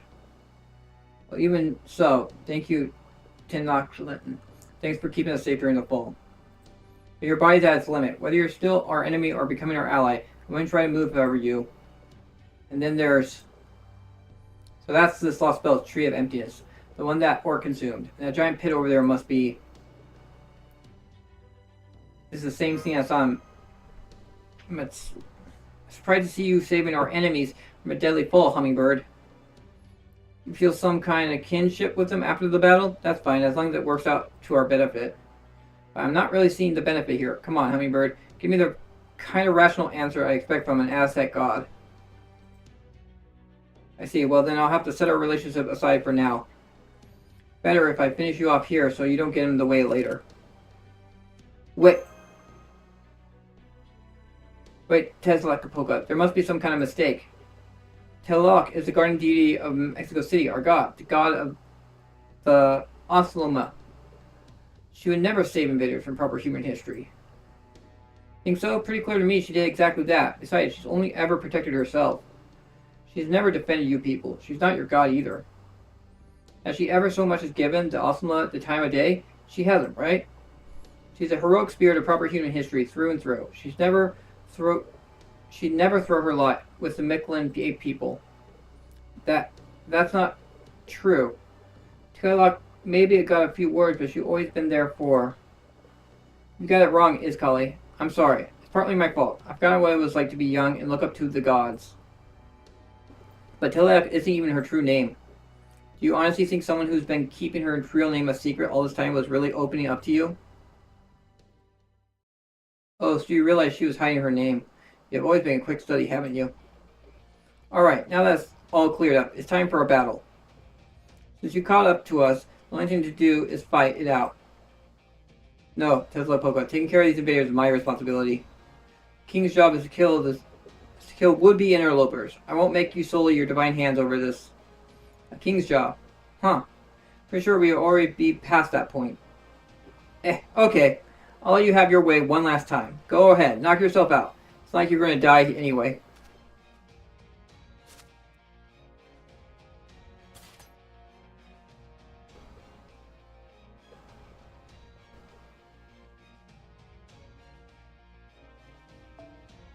That's almost no time has passed since our last battle. You need to keep your magical energy flow to your servants to a minimum.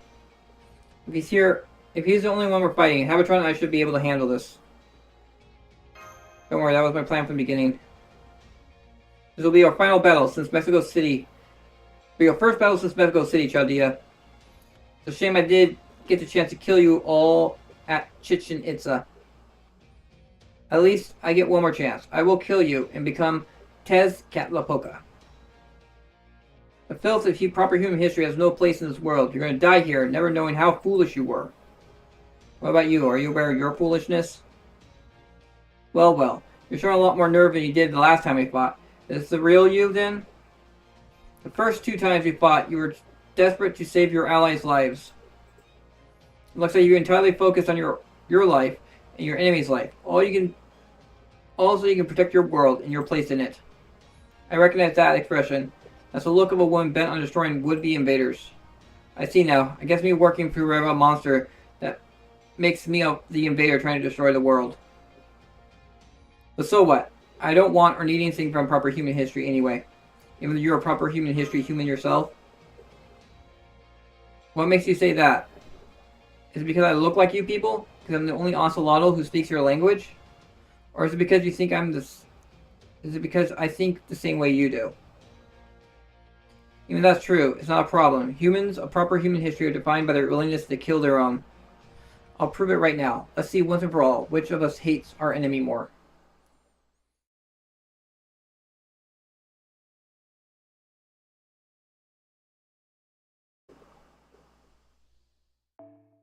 Alright. You get 2 servants. Blech. Alright. So I just have to do 84k in one go.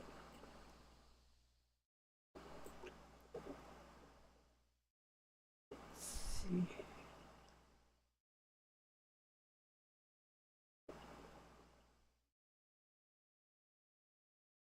Blind, human, humanoid, male, man, servant, sovereign. Alright. What do I have for wound cancers? Is that it? Damn.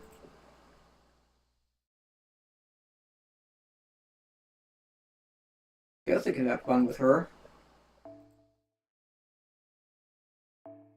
And I have to use freaking Ash.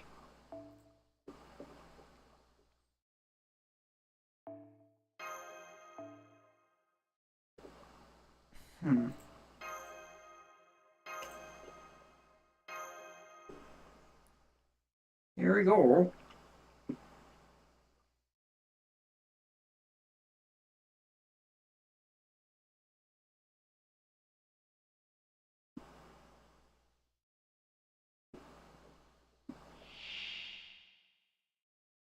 There's no music. No, they didn't even make any sound.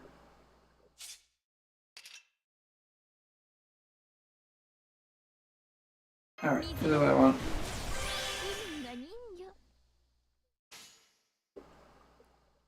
Alright.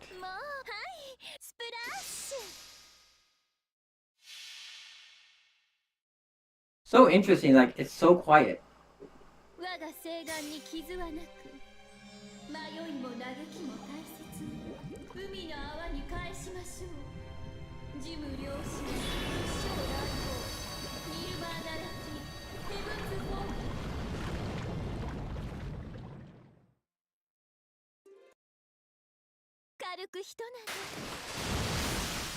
The sound all bugged out or something?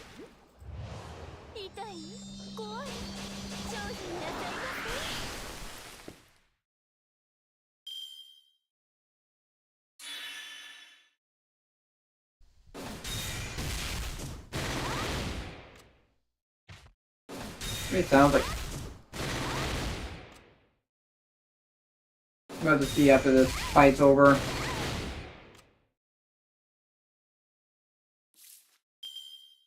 Let's see.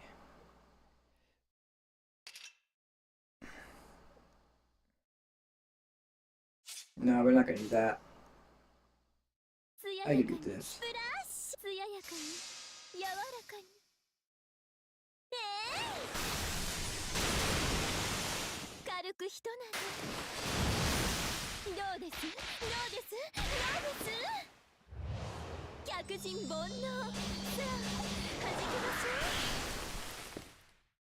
Alright, we're almost done.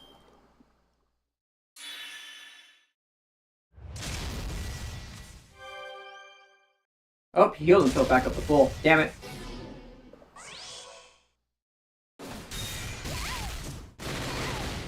Sure, put a target focus on her. That's fine.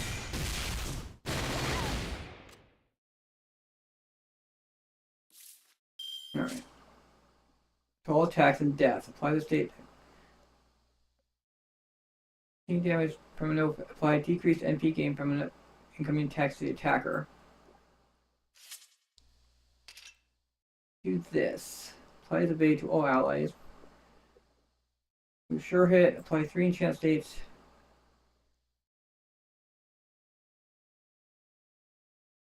Alright.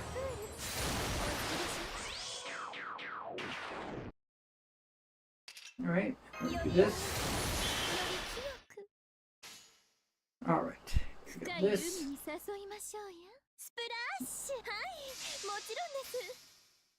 Let's see how this goes. 道下特別気楽感情一皮むけば全て幻どうぞ身も心も隠し毒で取れるとあってます見る間にヘブンズフォーム How much damage do we do? 溺れなさい Alright, we got him. We got him this time. Because it was like, her NP scales based off of the amount of debuffs the guy has on him.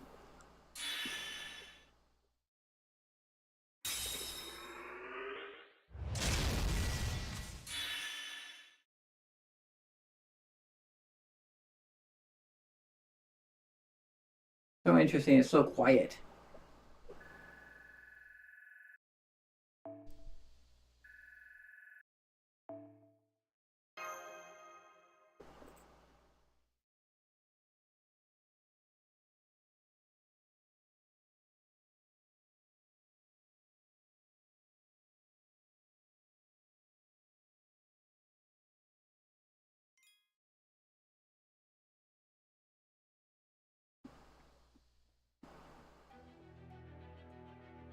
Alright.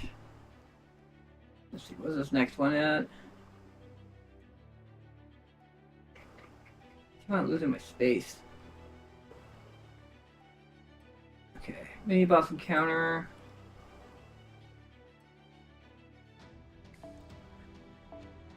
Avenger time.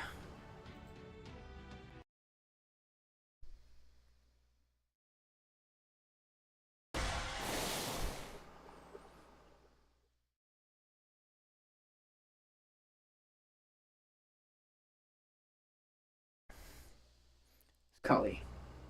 What's the matter, Cully? Your heart doesn't seem to be in it anymore. Where's all that fury and bloodlust? Did Telelock defection really get to you that much? No, Telelock simply stronger than I am.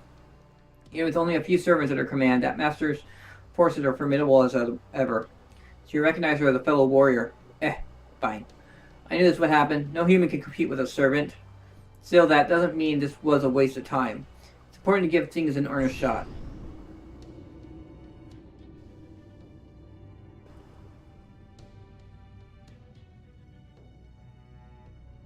To smoke. Attack there attacks can put combined.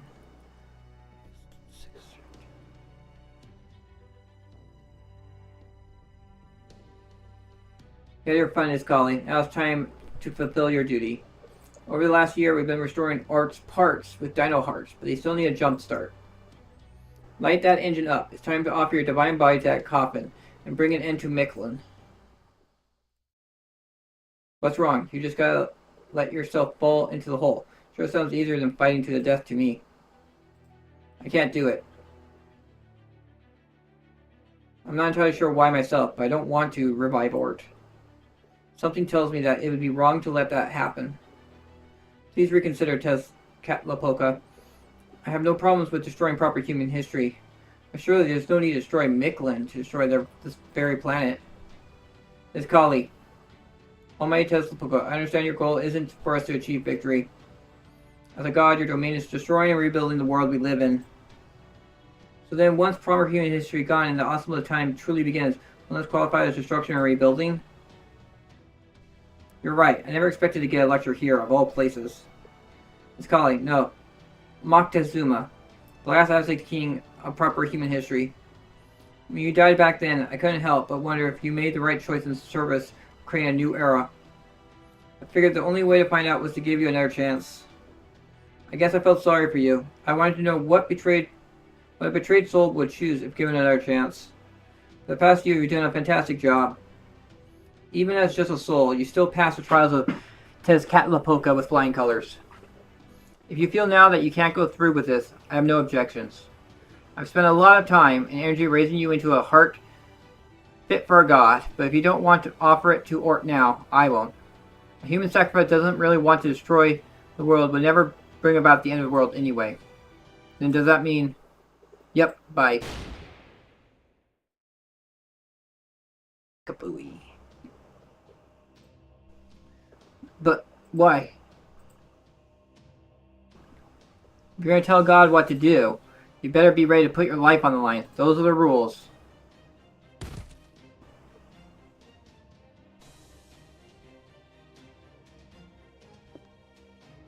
Now then, I know it's kind of sudden, but I have a request for you, Mage.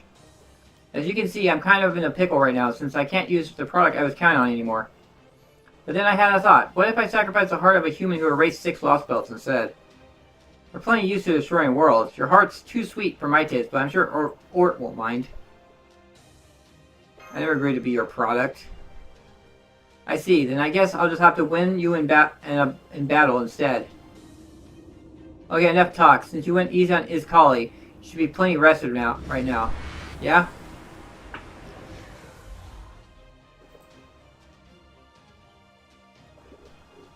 Come on, hit me.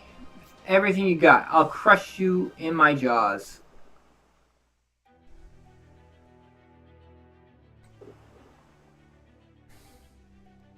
Alright.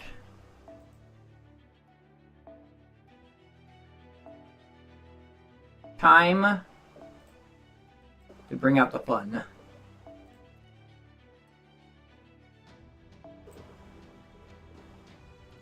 Okay, so I'm going to move her over here. Unfortunately, I do not get a support servant. That makes this a little tougher.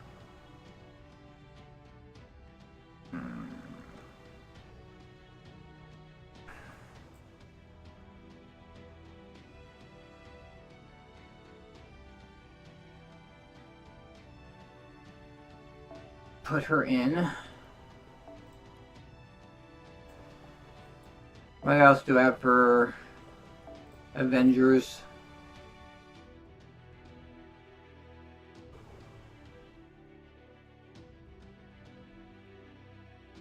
I think she's a single target too, isn't she? I haven't leveled her at all, though.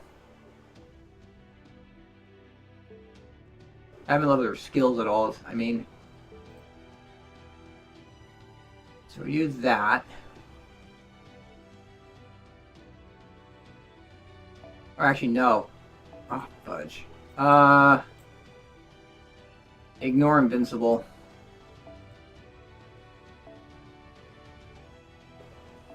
This is really gonna suck.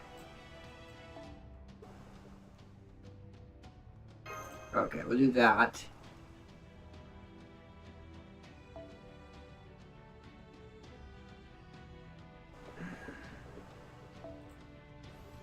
I don't know, what else? We could try a Berserker.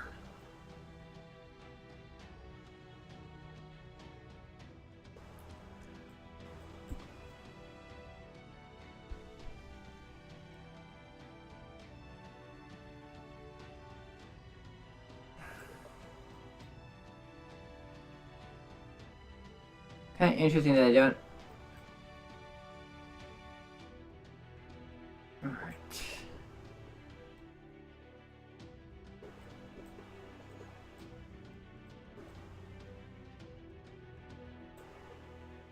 Pretenders. You know, she's my only Avenger I have. Put him in.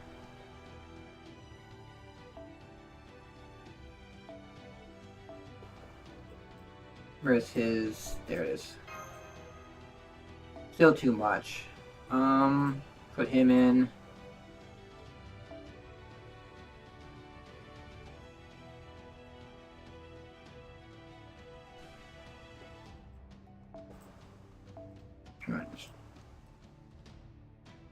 Okay, he already has that equipped, so that's fine. So I got 9. I think 4s? Yeah, these are 9s. So I can do one of these.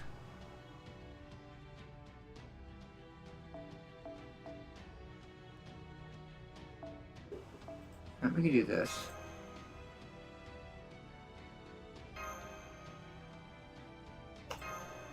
Here we go.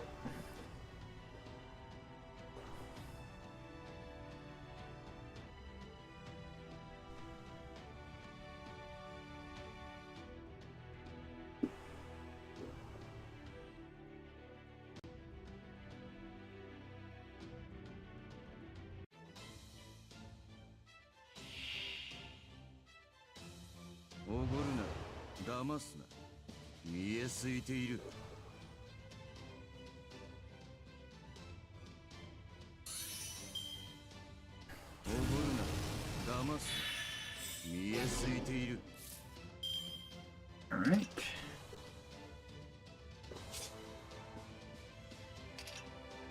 Yeah.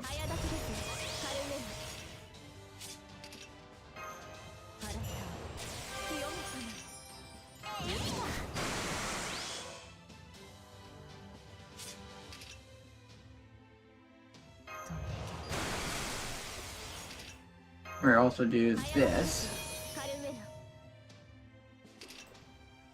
Cursor enemies apply target focus and decrease defense. Huh. That'll be actually enough. Alright, here we go.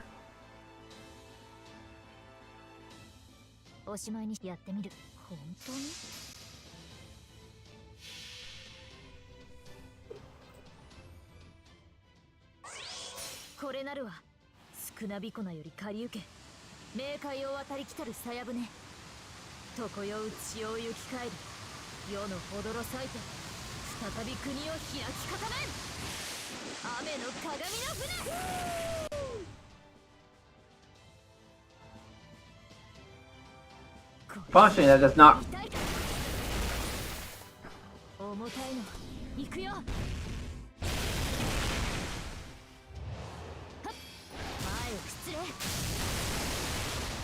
All right.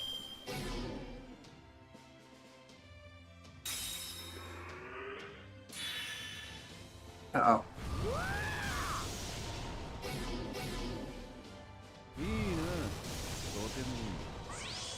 Oh, he hasn't used his NP.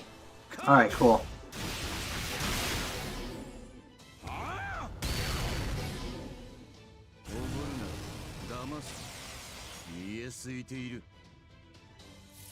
Oh, that's nice that you invincibled yourself. But I don't care.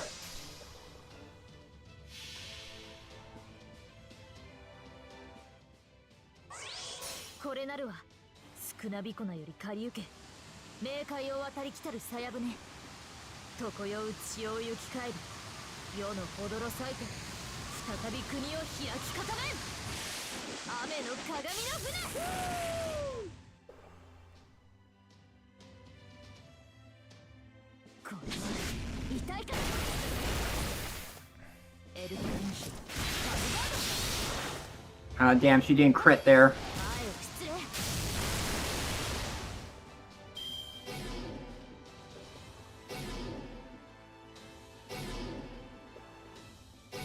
Damn.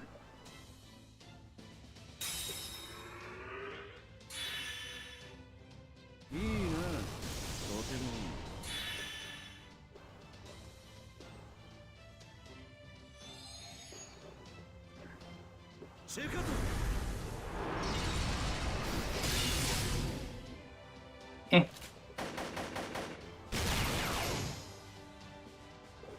Oh, it's her turn again.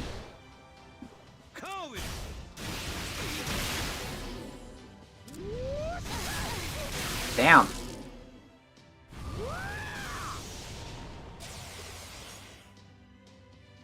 Alright. So. Oh, damn it. Ugh. Too bad there's no rewind feature.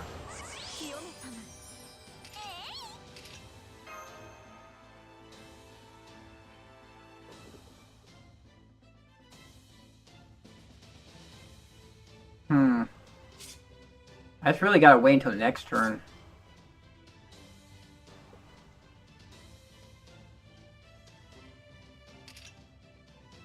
Okay. Ability removes defensive buffs from a target before applying damage.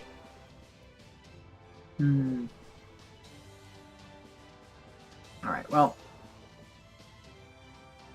That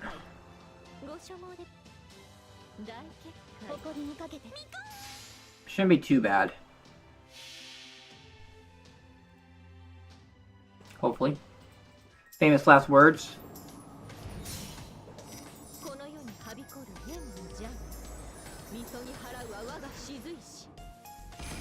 Like if that tear didn't go off, this would be no problem.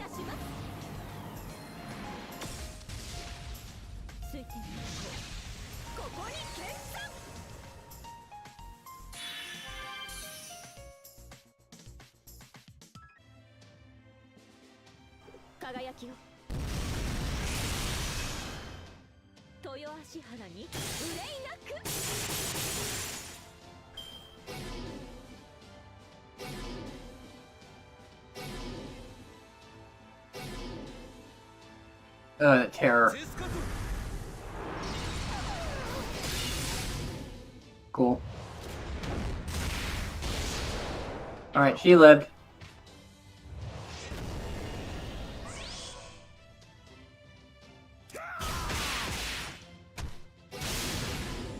Oof. Now she didn't. Holy cow!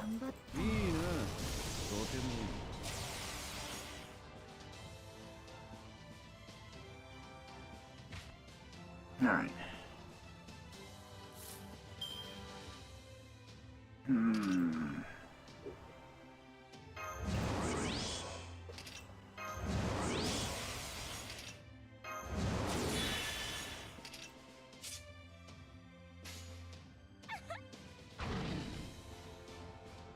There's 3 times, so I have to...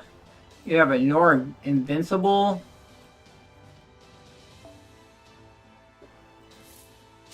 It's 3 times, right? Yeah. 1 turn, 3 left.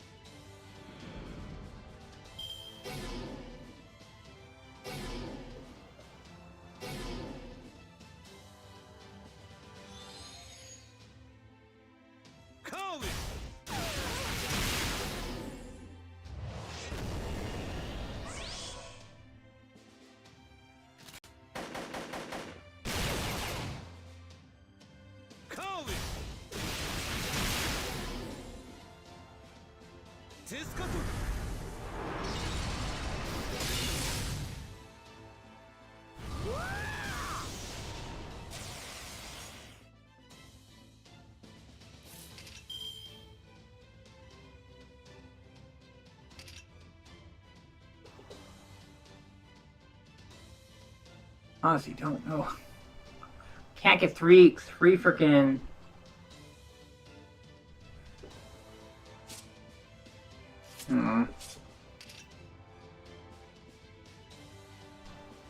Kinda got screwed here.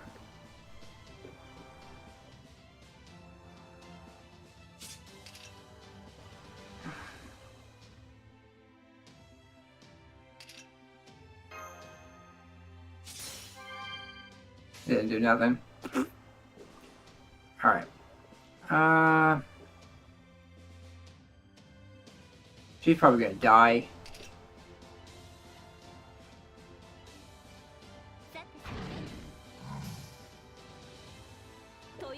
らに憂いなく。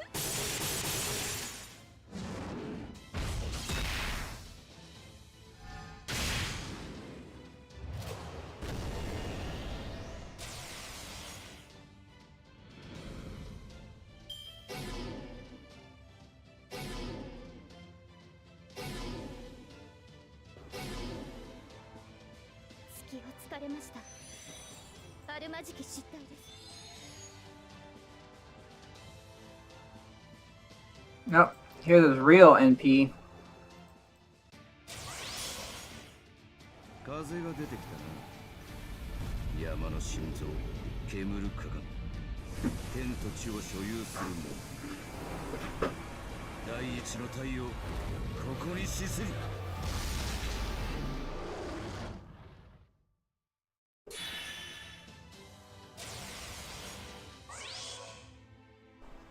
裾の向こうに帰ります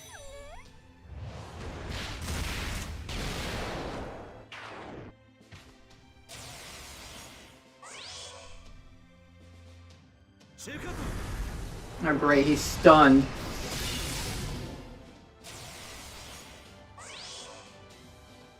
力はためておく。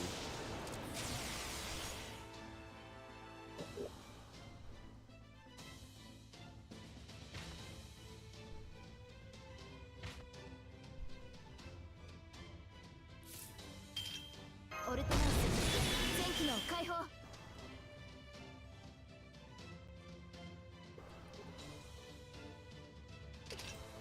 最大ダメージお任せください。It sucks.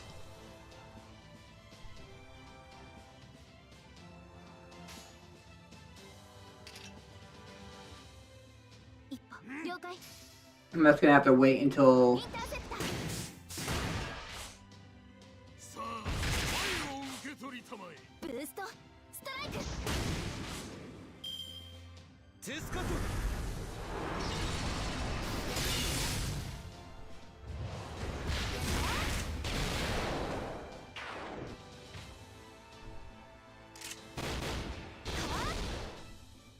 ヒアウィトル。Jeez. 申し訳ありません。いいな。とてもい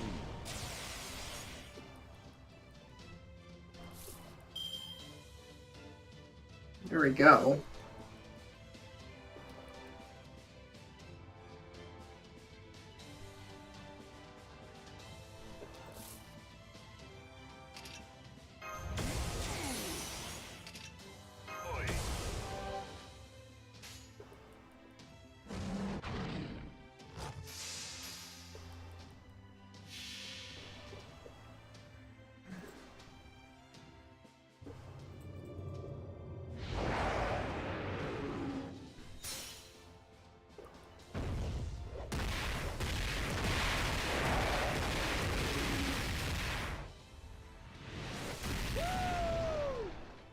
Damn it, he guarded the defense down.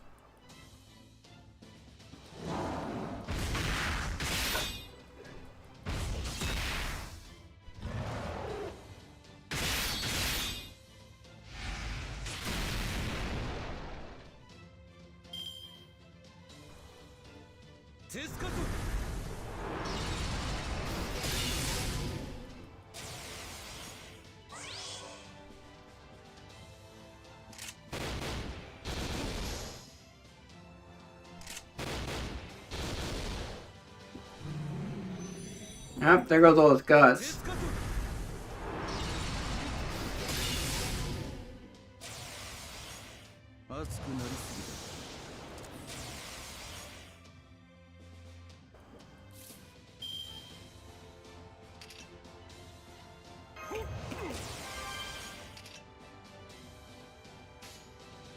Alright.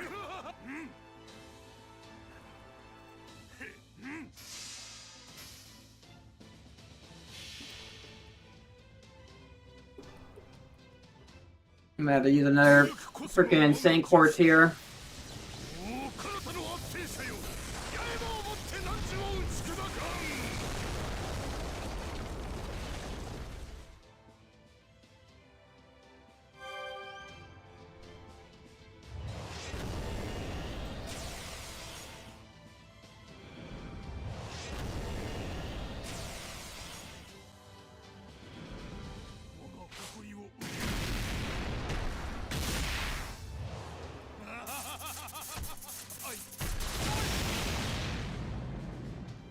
At least it doesn't do any healing shit.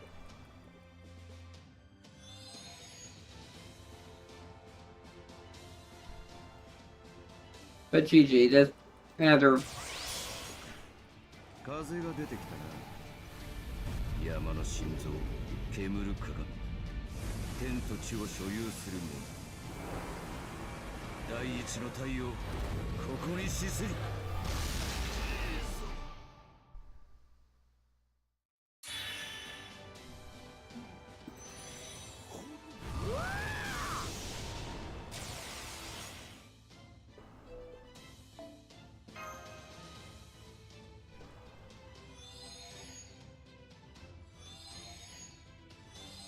Alright, they spawn them in the right order. How much turn do I have on these? I think one has one turn left. Alright, well.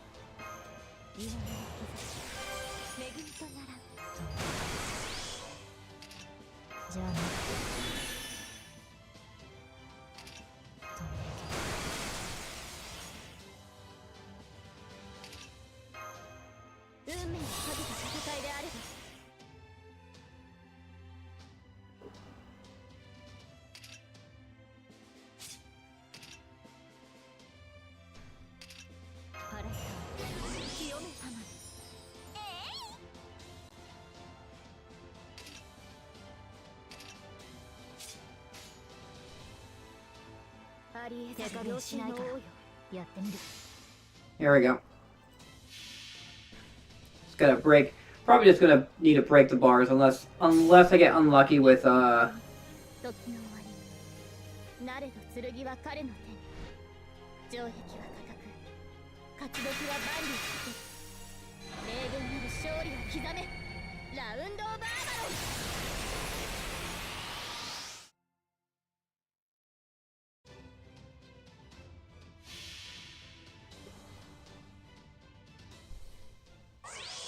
これなるは少なびこなより借り受け冥界を渡り来たる鞘舟常世打ちを行き返る世のほどろさいて再び国を開き固めん雨の鏡の船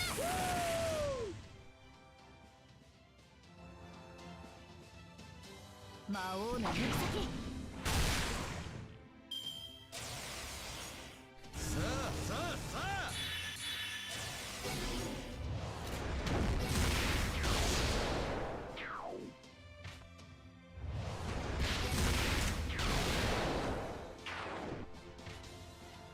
チェカトああ力は貯めておく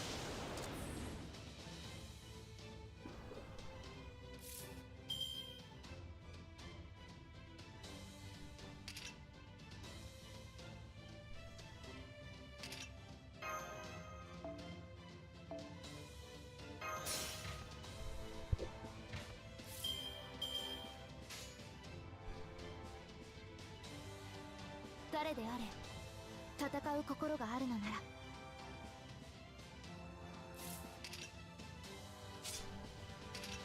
パラドクスオーブンセットオルテナウス疑似リンク解除大結界ご所望でございますね大結界これでとどめだご所望でございますね神明東映捕獲これは多くの道多くの夢を過ぎた遠望の城証明せよロードキャメロット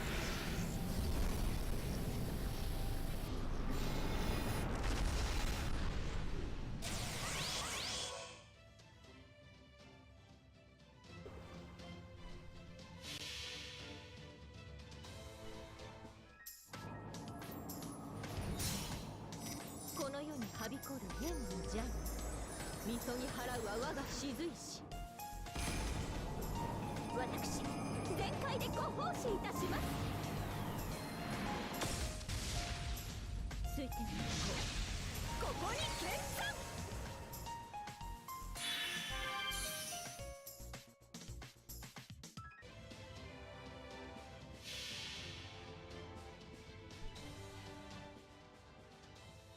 これなるは少なびこなより借り受け冥界を渡り来たる鞘船常世う血を行き返る世のほどろ裂いて再び国を開き固めん雨の鏡の船 Holy cow, that's like over a million. 1.5 million damage there. 2 is 1.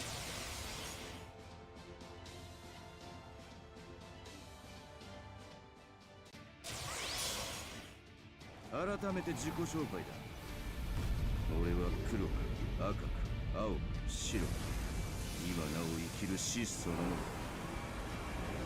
やや起きテスカトリポか。私が受け止めます Alright. もう少し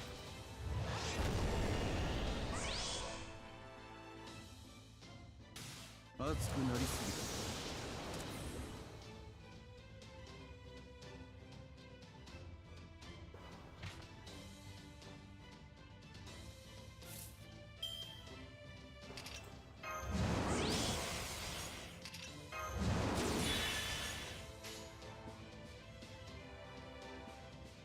オーケーいやオーケー魔王の指先エル系にアッフィーダスレッドホッテス The break bar guts just sucks.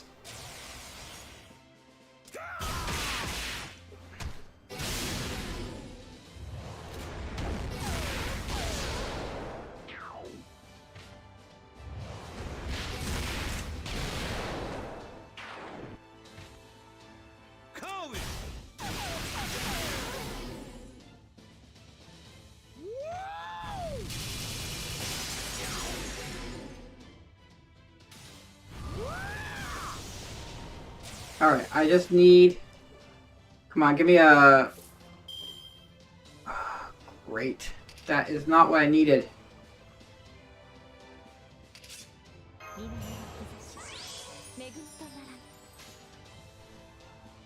Oh no, that works. There we go. We got it. We got it now.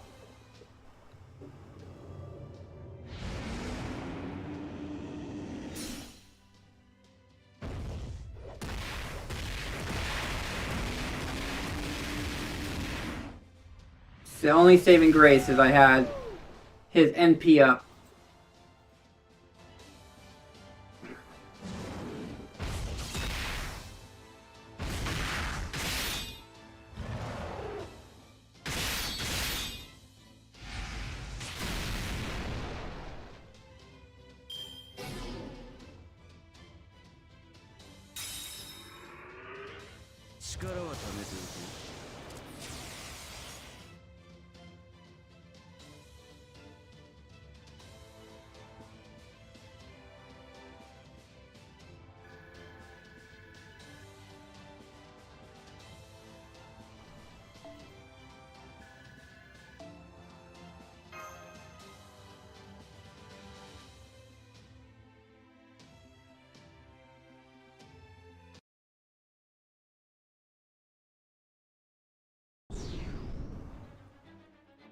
It's no use. We can't hit him or charge up energy. There's no end to his attacks.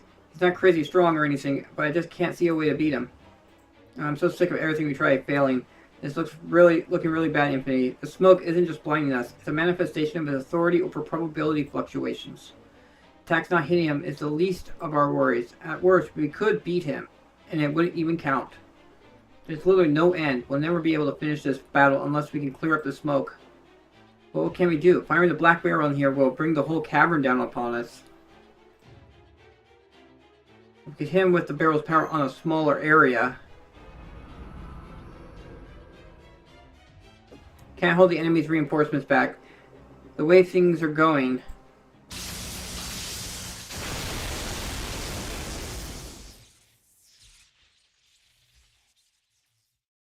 What the? The Lightning, you again. What's the meaning of this, foreign god?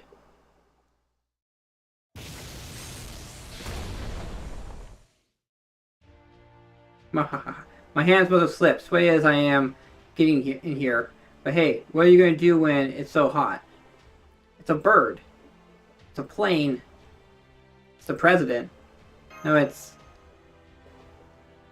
Director Olga Marie. I'm going to screenshot this. It's funny.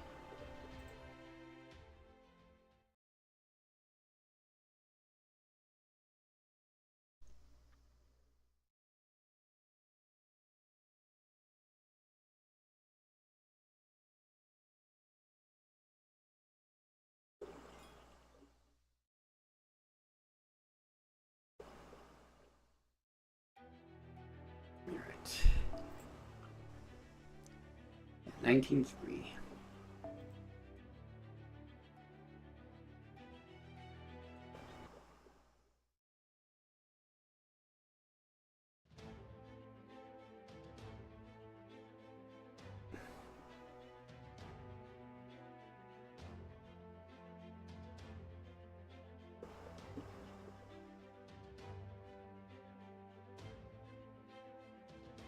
Doesn't seem he does the battle swap. Okay. Okay, what are you gonna do when it's so hot? Say you do not believe this environment is hot enough to make you uncomfortable. Do I do believe you are capable of sweating? Hey, I have sweat glands just like anyone else. I always get a little sweaty when I'm in a bind.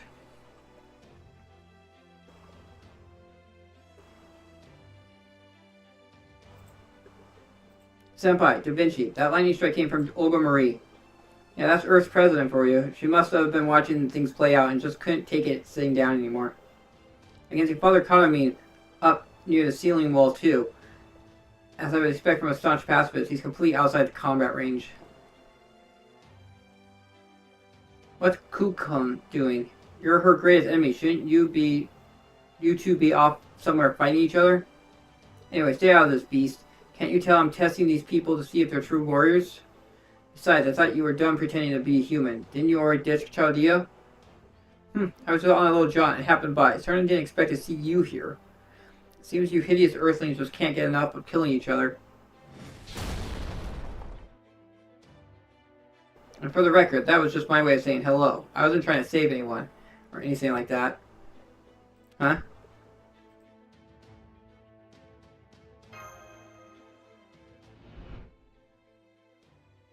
I see. Well, I'm glad to hear you two are still good friends, Chirp. That said, the heart can be fickle. Even the smallest thing can grow into an impassable rift. So if you need to ask something, then ask it. If you need to apologize, do it. Once you've grown distant, nothing you'll say will ever bridge that gap. Every encounter in this life is precious. When you get an opportunity to talk, you can't be afraid to take it. Chirp.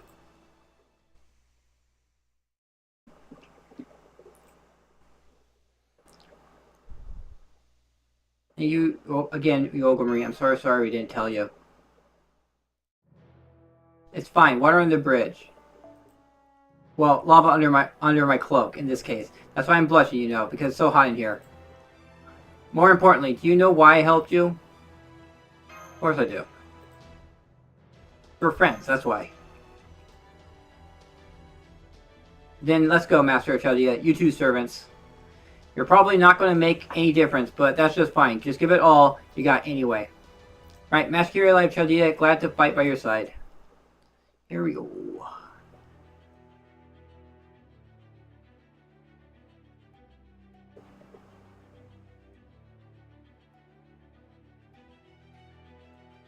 Oh, that sounds kind of fun.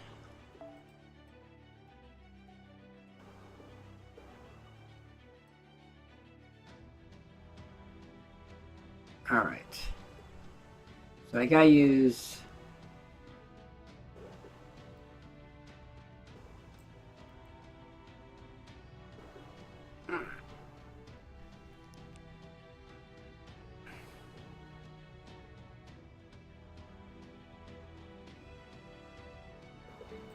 We'll do the lineup. Put her back here, put Kulkin back here. I wonder, is there anyone else? Does she buff other people's? Increase attack against sea stars. Increase buster effectiveness. Apply special yourself. Increase MP gauge. Increase. Okay. Who? Is there anyone else who's like a buster buffer? Oh yeah, there's a waiver.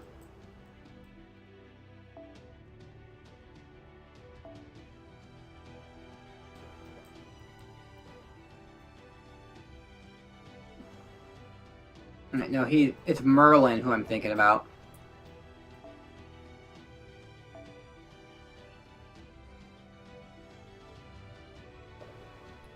Max HP and critical strength for one ally. Alright. Let's see. Not Foreigner, Avengers.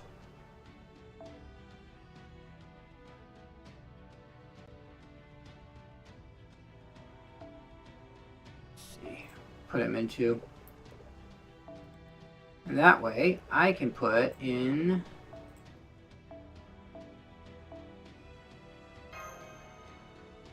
that, and hopefully that'll work out. Oh, I need cat mash. I forgot about that.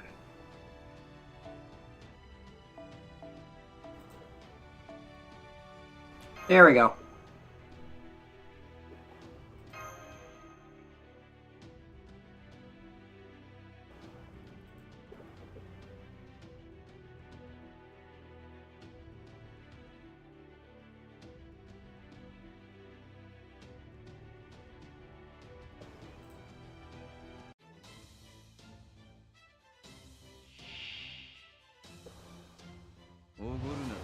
騙すな。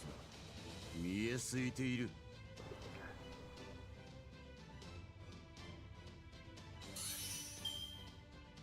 おごるな。騙す。見えすいている。この辺りいじった方がいいんじゃないか。え、そのように。失礼。こちらの話です。Oh, there's no actual... I think. Yeah, those are both arts. That's not going to help at all.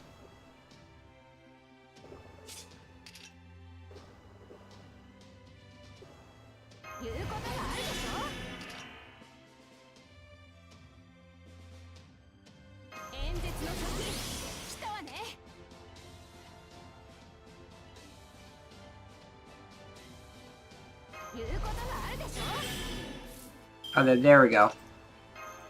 イノベーション始めます。君の道行きを信じよう。さあ、行きなさい。 She only has one Buster card, though. あのあたりね、ちゃんと指導し、あのあたりね。じゃあ。ははははは。演説中よ、静かになさい。1兆分の1になる。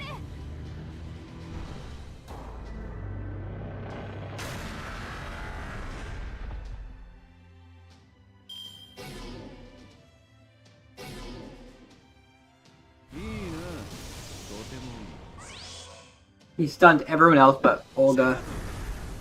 That's gonna possibly suck.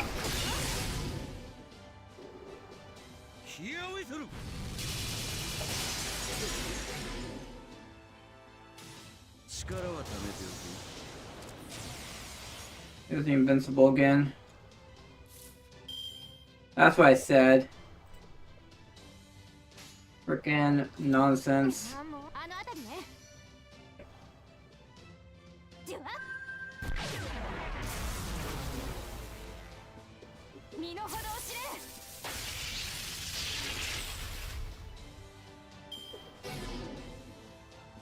Now she's stunned.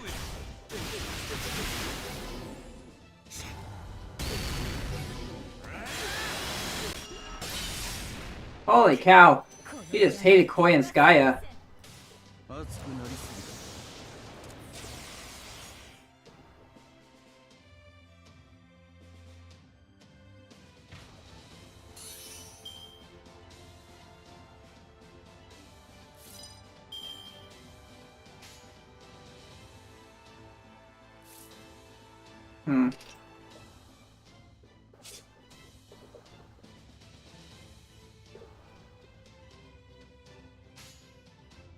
What was the deal?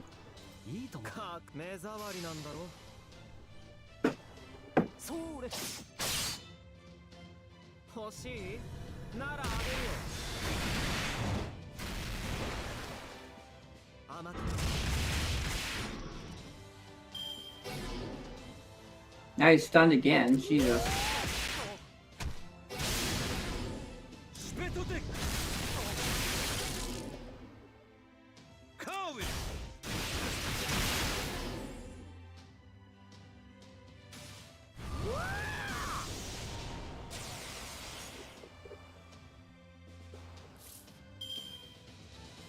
Great. That's what I wanted. Think. There we go.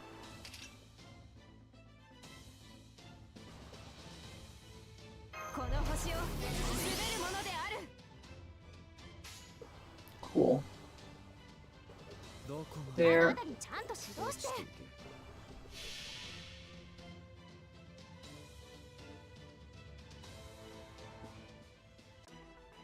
俺から言うべきことはもうない。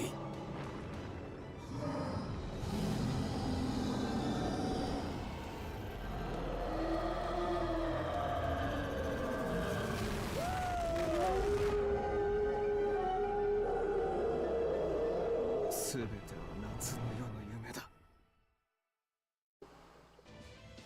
He's already invincible, so. Oh no, that removed his sleep though.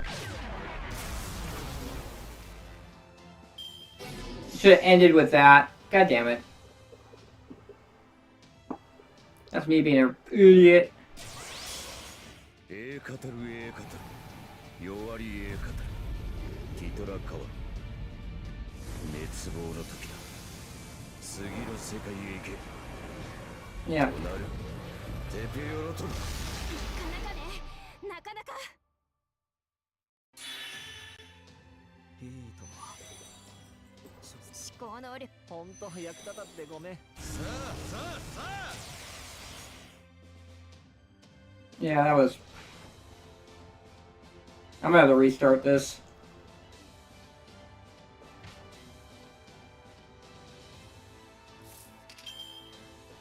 But I just realized too that Eris doesn't have her ignore invincibility on her thing. But what I might do is put... just run my... what I was running before. And then pray that I'm not having to deal with, nonsense. I don't have to deal too badly with,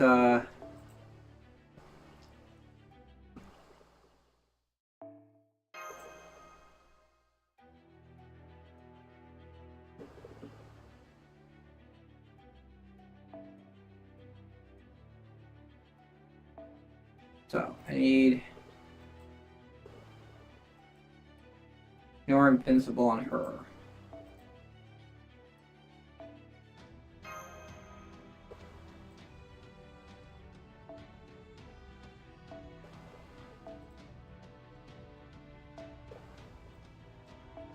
Her.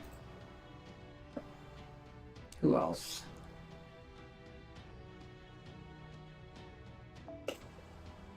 Could do her, or I could do him.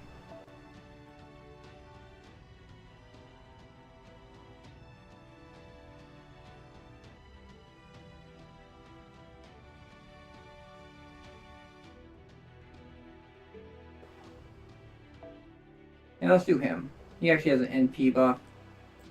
Switch that around.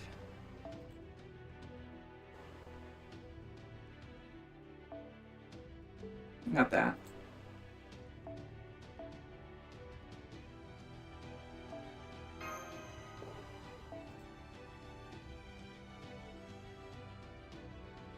Need someone with another ignore invincible.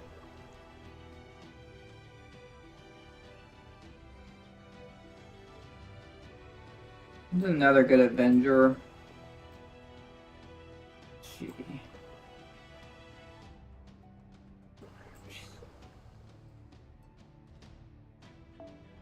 Do her. Or I can remove the thing off of MASH.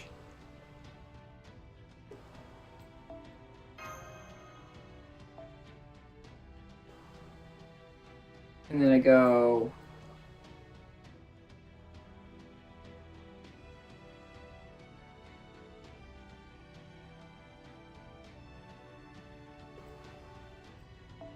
her.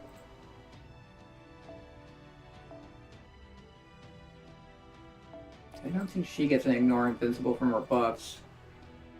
So here we go.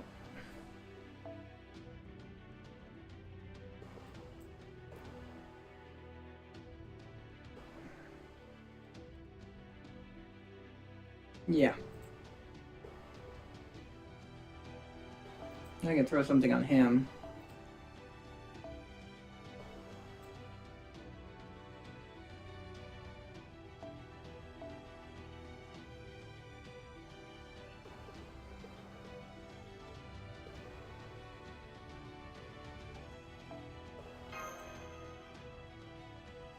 And I could actually throw something on MASH. I'll put that on MASH. Alright.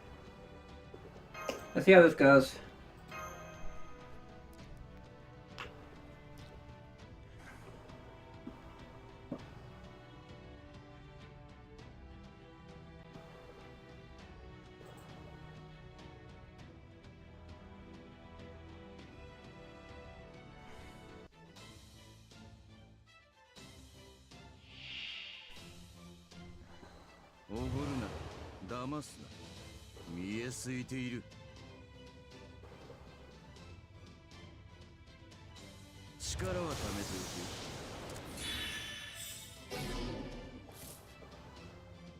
Alright.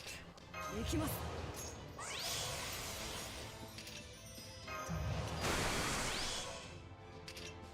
じゃあね。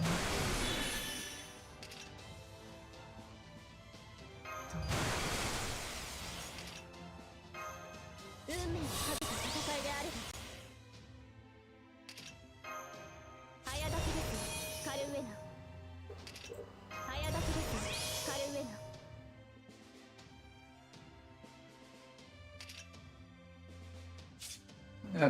It's 3 turns, so.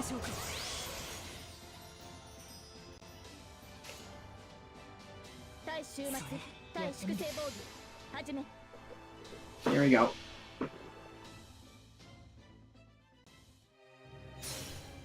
最果ての島、罪の都。最後の竜は我が胸に。いかなる滅びにも我らは屈せず。集え、円卓の守護者たち。ラウンドオブアバロン。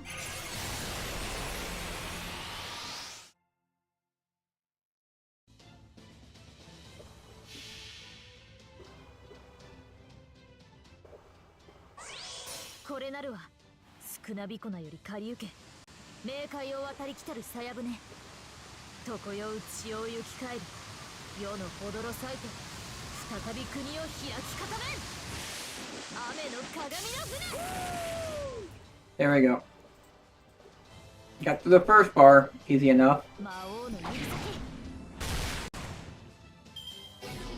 See, Prince. Oh, God. Oh, God.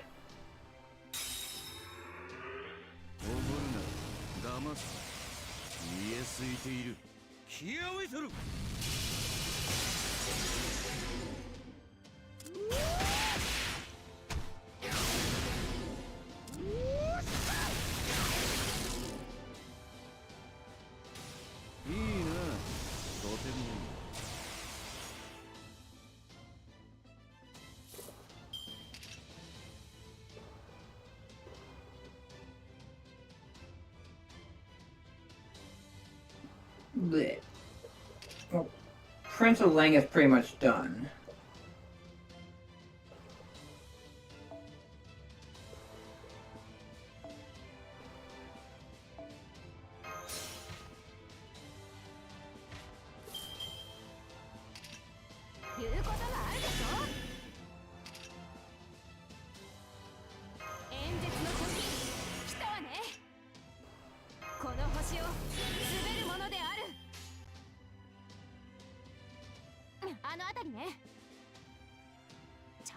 うしてあの辺りね。ああもう。ははははは。動かないで。演説中よ。静かになさい。絶対に逃がさない。 So as long as Aerith doesn't stun here, I think I should be fine. She's stunned again? What is the chances?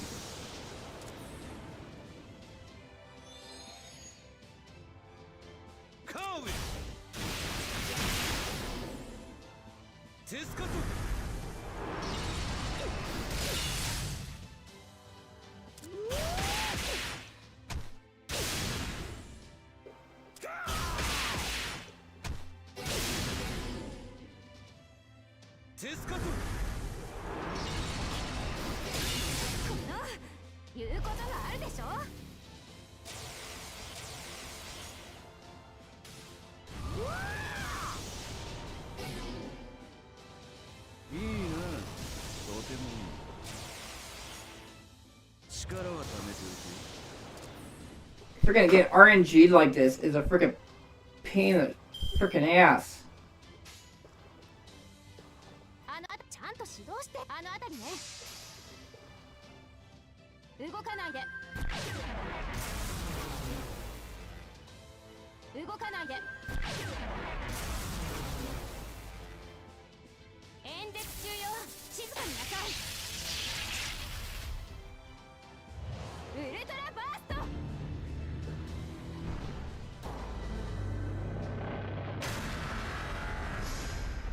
That doesn't like do anything, man.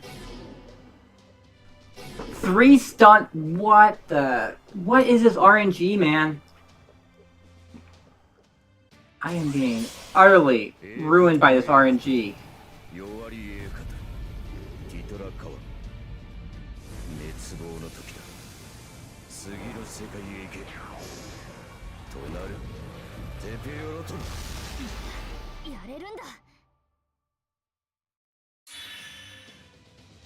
Well, Eris is still alive, but she's still stunned.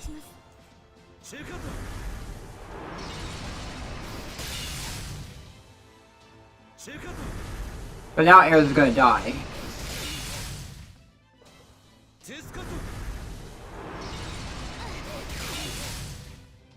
Yep.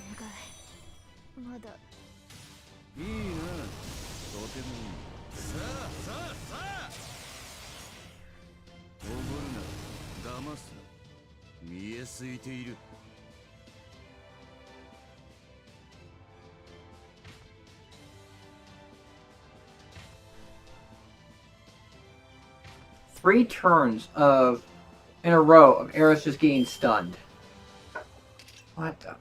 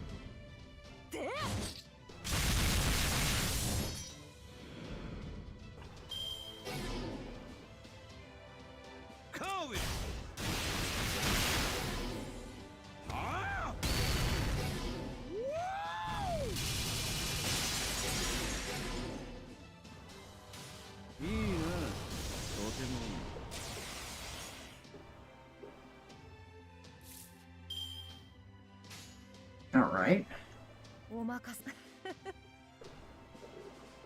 See how this goes.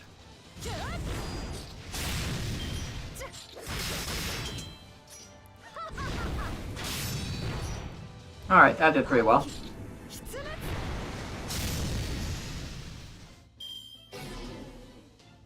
Now she's stunned, and she's stunned again.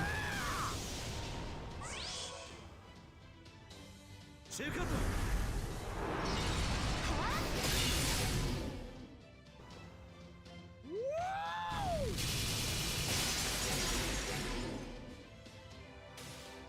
は貯めて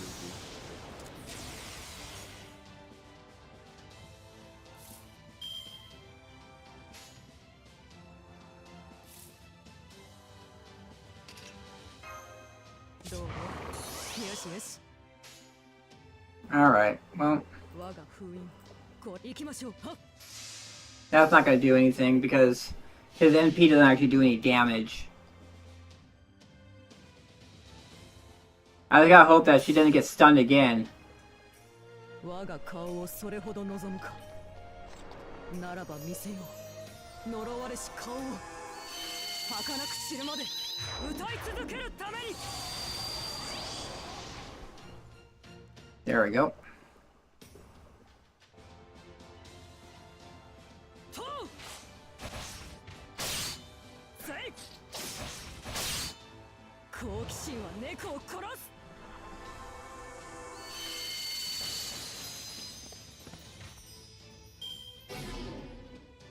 Alright.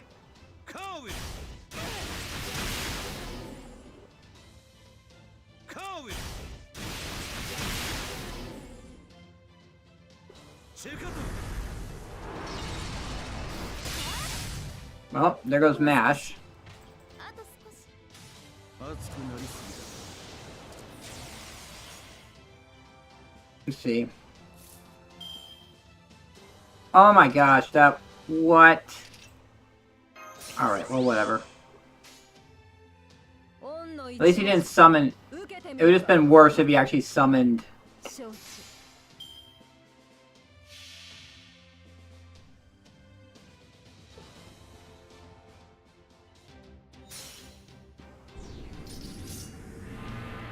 サラソージュの花の色、すなわちこの世の摂理を知るがいい。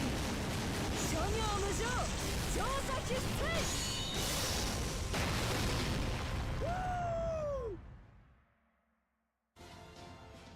Alright, got him. Oh my gosh. I didn't have to use... I wouldn't have to use the same quartz on this. 我が主、いかがでしたか。 I just... The first one was I overestimated Olga Marie.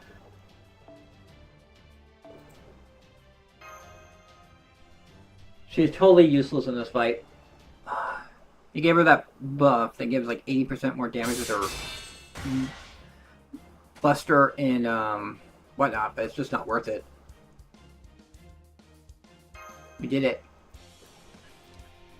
That was a great victory. Now that it was any surprise, since you had me on your side.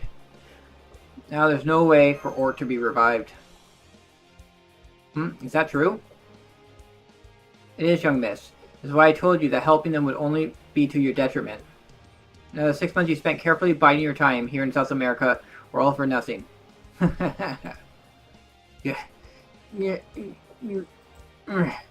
Good, Rasputin.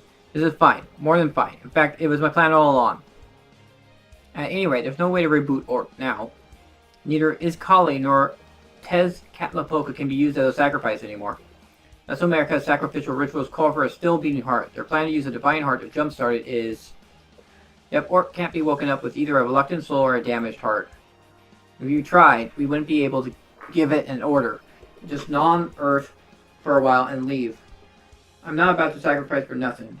I'm just going to admit defeat and bow out. Well, that's all I got. It's up to you now, David. Knock yourself out. I'll see you again in the paradise for the dead.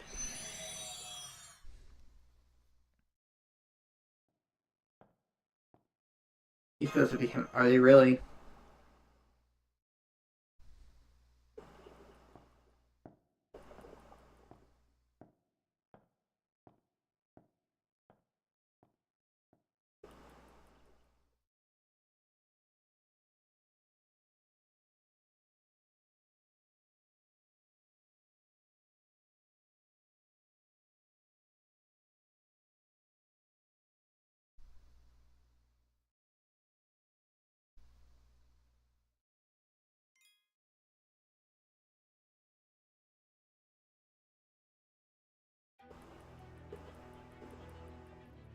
So yeah.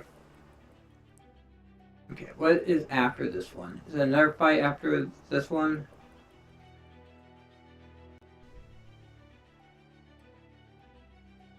Let's see.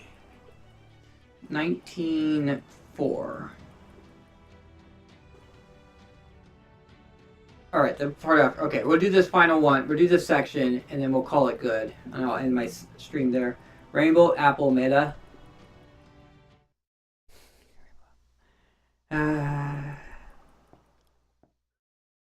Now I'm gonna take a, I'll just finish it up like a little bit later. I'll take a break, do my boring gadget stuff off stream, and maybe like at 8 a.m. start my stream again. So he defeated Tezcatlipoca. Figured he would, but actually seeing it is still a shock. And I feel bad for bragging about being more experienced than him when it came to underworld pilgrimage. Stop, not another step. I have no reason to stop. If you want me to stop, you'll have to stop me. I only just got to this island. Ort's coffin is behind you. Just 20 meters as the crow flies until this planet breathes its last. I have everything I need to activate Ort. Are you really trying to destroy Earth? You're from proper human history, too. What possible reason could you have to want to destroy your own world? A good one. It's why I infiltrated Chaldea in the first place. All that aside, you say I'm from proper human history? Do you agree with that, Inchpany? Do I look like a human from Earth to you? I don't know anything about you. I see, that's the same boring answer I've been hearing for a while now. Sorry, but I really don't have the time to waste. I barely have a minute left today. I cut Kodak's team to mincemeat. Time to do the same to you.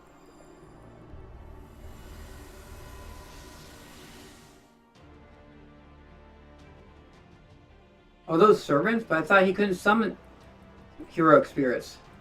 He did. Those aren't heroic spirits. They're not even life forms from this universe. They're terminals from a dark star that was blasted 14 billion light years away during the Big Bang, a place outside the whole universe. But how? Those radio sources are from 14 billion light years away. That's way too far for even light to reach this planet. How in the world is he connected to them? Still the foreign god in spite of everything, huh? I'm impressed you understood what these things behind me are. Then again, you were always smart, Olga Marie.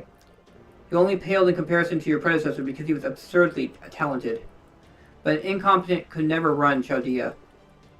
That you managed to do so at such a young age is proof of your talent.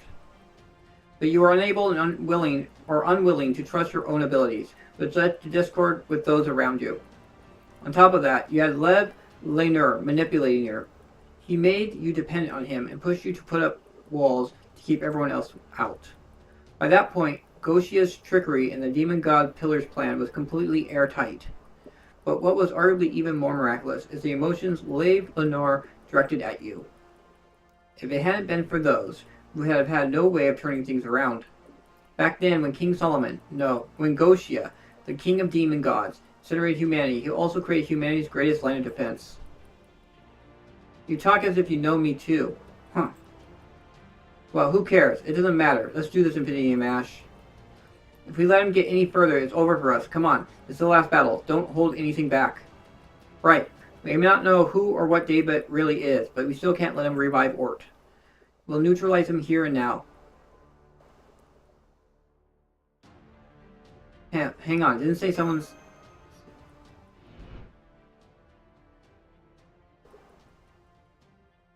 You throw him... He'll call upon it in response.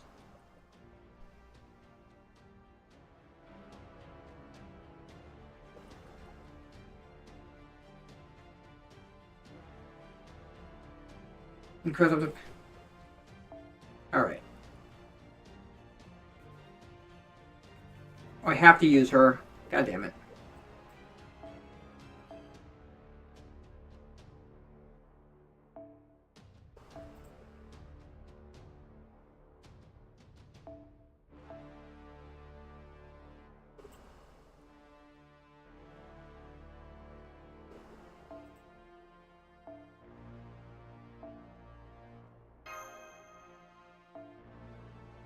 Actually, replace that with this. But I can't. Up, yeah, I know. Ah! I have to use MASH. I was gonna have frickin' Kodomine solo it, but fortunately.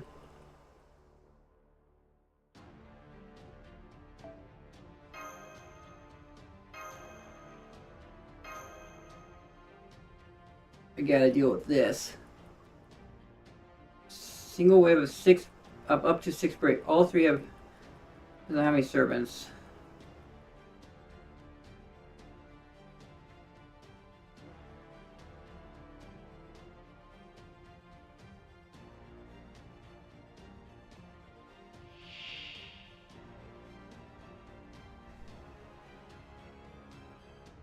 So I gotta do 3 break bars on them.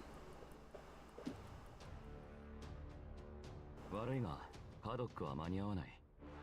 お前たちカルデアの残党も異性の神の計画もここで終わる。では行進を始めよう。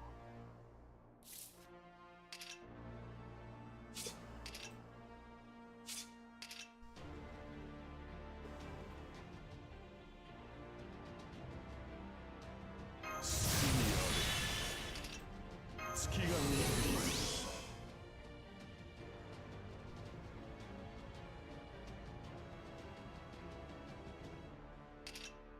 言うことがあるでしょ。演説の時来たわね。この星を滑るものである。 Oh, it's just her. Oops. オルテ Whatever. 議事の中でポーラスチ。神明東映捕獲。これは多くの道、多くの夢を過ぎた遠望の城。証明せよロードキャメロット。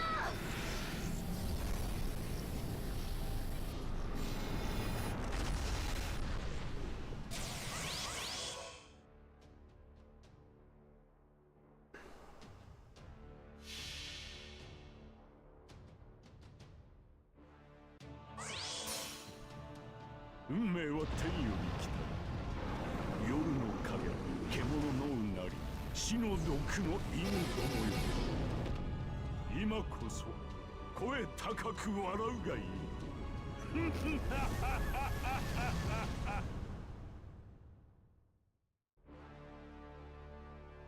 身の程を知れ。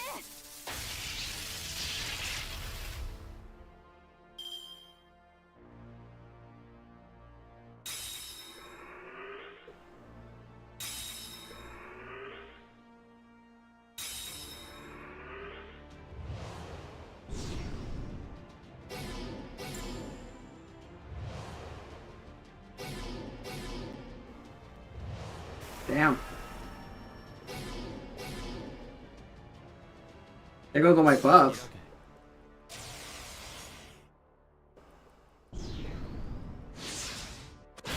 この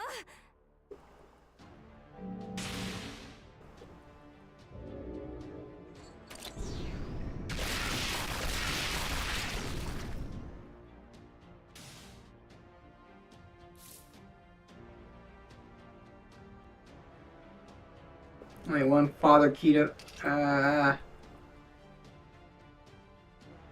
Okay, we don't have any debuffs going on right now. パラドクセーブセット。 There we go. 一歩あの辺りね。前にこれはこれは。有効レンジ入りました。じゃあ 星が大気。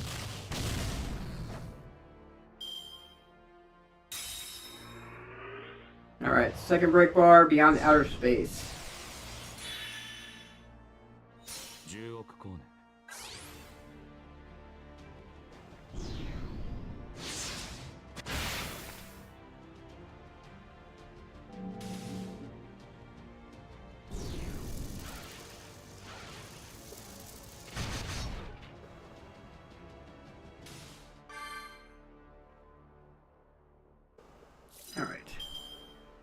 Damn it. No, you, Olga Marie.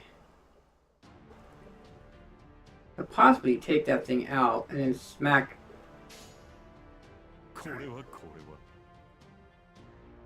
Was real quick, I gotta see what that new buff it has on it is. Gains resistance to all attacks for 3 turns. Look like anyone has a debuff on them right now. これは 了解。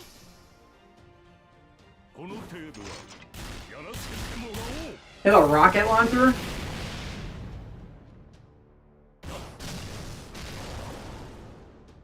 Boost, strike. 30億光年。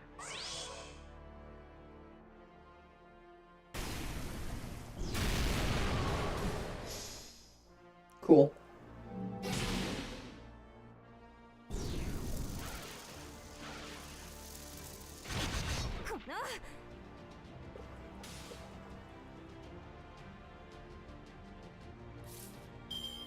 Alright, well, let's see how this goes.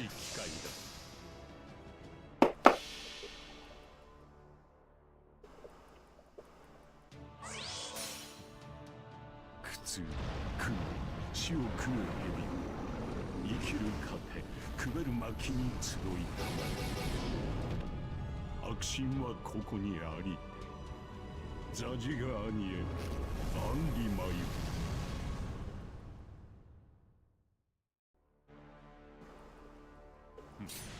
セーフ。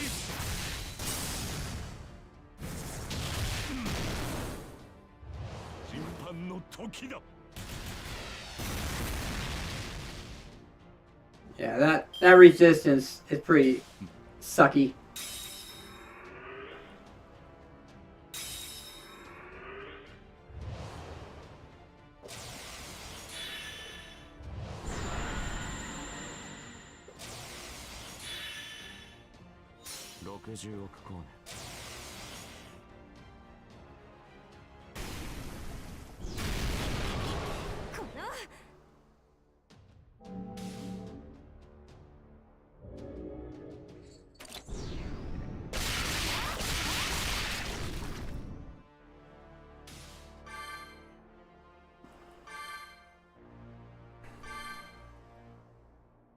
Alright, is Yoga Marie stuff up yet?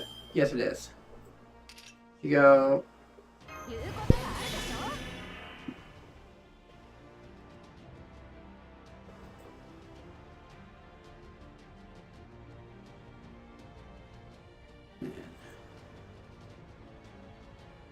ょ。 1 second, just gonna report the scammer.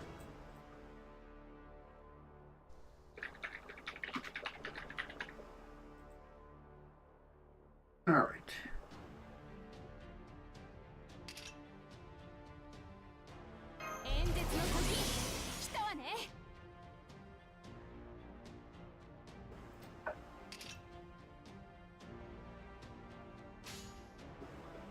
Here you go. You.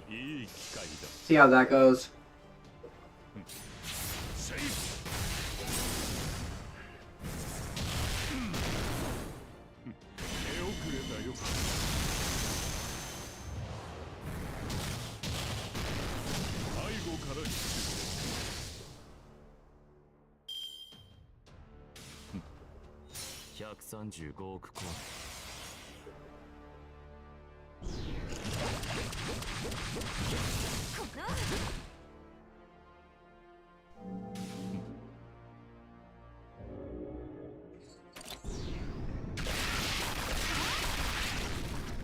Alright, that's fine.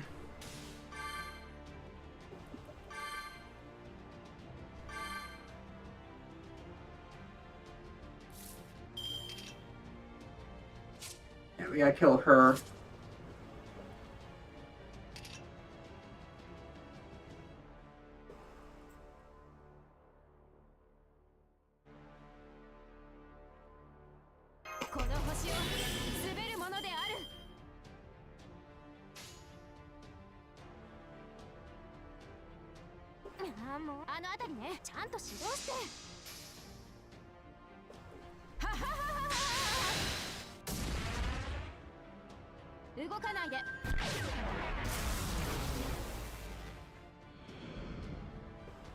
てるわ。当たって。ウルトラバースト。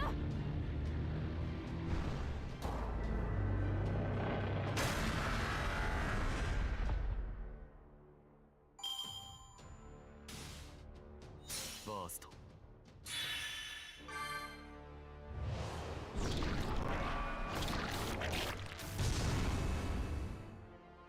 演説中断。これだか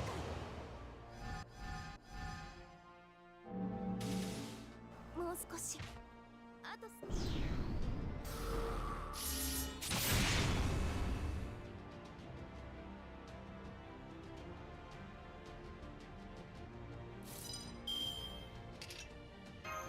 説法は嫌いかな。 Alright. これはよろしい。いい機会だ。これいい機会だ。セイフ。そこか。打ち込む。よ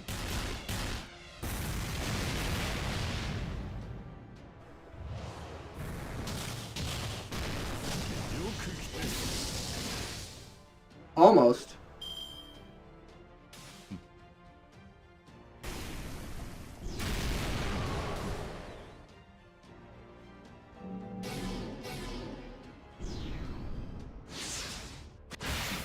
Oh wow. 戦い Nope. が敗れる時も Damn it.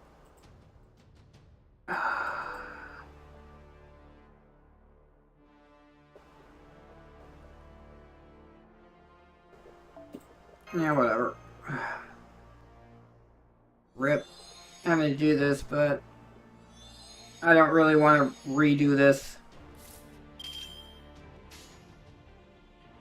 誰であれ見てかよろしい。戦う心があるのなら。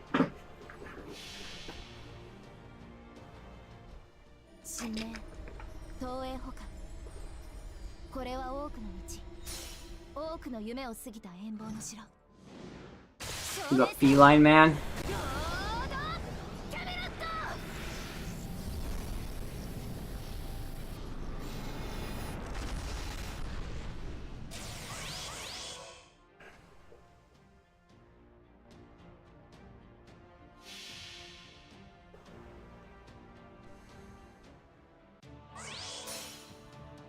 運命は天より来た。夜の影、獣のうなり、死の毒の犬どもよ。今こそ声高く笑うがいい。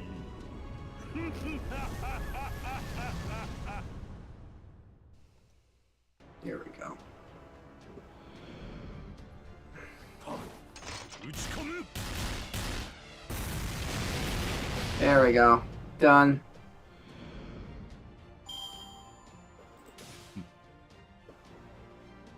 悔い改めよ。福音は裁きの後に与えられよう。 Alright, so we just do the story node that's coming up next. And then we, end my stream at that point.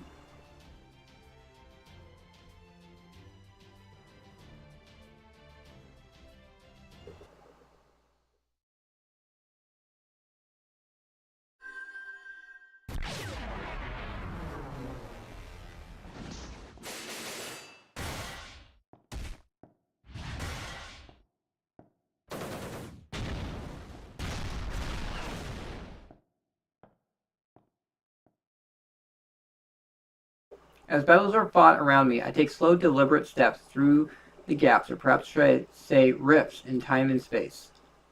I weave my way through the seams between minds. I can see the answer before me. The nearby scenery stretches out like overcooked taffy. My mind turns back to the series of events that brought me to this decision.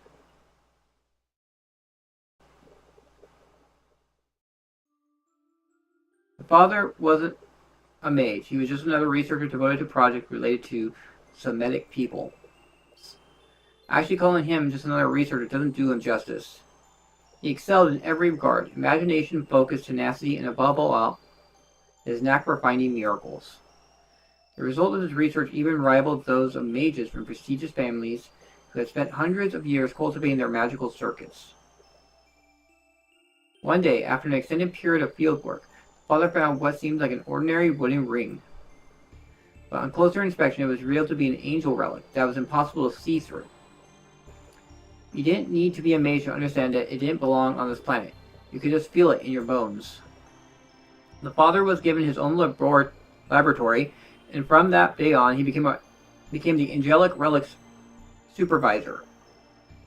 The relic remained inscrutable despite countless attempts to analyze it, and no matter what was done to it, it didn't change in any way. In the 20 years since the creation of the laboratory, the father was blessed with a son, now aged 10. On that day, the father invited his son to his lab. This was not a moment of carelessness. Rather, he had determined the relic was a gift from the gods and that it would never change anything. It was then the light poured from the relic.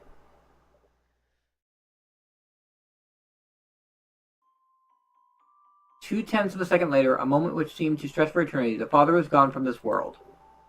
His name, his accomplishments, the memories people had of him, they all vanished from every record in the world. It was as though he had never existed at all. The only proof that someone had once been there was the human-shaped shadow burned into the floor. Dad? The boy clearly saw what had happened. He knew that the shadow burned into his floor used to be his father. That his father was no longer alive, that he himself was unhurt, and... Huh? Because he had been present as well, he also disappeared from the world, just like his father. In science fiction stories, there are typically two types of transporters. The first send people to various destinations by linking different points in space. The second deconstructs people at the atomic level and reconstructs them at their destination. The latter is currently believed to be more realistic, though it comes with grave moral, ethical, and philosophical concerns. To deconstruct a person at an atomic level is to effectively kill them. Even were someone identical to them in every way to appear at the intended destination, the question remains whether they would be the same being they were prior to that process. The boy loved movies, so he quickly realized what had happened. He knew that the thing staining the floor was his real self, and that the one thinking these very thoughts was something entirely different.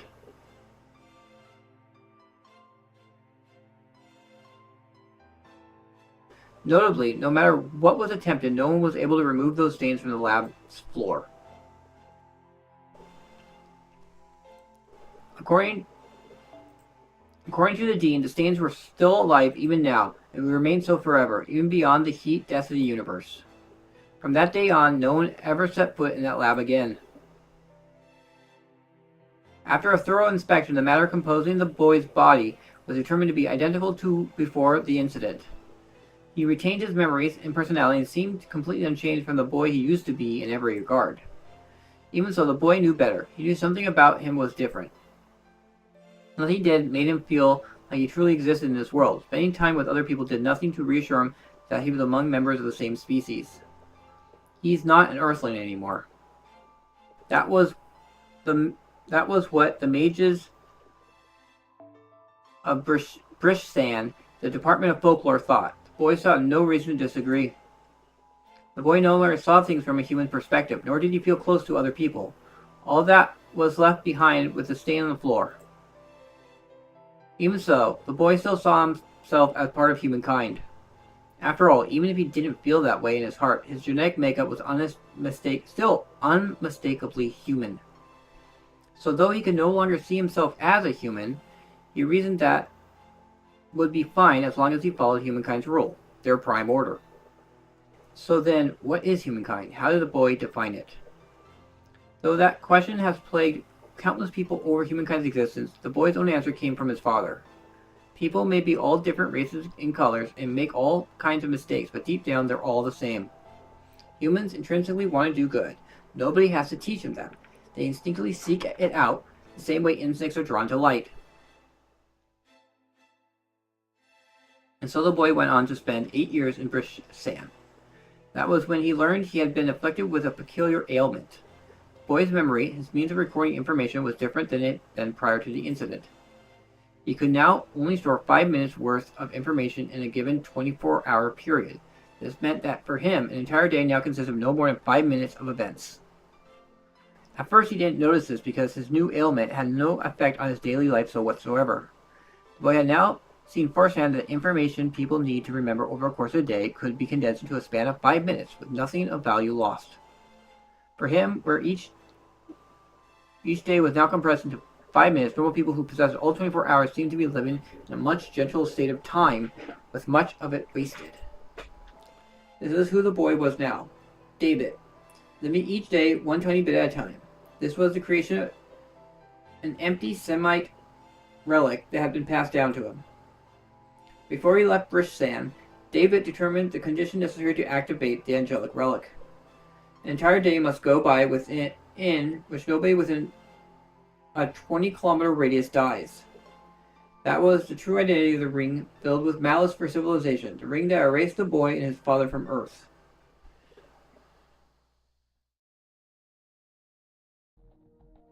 I'm glad you decided to come. Welcome to Chaldea, David. I heard Chaldea was studying something fascinating, something that concerns my career as well. So you need a way to precisely observe the universe, one that doesn't currently exist in modern technology. That's right, or at least the appearance of one. Ideally, I'd like it to be as elaborate as possible. I don't need it to be able to observe anything outside the universe. A 13.8 billion light-year range will do. Your opinions here will be incredibly informative. I hope you'll agree to help us in preserving humanity. Preserving humanity, so verifying, or determining the future. That's good. That's definitely a good order. But what exactly does it involve? Oh, so you can already see that much. Alright then. I guess I can tell you. But please don't tell your other teammates, okay? So that's my objective. If you have any concerns, please speak your mind. None for the moment, but it does seem like the odds of this succeeding are extremely slim. The chances of the mages at the heart of this plan surviving are especially low. Too low. Any who learn the truth are bound to try to kill them. That includes the world's own counterforce. None aside from Rodim and I would survive. That's why I'm keeping it a secret from everyone. The Mage Association, your teammates at Talgia, the whole world. When it comes time to restore humanity in the inevitable singularities, the mage of the Team A will not be masters, but cryptors. I hope you'll keep that in mind. That was when the boy decided on his own order, to stop Chaldea's plan, if it meant destroying the planet. David Semboyd very literally looks at things from a universal point of view. He is neither a pawn for the foreign god nor an agent of humanity. Humans as a species are defined by their intrinsic desire to do good. No one needs to teach them how. It doesn't matter if their efforts make anyone happy. It doesn't even matter if the drive to do so is no more complex than the instinct of a cold-blooded insect.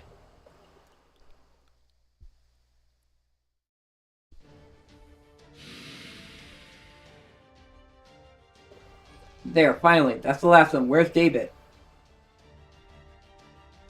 In front of the coffin. You were 2 seconds too late, Da Vinci. 1 second. All I need. Nothing more. No one can avoid my plasma.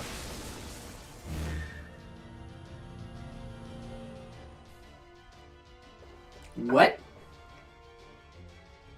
Hell, he can't possibly be tougher than a servant. There's a reason the foreign god's attack won't work on me.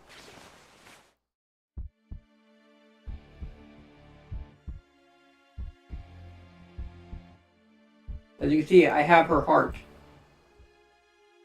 What in the world was that thing that attacked me? It looks like a human, but it definitely wasn't a human or a heroic spirit. It seemed to more like it was made of a pure condensed energy. I got so annoyed I wound up defending Chaldea's ship this time. Next time I see that thing, I'll pay it back in spades. Anyway, I better rest up for a while. I wasn't expecting to use up so much energy. I bet it. I knew this was going to happen, President. You're the cryptic servant.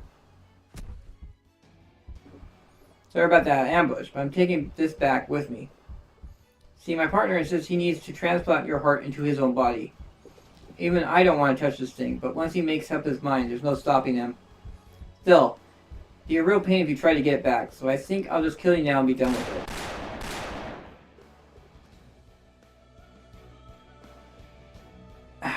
I see. No wonder I'm so weak now.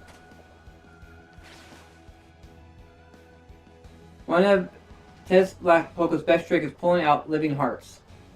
Of course, I figured the foreign god would be able to regenerate a destroyed heart. So I disguised its absence by keeping it in working condition and having it continue to send out biosignals, making everybody think it was still there. I thought that would only fool you for a couple days, but amazingly, you never did figure it out. Now I see why that is, Director Olga Marie. You decided you would rather stay weak. You thought that way you would be able to stay with Infinity and Curie Light forever. What a foolish dream. David, you're too late. You lost the moment you decided to fight me. One last thing. I'm ready to answer your first question now, Curie Light. My goal is to maintain order. I've determined that would be a good thing for humankind. When all 7 Lostbelts are excised, Mara's goal of preserving humanity will be achieved.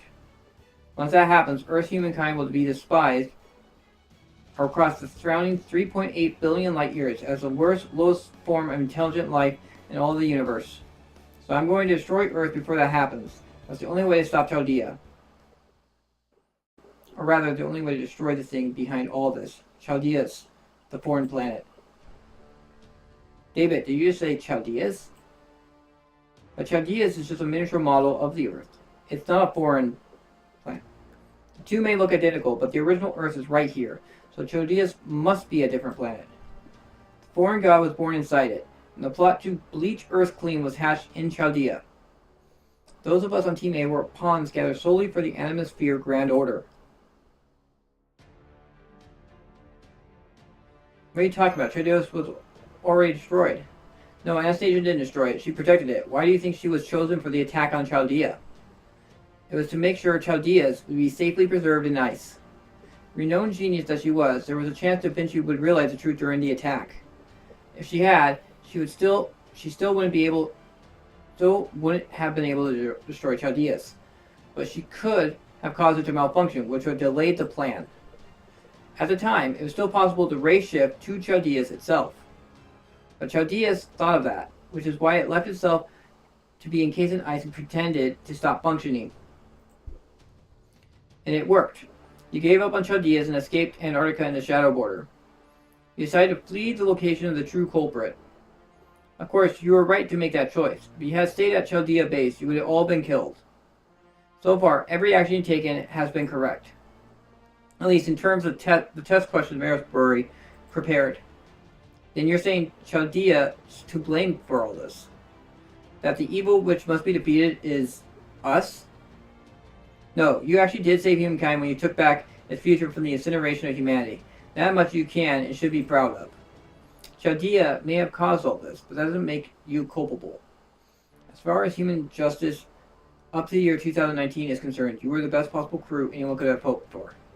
Neither I nor Wadim would ever deny that. Which is why I'll end with this.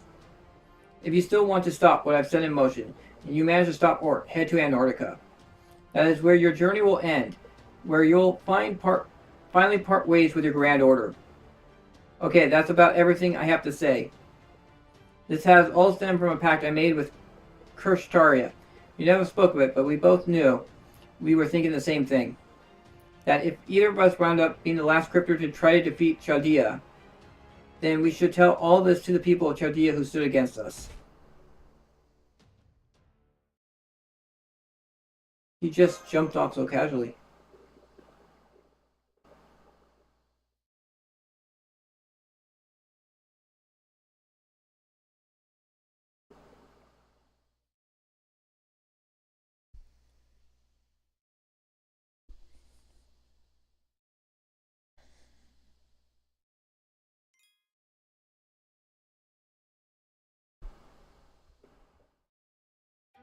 Alright.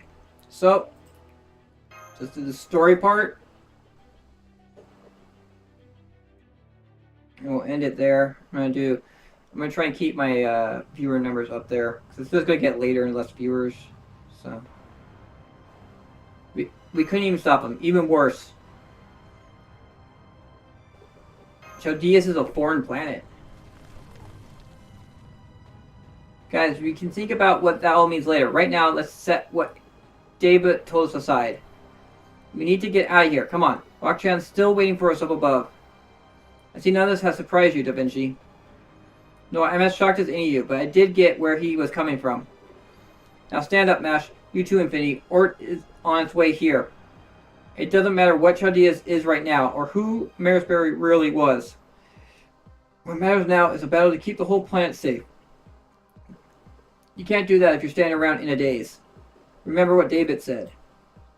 Chaldea may have caused all this, but that doesn't make you culpable. If you still want to stop what I set in motion, head to Antarctica. He said that will be the end of our journey, and I'm sure Kristaria felt the same way. Even as they've been working toward their goals, they never said ours was wrong. This isn't about good or evil, or even about obligations. It's about doing everything you can to fulfill the duties you feel you must. That's what it means to live, to fight. Now, do you want to stand around here hanging your heads? Oh wait, alright, let's try and make our way outside for now. Right, it's dangerous down here, so we should head back to safety on the ninth stratum. Senpai, you help Dr. Omri. I'll help Tenochtitlan.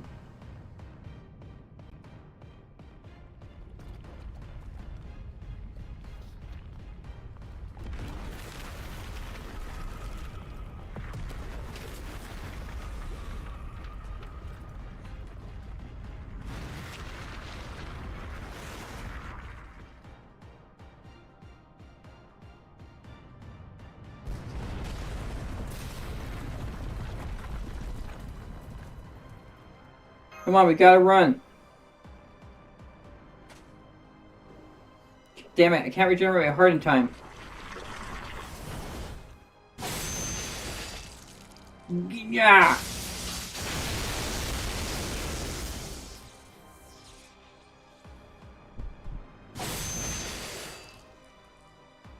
Let her go.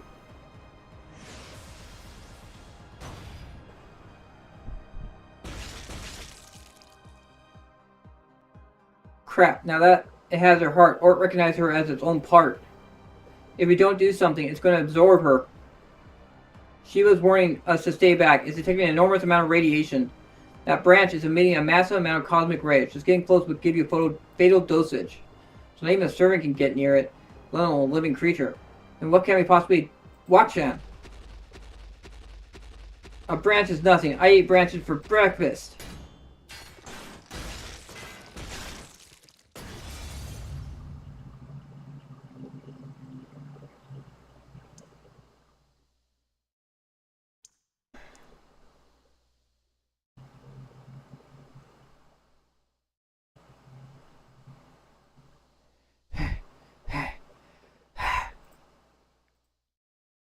Man, that was a lot worse than I thought. Uh-oh, I'm really dizzy, and everything's suddenly gone dark. Did I lose too much blood? Oh well, doesn't matter. Are you okay, Olga? I heard a nasty sound, so I hurried down here as fast as I could, and sure enough, things looked real bad, right? That's what that branch gets for messing with my bride, even if she's out of my league. Hey, what is it? Say something. Are you asleep? I guess you are. That's okay. I'm kind of sleepy myself. Also, it's really quiet around here. What? Weird. I can't really talk good. Must have got something stuck in my throat. Nothing to worry about. I'll be right as rain once I coughed it up. Before I do, I may as well say what I want to say. Came along with Infinity's group because I thought I'd get to see you again. Been worried about you ever since you left. I couldn't say what I really wanted to. Kinda makes me wish I'd become a priest like Tepu instead of a warrior now. Still, I meant everything I said at the time. I can't see anything, but your color still shines bright and beautiful as a star. I'm pretty sure that's supposed to be shines. I'm glad I met you, Olga. I couldn't have asked for a more fulfilling life.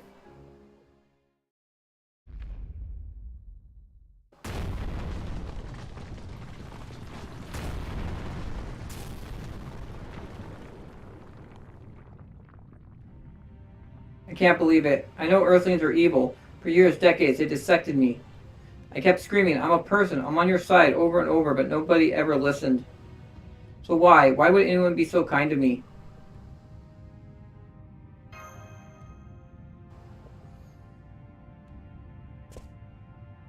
No more talk. Surely you must have learned by now, foreign god. Now that Ort has your heart, it has the upper hand. If you merge now, you'll end up so subordinate to it. The time for what ifs is over. You need to recognize that they've always been your enemies. There can be no reconciliation.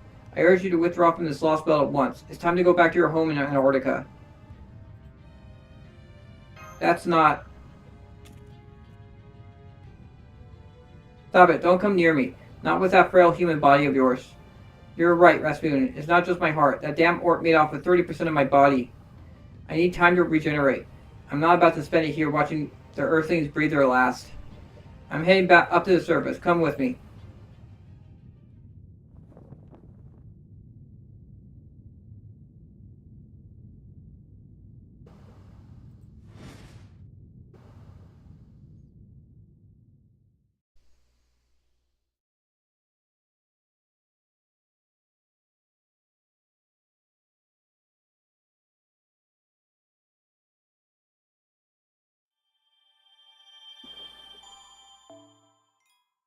Alright.